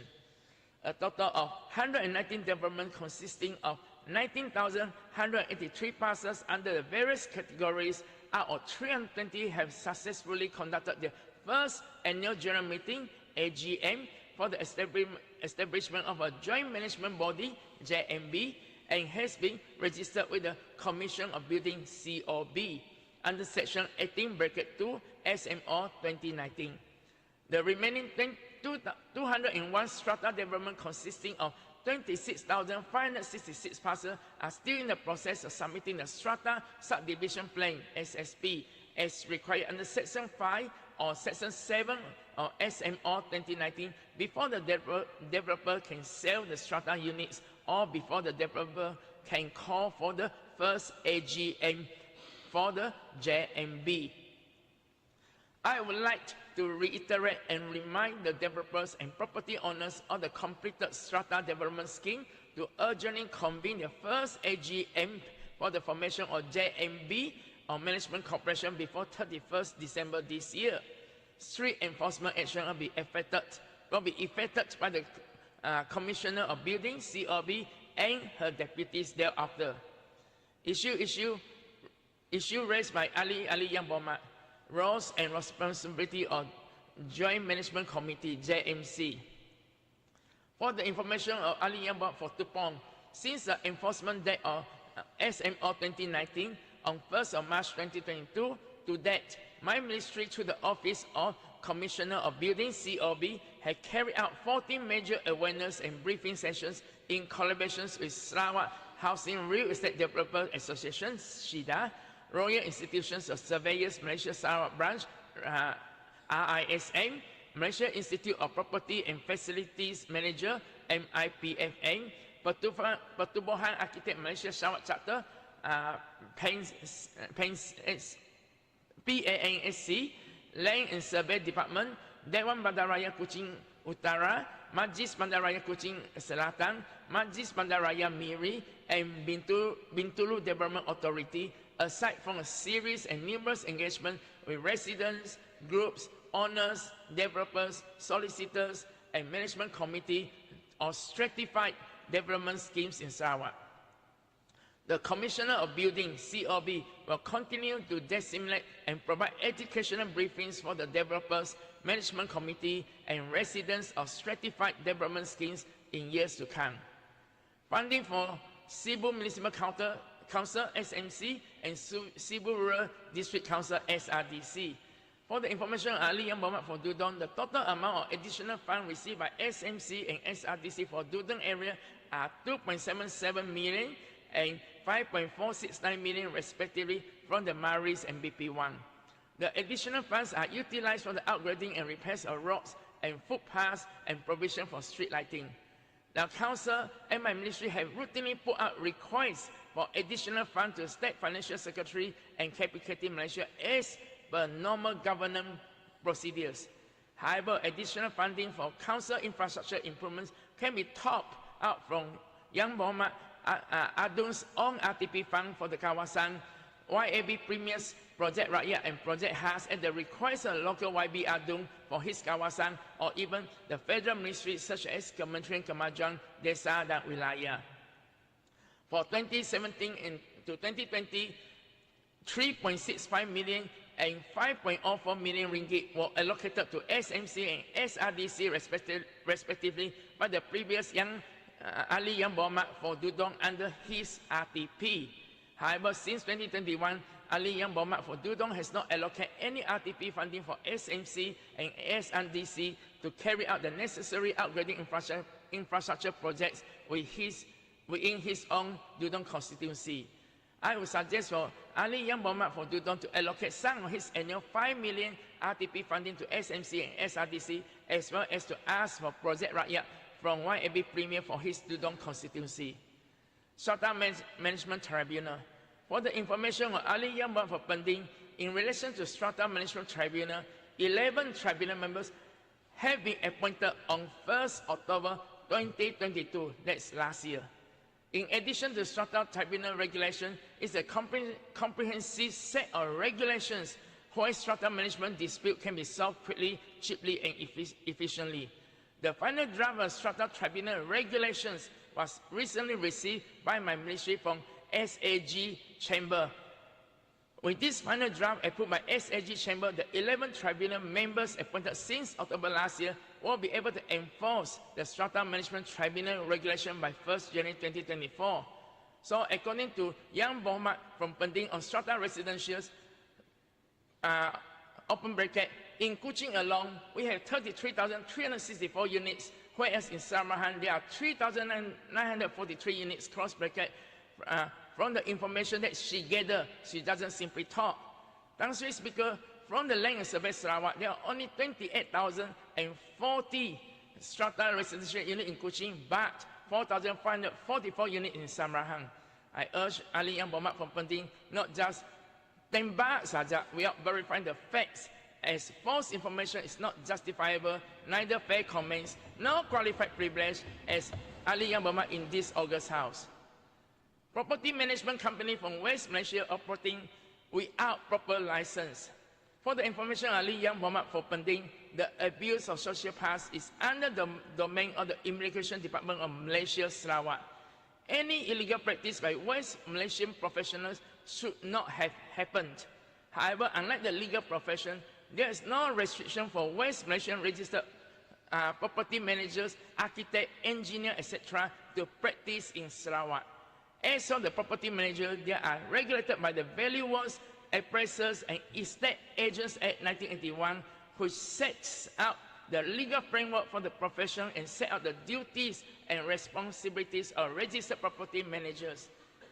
If a registered property manager company registered with the Board of Valuers, Appraisers, Estate Agents and Property Manager BOVEAP wishes to open a branch in Sarawak, the branch must have a resident manager, which must be registered property manager, and based on Sarawak immigration requirements, shall correlate with the local people. Therefore, it is utterly irresponsible and thoughtless and reckless for Ali Yang Berhormat for Pending to state and claim that I did not look after the rights and protect the interests of property managers from Sarawak. While we appreciate the recognitions of a civil servants by Ali Yang Berhormat for Pending, we must understand that the government organization works and operates based on teamwork, ownership, kindness and care, results-oriented professionalism and a sense of urgency. It is a tall order and simply impossible for an individual in my ministry to carry out their responsibility and duties without the assistance and help from his colleagues and peers. It is therefore sheer madness and malice for Ali Yang Berhormat for Penting for not giving the same accolades to the whole of Sarawak civil servants. Local Authorities Bylaw Advertisement Bylaw 2012. For the information of Ali Yang Berhormat for Penting, our advertisement bylaw was crafted based on the principles of reducing the visual pollution of billboards. The charges of our advertisement bylaws for standard business name and banners of small size are comparable with West Malaysia. The advertisement fees are chargeable under Local Authorities Advertisement Bylaw 2012. Our advertisement fees are based on several categories such as advertisement, small advertisements, business name signboard, poster, temporary advertisement, and advertisement by means of electronic or any non-print device. All these categories carry different charges. Similarly, the categories of advertisement in DBKL are illuminated advertisement, unilluminated advertisement, advertisement on billboards, wall sign, or advertisement on unipole tower, overhead bridge or flyover, electronic board, and sky sign, which also carry different charges and fees. Our business names and signboard in Sarawak charge 175 per application as compared to DBKL business name signboard charge 340 per year. It is unfair and unreasonable for Ali Yang Berhormat for Penting to make comparison without specifying the categories of advertisement just to mislead this August House that I'm not doing and performing my job. Tang Sri Speaker, the Local Authority Advertisement Bylaw 2012 was gazetted by the then Minister for Local Government and Community Development, Ali Yang Berhormat for Bawah Asang. Ali Yang Berhormat for Penting has been elected to this House since 2006. Only after 10 years of gazettement of this bylaw, with 20,000 allowance per month as a member of this August House and 2.4 million ringgit after 10 years, Ali Yang Berhormat for Penting finally raised the fees payable under this bylaw. Is this just another blatant malicious attempt at me as Minister of Public Health and Housing and Local Government? I took it as a jealousy is a yardstick of success. Tang Sri Speaker, upgrading of roads. For the information of Ali Yang Berhormat for Klien, Jalan Ulu Sebetang, Saratok was repaired this year. Saratok District Council will continue to upgrade and maintain all registered roads within Klien constituency with Maris funds subject to the amount approved and made available. For the information of Ali Yang Berhormat for Inkilili, Jalan Kampung Rumah Pindi at Empelang area has been resurfaced to a length of 1,000 meters and was completed on 25th July 2023. Rumah Entau Nangga Bunu Beging roads was resurfaced to a distance of 500 meters this year and completed on 13th October 2023. The upgrading works will be carried out in phases from Buno Beging, Gelang, and Beringang areas. The Council will continue to carry out the repair and upgrading works in 2024 through Maris programs. Machang Waterfront. For the information of Ali Yang Berhormat for Machang, the current status of Machang Waterfront project is still under the pre-contract stage. The siting has just recently been approved on 24th November 2023. The project is expected to be tendered out in third quarter of 2024. Allowance for councillors. For the information of Ali Yang Berhormat for Tebiduk, Serembu, Lingga, and Opah, allowance for councillors has been reviewed a few times since 2013. The last review for the councillors' allowance was in July 2019, where for the first time since Sarawak's independence, all councillors are given a special fixed money allowance in the sums of 300 ringgit per month. Currently, my ministry is in the midst of reviewing the councillors' allowance, and this new allowance will be implemented next year once the rate has been finalized and approved by the Cabinet. Technical pause. For the information of Ali Yang Berhormat for Tebiduk and Opah, in order to support local councils to execute rakyat-centric programs and projects. A total of 41 technical staff and comprising of engineers and assistant engineers under Jawatan Berasakan Karuman JBC scheme has been deployed to the local authorities under the purview of my ministry. Taking cognizance of the increasing numbers of programs and projects, my ministry has also completed the review on restructuring proposal for the ministry, local councils, including Department of Irrigation and Drainage Sarawak. This proposal for the creation of new JBC posts of various schemes and grades, including additional technical posts, will be submitted to the State Organization Development Committee, SODC, through the Human Resource Development and Management Unit, HRDMU, or the Department of Premiums Sarawak by end of this year. Traffic jam problem. The traffic management within the respective towns and cities in Sarawak are under the purview of local councils, JKR Sarawak and DID Sarawak, which cover the state roads, the federal roads, and the farm roads. JKR Sarawak and relevant city and municipal council will study all the traffic study proposals to address the traffic jam, taking into consideration all the benefits to the rakyat. For the information on Ali Yang Bomat for Pandungan, the Kuching Samrahan Road, Penrison Road, Mount 7, Mount 8, Mount 10, even the lower Mount 3 to Mount 10, Jalan Tun Razak, Jalan Tun Juga, Batu Kawal roads are either state roads or federal roads, all of which are under JKR Sarawak. Therefore, the statement from Ali Yang Bomat for Pandungan that the said roads are under my ministry is inaccurate, may be malicious in nature, just to target me. I urge Ali Yang Bomat for Pandungan, don't just stand back saja without verifying your facts, as false information is not justifiable, no fair comments, neither a qualified privilege in this august house. Don't just cakap saja. As an MP for Stamping, being part of unity government, he should own out to his responsibility, allocating federal funding to upgrade these federal roads in his kawasan to help solve the traffic jam. Housing. Thanks, Mr. Speaker. I will now deliberate on housing. For the information on Ali Yang Bomat, the provision of housing is under the concurrent list of the federal constitution, the funding which is both from the federal government and Sarawak government. Sarawak government funded projects. Under the RMK12 midterm review for Sarawak government funded projects, my ministry through HDC has been allocated a ceiling of 262.8 million for the implementation of 38 projects consisting of 35 physical projects and 3 non-physical projects.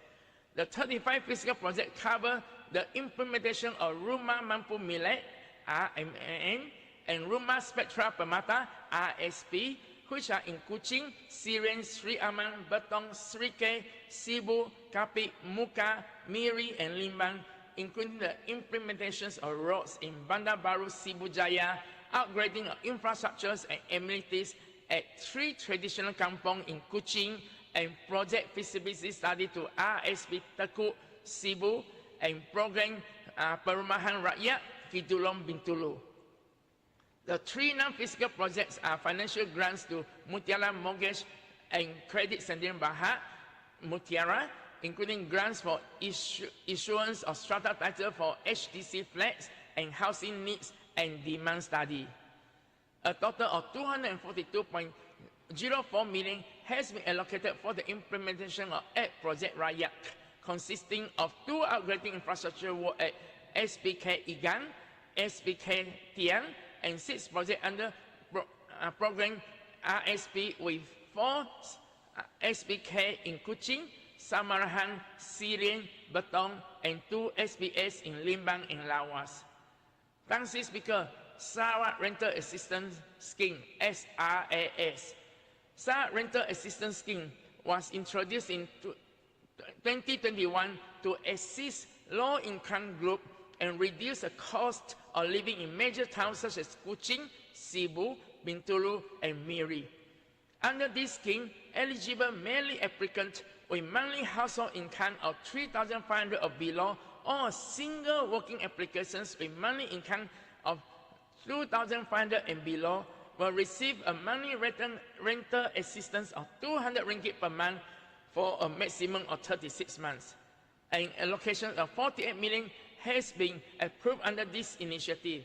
As of 31st October 2023, SRAS Selection Committee has approved 2,104 new applicants, covering 1,484 applicants from Kuching, 235 applicants from Cebu, 311 applicants from Bintulu, 74 applicants from Miri. There are a total of 663 tenancy renewal applicants covering 383 tenants from Kuching, 104 tenants from Cebu, 157 tenants from Bintulu, and 19 tenants from Miri. The total lock amount for new and renewal application is 15.57 million from 2022 to 2024. Mr. Speaker, considering the parity between median incomes and expenses in Samarang compared to the city of Kuching, as reported by Dawson, Department of Statistics, Malaysia, it is evident that the challenge of living in Samarang mirrors the urban centers. Coupled with rapid developments and burgeoning jobs opportunity, this magnetic pull understandably encourages Sarawakians to relocate and settle in Samarang permanently or through rental arrangement. To address the escalating cost of living and the urbanization influx due to enhanced prospects for a better life, I am happy to announce that the extension of Sarawak Rental Assistance Scheme to the Samarang area. This expansion aligns with the existing provisions in the 4 major towns and cities, ensuring broader support for residents seeking relief. In consonance with the Sarawak government's PCDS 2030 initiative, our focus remains steadfast on fostering social inclusions across all stratas of society, particularly for the low and middle income segments in Sarawak. Recognizing the challenge faced by the citizens in meeting their living expenses, especially in urban settings, I am also delighted to declare an increase in the monthly household income qualification to 4,556 for married individuals, widows, widowers, or working singles. These reforms aim to widen the scope of eligible recipients beyond B40 to include Group N1 of N40 in selected districts, mitigating their financial burdens amidst urban challenge. In line with the imperative inclusivity that makes Sarawak a vibrant community, aligns with strategic visions to elevate social well-being, the SRAS is now extended to Sarawakian students who are outstationed, enrolled in both public or private tertiary institutions in Sarawak, provided their guardian's household income does not exceed 4,556 per month, and excluding those where they are provided with hostel in the hostel already subsidized by the government. Our commitments remain unwavering in support those in need and lightening their burdens. Housing Deposits Repayment Assistance Scheme, (ESDRAS), to assist first-time house buyers and spur the housing and real estate activities, Sarawak government in 2021 has introduced Housing Deposit Assistance Schemes initiative. This initiative provides cash assistance to eligible applicants by giving a grant amounting to 10,000 as a house deposit payment. This house upfront deposit payment is for home ownership under the approved housing scheme sanctioned by the Sarawak government. From October 2022, this scheme has been enhanced and renamed Housing Deposit and Repayment Assistance Scheme, (ESDRAS). With this enhancement, any house buyer that was approved with 100% loan financing from financial institution is also eligible for repayment assistance of housing loan at 200 ringgit per month for 48 months. An allocation of 40 million has been allocated to Mutiara, a fully owned subsidiaries of HDC for this initiative. This will benefit 4,000 house buyers. As of 31st October 2023, a total of 902 applications have been approved, amounting to 8 million. Long House Loan Scheme. Mr. Speaker, I would like to inform the August House, since 1978 until 15 November 2023, the federal government has contributed 250.96 million for the long house loan scheme in Sarawak. As the funding by the federal government is very limited, the additional funding from Sarawak government has been introduced starting from 2020 with 50 million ceiling annually to expedite the transformation of the living environment in rural areas and to reduce the long waiting list of long house loan application throughout Sarawak due to overwhelming application received by HDC. This program has benefited a total of 1,084 long houses comprising 23,653 doors with a total combined allocation of 453.3 million, comprising of 250.96 million from federal government over the last 45 years and 202.34 million from Sarawak government over the last 4 years. For 2023, a total of 78 long houses comprising of 1,698 doors have been approved. Currently, there are 287 long houses consisting of 5,702 doors in the waiting list. For the information of Ali Yang Berhormat, the long house loan scheme offers an interest-free loan in year 2016 to build a new long house or for upgrading and repairing. The tenure of this loan is up to 25 years. Under the new initiative undertaken by Sarawak government this year, I am pleased to announce the maximum amount for the long house loan to build a new long house has been increased from 30,000 ringgit to 50,000 ringgit per door and 30,000 per door maximum for upgrading and repairing of the long house. Mutiara Mortgage and Credit Center Berhad Mutiara. To address the end financing problem affecting low-income group B40 and middle-income group M40 house buyers, the Sarawak government through Mutiara has approved 1,499 applications as of 31st October 2023 involving financial allocation 93.129 million. To date, a total of 75.562 million has been disbursed to 1,170 house buyers at an annual interest of 1% for B40 and 3% for M40. For 2024, 122 million has been allocated for this purpose. Thank you, Speaker. Tribunal for Housing Purchases claim the number of cases presided over for the past 3 years since 2020 up to 31st October 2023 are 320 cases. There are 110 cases solved in the year 2020, 97 cases solved for the year 2021, 82 cases solved in the year 2022, and as to date for the year 2023, there are 31 cases.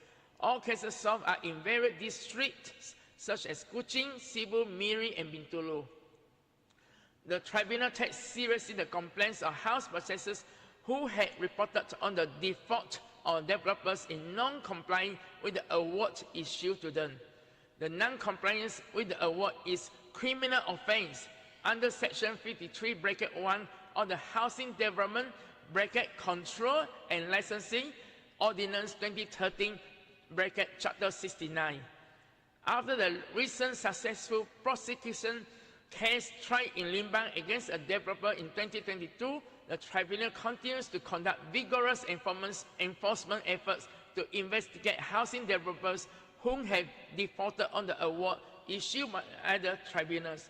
For 2023, the tribunal has filed 16 criminal cases of non-compliance award under Section 53 of the ordinance in several district courts. Majority of these cases are still ongoing. The objective of these legal actions is to focus on raising the awareness amongst housing developers on the importance of taking the tribunal's award seriously.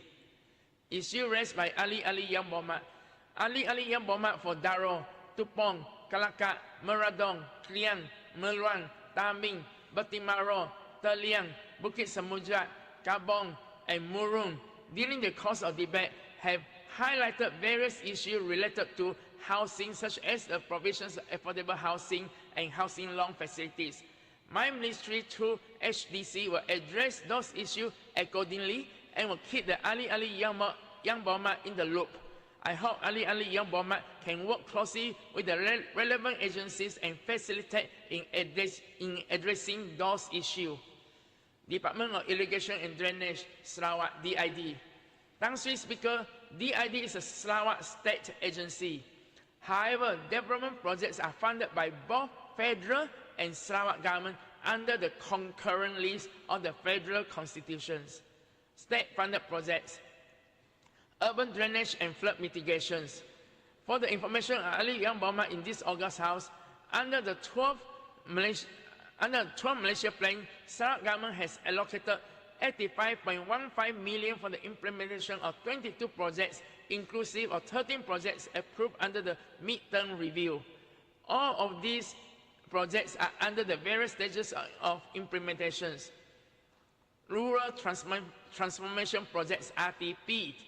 For 2023, the department has been entrusted to implement 469 RTP projects in various divisions with a total allocation of 77 million. All of these projects are under various stages of implementation. Project Rakyat. From 2018 to 2022, Sarawak government has also approved 138 projects under Project Rakyat with a total allocation of 833.624 million for DID. To date, 98 projects, 71% have been completed, whereas 10 projects under construction, 30 projects under pre-contract stage. Project under regional development authorities. Tang Sri Speakers, for the information of Ali Yang Berhormat in this August House, a total of 203.9 million for 60 flood mitigation and drainage projects throughout Sarawak were allocated to DID by various development agencies such as Sri Aman Development Agency, Integrated Regional Saruhan Development Agency, Beton Divisional Development Agency, Bintulu Development Agency, Rajan Delta Development Agency, and Northern Regional Development Agency Authority for the implementation of various flood mitigation, drainage improvement works, and other related infrastructures works. Of these, 38 projects have been completed. 6 flood mitigation projects in Sri Amang and Bintulu are expected to complete in 2024, while 16 are still under the various stages of implementation. Federal funded projects. Federal Ministry of Natural Resources, Environment and Climate Change, NRECC. Tang Sri Speaker, for the information of Ali Yang Berhormat, I would like to update this August House on the various ongoing progress of federal funded projects under the Ministry of Natural Resources, Environment and Climate Change. In 2023, DID Sarawak received a total of 83.02 million for the implementation of various projects as follows. 5 flood mitigation projects in various divisions, of which Rancangan Tebatang Banjir RTB Sibu, Fasa 3, RTB Sungai Stakang are under implementations and scheduled to complete by first quarter of 2024. RTB Sungai Miri was handed over to the contractor on 19 October 2023. The remaining 2 other RTB projects are RTB Beradet Sembilan and RTB Limbang are still in the pre-implementation stage. 2 flood mitigation master plan study for Lembangan Batang Lupas Sri Aman and Lembangan Batang Saribas Betong, both of which are under pre-implementation stage. All the projects under Pembangunan Lembangan Sungai Bersepadu PLSB Sungai Sarawak are now under tendering stage and will be closed on the 7th December 2023. The physical works are expected to commence by next year. 20.82 million has been allocated for kerja kecemasan luar jangka sebelum dan selepas banjir, kolam takungan, and night tara infrastructure, mechanical and electrical untuk kawalan banjir will be fully utilized by end of this year. Under the National Hydrological Network Program, the department will set out 10 new hydrological stations and upgrade 75 existing hydrological stations throughout Sarawak at the cost of 9.1 million. The project is expected to complete by first quarter of 2024. On the approved installations of flood forecasting and warning system at Sungai Sarawak and Batang Rejang with a total project cost of 34.2 million. I would like to update this August House that the tender for this project will be called next year. And Pelang Induk Saluran Mesra Alang, PISMA, stormwater management drainage master plan studies are conducted for our urban centers to ensure adequate stormwater provisions for future plannings and development. The study for Lawas and Sri Aman was completed last month. Issue raised by Ali Ali Yang Bomat, flash floods. For the information Ali Ali Yang Bomat for Batu Kitang, Meluang, Balingian, DID Sarawak a bid for funding to conduct detailed study to overcome the flooding problems at Greenwood Park, Taman Emas, Taman Paradise, Kampong Kuat, Julau, and Balingian in RMK 13. These studies are necessary to provide information for the identification of the long-term solutions to the flooding issues in the areas, consequently to bid for the necessary development fund for drainage improvement works.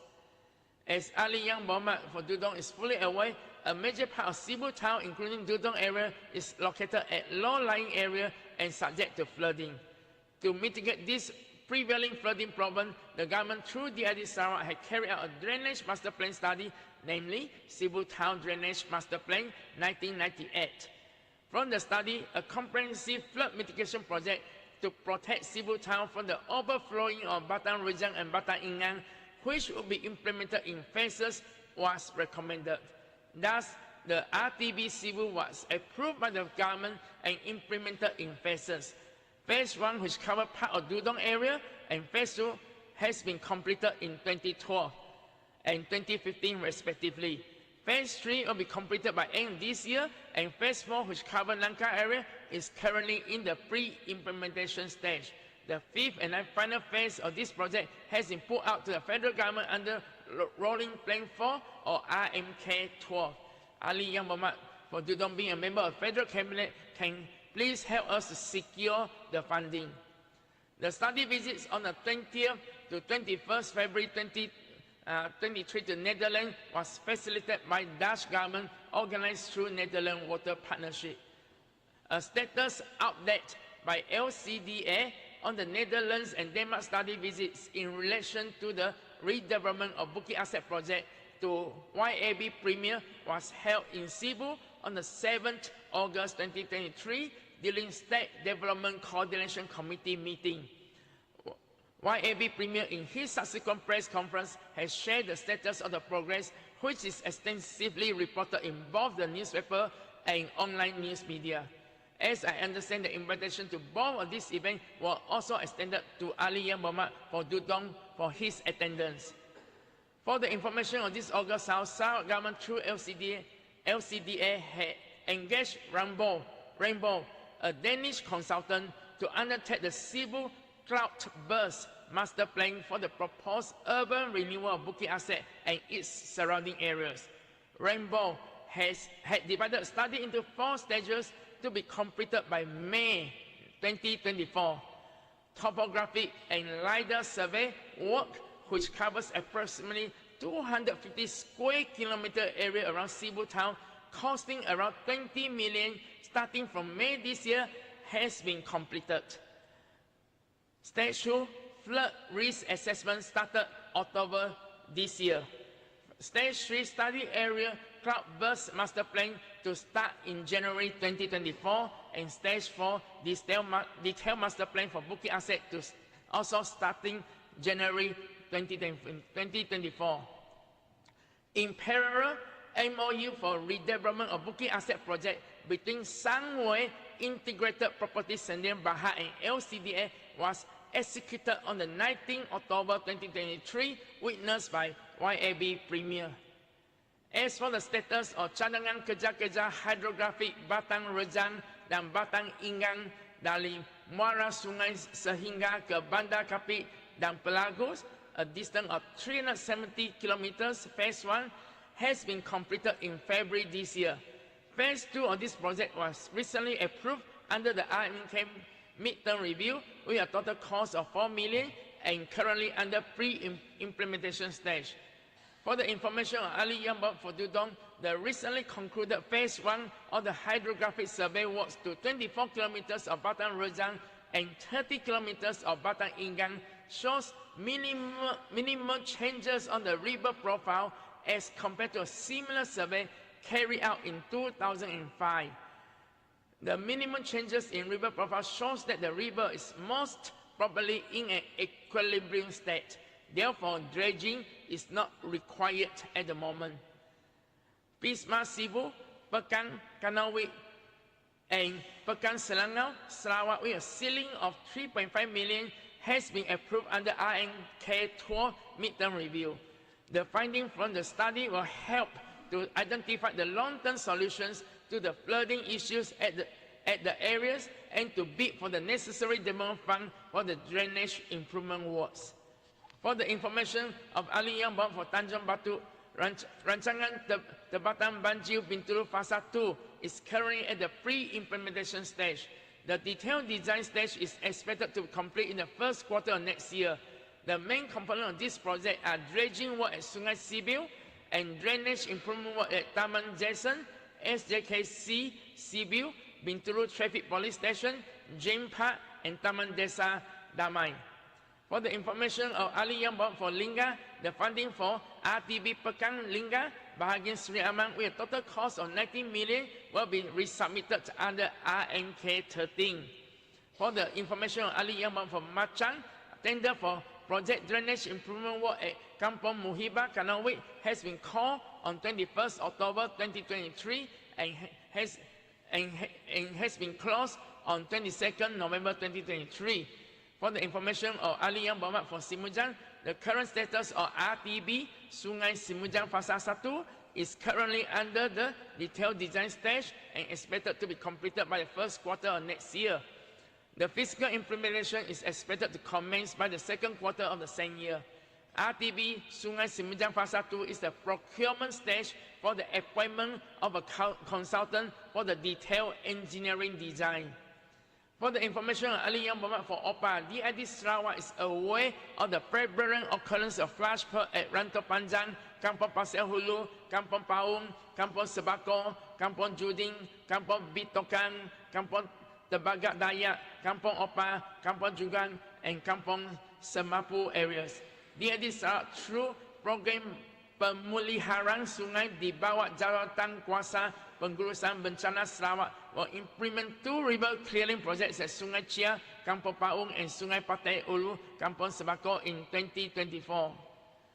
Apart from that, Lundu District Council has approved with 2 projects to raise the roads level and drainage improvement works at Kampung Sebako and Kampung Pasir Hulu under Greater Kuching Coordinated Development Agency with a total cost of 3.2 million. Sewerage Service Department, SSD, Urban Sewerage. Thanks, Speaker. Sewerage Service Department is another one of our agencies which is implementing projects funded by both the Sarawak government and the federal government under the concurrent list. I will now update the various sewerage projects in Sarawak which are undertaken by the department. Centralized sewerage system. Thanks, Speaker. The implementation of phase 1 of the Miri centralized sewerage system with a scheme value of 428 million has commenced on 30th March 2017. The works are divided into 2 packages. Package A involves the installation of public sewerage network and property connections. Package B involves the construction of a centralized sewerage treatment plant with a 50,000 population equivalent sewerage treatment process module. Package B has been fully completed in November 2020. However, the completion of Package A is delayed due to severe unfavorable underground soil conditions encountered at a depth about 15 meters for a stretch about 50 meters of the trunk sewage near Sungai Miri, crossing at Tudang area. The department attempted to implement temporary solutions to commission the system, but has to abandon it due to worsening conditions on site. The department decided to realign the sewage away from the failed section. The length of the proposed realignment is 193 meters. The land acquisition for the new alignment has been completed in July this year. The physical work is in progress and is expected to complete within the next 2 years. The commissioning of the whole system is scheduled by March 2024. Kuching Central Survey System Package 2, costing 750 million, has commenced on 15 September 2017. It covers Kampung Gita, part of Jalan Matang, Jalan Tung Abdul Rahman, Yaakob, and Padungan area. The scheduled completion date is 20th July 2024. To date, the project has achieved 81.82% completion, which is delay of 9%. The contractor has implemented a cash-out plan and managed to reduce the delay caused by the general shortage of manpower and exceptionally hard underground rock layers. Septic sludge treatment plants. Thanks to this speaker, the tender for the reactivated 3K Beton septic sludge treatment plants project at the cost of 15 million each has been delayed to the first quarter of 2024 due to the price increase of the construction materials and specialized equipment. The department has to review the scope to meet the scheme value. Sarawak State Health Department, Health Services. Thanks to Speaker, I will now proceed to update on the health services provided by the Sarawak State Health Department, one of the federal departments under my watching brief. As of 31st October 2023, Sarawak Health Department has received 2.62 billion of operating funds and 397.68 million of development funds from the Federal Ministry of Health Malaysia to be used for operational expenses, human capital developments, minor upgrading, as well as repair of health facilities, hospitals, clinic support service, as well as medical equipment procurements. As of 31st October 2023, there are 26,611 government healthcare personnel, including 2,843 on contract basis, serving in Sarawak against 27,651 approved posts. Development projects. As at 25th October 2023, the overall physical progress of Putra Jaya Hospital is 64.67% and is scheduled to complete in November 2024. As at 25th October 2023, the physical progress of the construction of an additional block in Miri Hospital is 82.19% and is scheduled to complete in April 2024. For the new Lawas Hospital, the physical progress is 46.53% and is now scheduled to complete in December 2024. I am pleased to update this August house that Nanga Kemali Health Clinic Selike Type 6 is expected to be operationalized in the first quarters of 2024. Bandaraya Miri Health Clinic Type 2 was handed over to the Sarawak Health Department on 27 October this year and is expected to be operationalized by the first quarter of 2024. Sibulan Health Clinic Type 3 is expected to be completed in the first quarter of next year. As of 25th October 2023, the physical progress is 97.5%. The remaining work involved in the installations of medical equipment and architectural finishing works. To date, 77.1% or 209 out of 271 health clinics throughout Sarawak are identified in poor physical conditions. These include 177 klinik kesihatan, 17 klinik community, 11 klinik kesihatan ibu dan anak, and 4 klinik desa. This year, Federal Ministry of Health has allocated 21 million for repair and upgrade works for health clinic in Sarawak. This allocation is categorized as follows: BP 600, budget for upgrading, renovation, and repair works with the amount of 9 million. Clinic Daif budget with the amount of 8.4 million, and BP 201 budget for the rural clinic service with an amount of 3.6 million. Few hospitals. Sarawak government is contributing 6.1 million towards the building of an 88-bed few hospital at Sarawak General Hospital and a 100-bed few hospital at Miri Hospital. As at 25th October 2023, the overall physical progress of the Miri Few Hospital is 78% and is now scheduled to be completed in first quarter next year. tender for the field hospital at Sarawak General Hospital was not successful due to the tender amount exceeds the budget cost. JKR Sarawak has submitted the application for additional funds to SDMC and now waiting for the approval. COVID-19 programs. Thank you, Speaker. I wish to update the August House on the current situation of COVID-19 in Sarawak. As of 18th November 2023, a total of 328,256 COVID-19 cases, 1,793 deaths due to COVID were reported in Sarawak since the first reported cases on the 13th of March 2020. A total of 325,330 cases, or approximately 99.11%, have recovered from the disease. Until 18th of November 2023, there were a total of 8 deaths caused by COVID-19 this year, resulting in a mortality of 0.32 per 100,000 population, compared to 167 death cases with a mortality of 5.41 per 100,000 population reported in 2022. The utilization rate of ICUs for COVID-19 has been minimal, with occasional admissions since EPIC week 25, that is mid-June 2023. Thus, the hospital has enough capacity to support the current needs. Rabies. Thanks, Speaker. I would also like to provide an update on the situations of rabies in Sarawak. From 1st July 2017 until 18th November 2023, Sarawak Health Department has received a total of 94,307 animal bites reports. This year alone, a total of 14,394 animal bites were reported, with an average of 350 cases per week or 50 cases per day. The number of human rabies cases is alarming.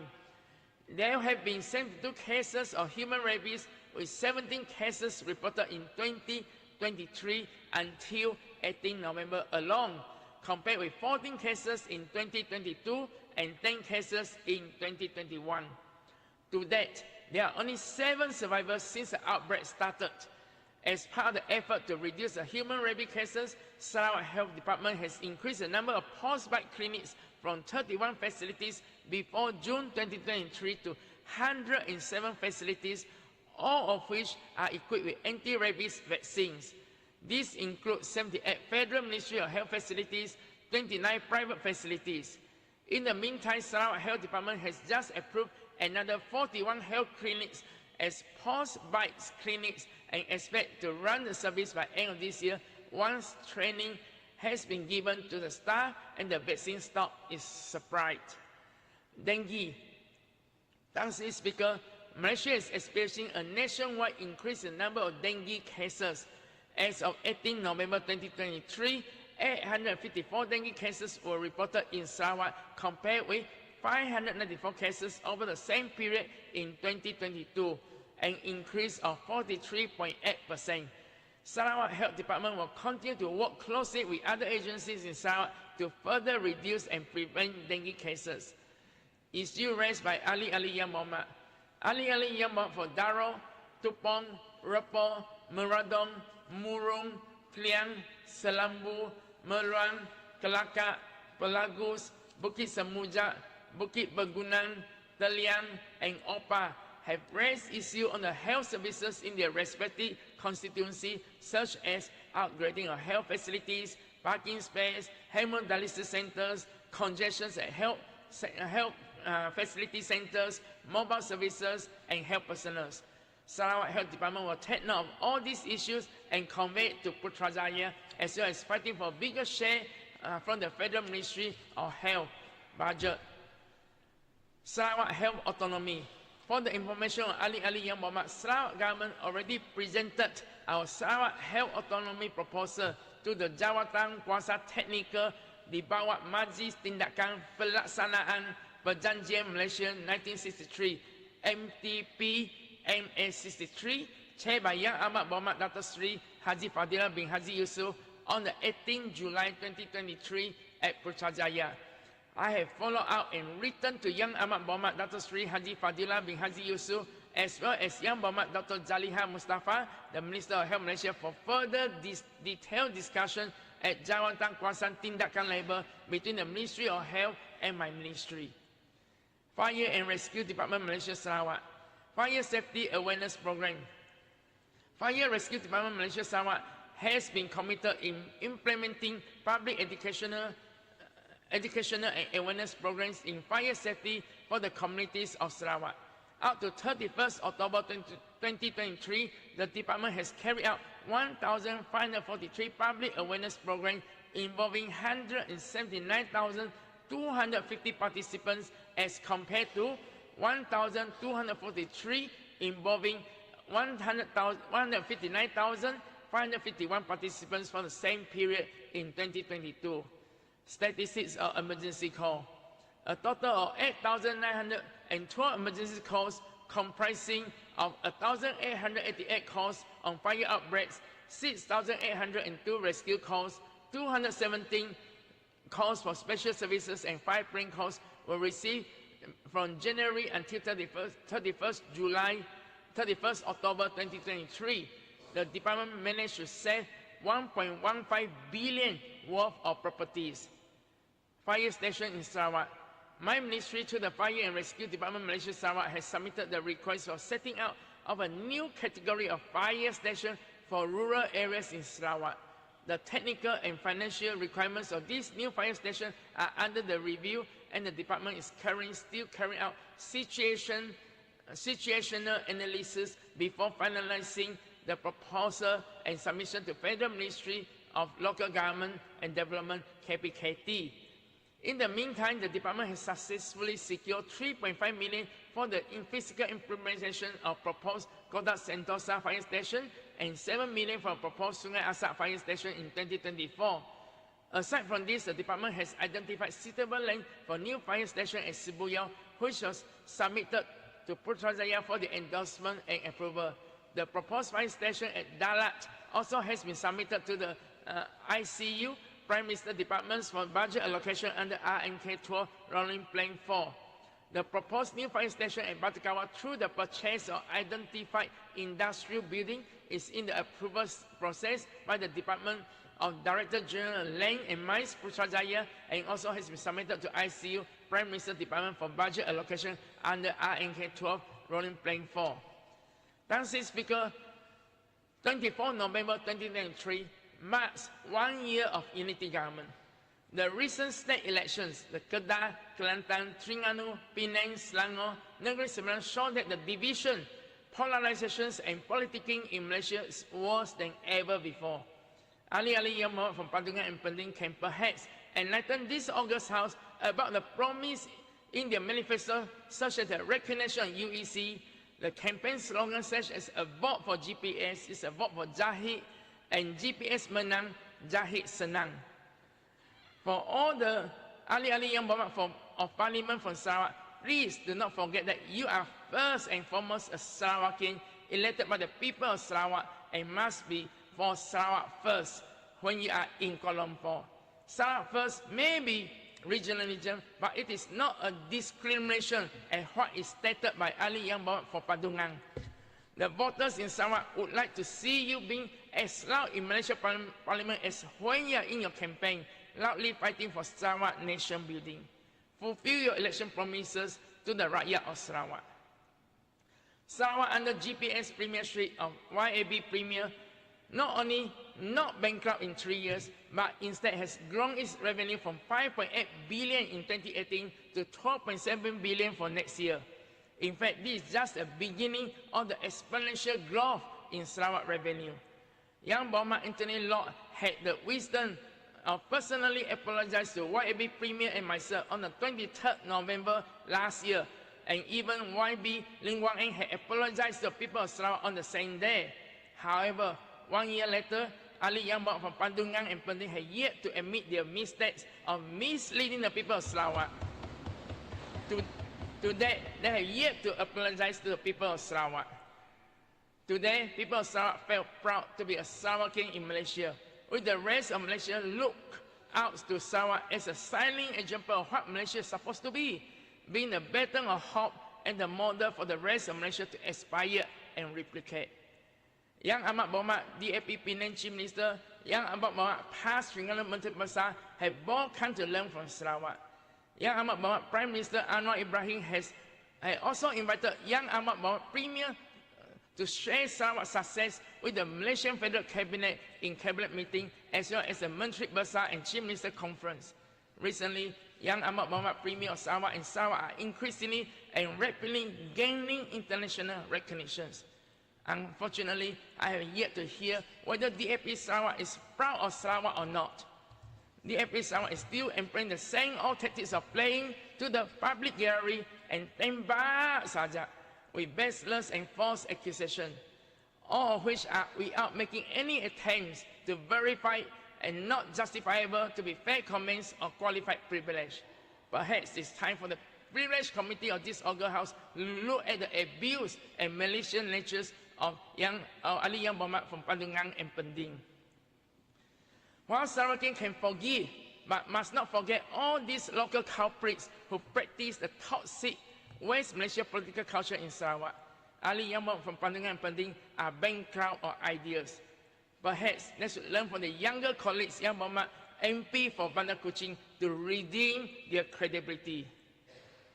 Let us all, as a fellow Sarawakian, Yang Berhormat Adung from this August House and Yang Berhormat MP from Sarawak come together to support Yang Amat Berhormat Premier's calling for greater development funding allocation from the federal government, accelerate meaningful implementations of health autonomy, education autonomy, greater share of financial taxation from Sarawak under 112D, 1/3 member of parliament from Sabah and Sarawak, and all those outstanding issues listed under MA63 and IGC report, which finally in the amendment of Malaysian Constitution in December 2021. Let's respond to the call of Yang Amat Berhormat Premier in his budget speech last week to continue to transform Sarawak that our people can be proud of, not only today, but in the future as well. Let's everyone come together to contribute, no matter how small, and to support GPS government in building a stronger and united Sarawak. This way, we not only make a difference, but also make a better Sarawak for Sarawakian in Sarawak. A better Sarawak for those Sarawakian in West Malaysia and overseas, so that they can come home to contribute, to work, to retire, to enjoy Sarawak values, even if they are frustrated and disillusioned in West Malaysia or overseas. Let's look after our home first, Sarawak first. Conclusion, before I conclude, I wish to take this opportunity to congratulate and thank the Speaker for your wisdom in ensuring that the proceeding in this August House were conducted with dignity and proper decorum. I also like to put on record my thanks and appreciation to Yang Berhormat Dato' Ahmad, State Secretary of Sarawak, and all officers from the various ministries, state and federal departments, as well as government agencies for their hard work and dedication in ensuring the smooth proceeding of this August House.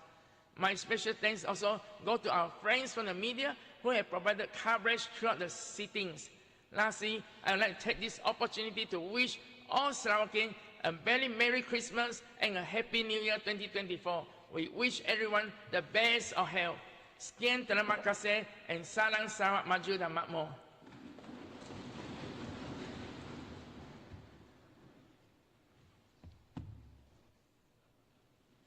Ladies and gentlemen, sitting is now adjourned, and the House shall resume its sitting at 9 a.m. tomorrow.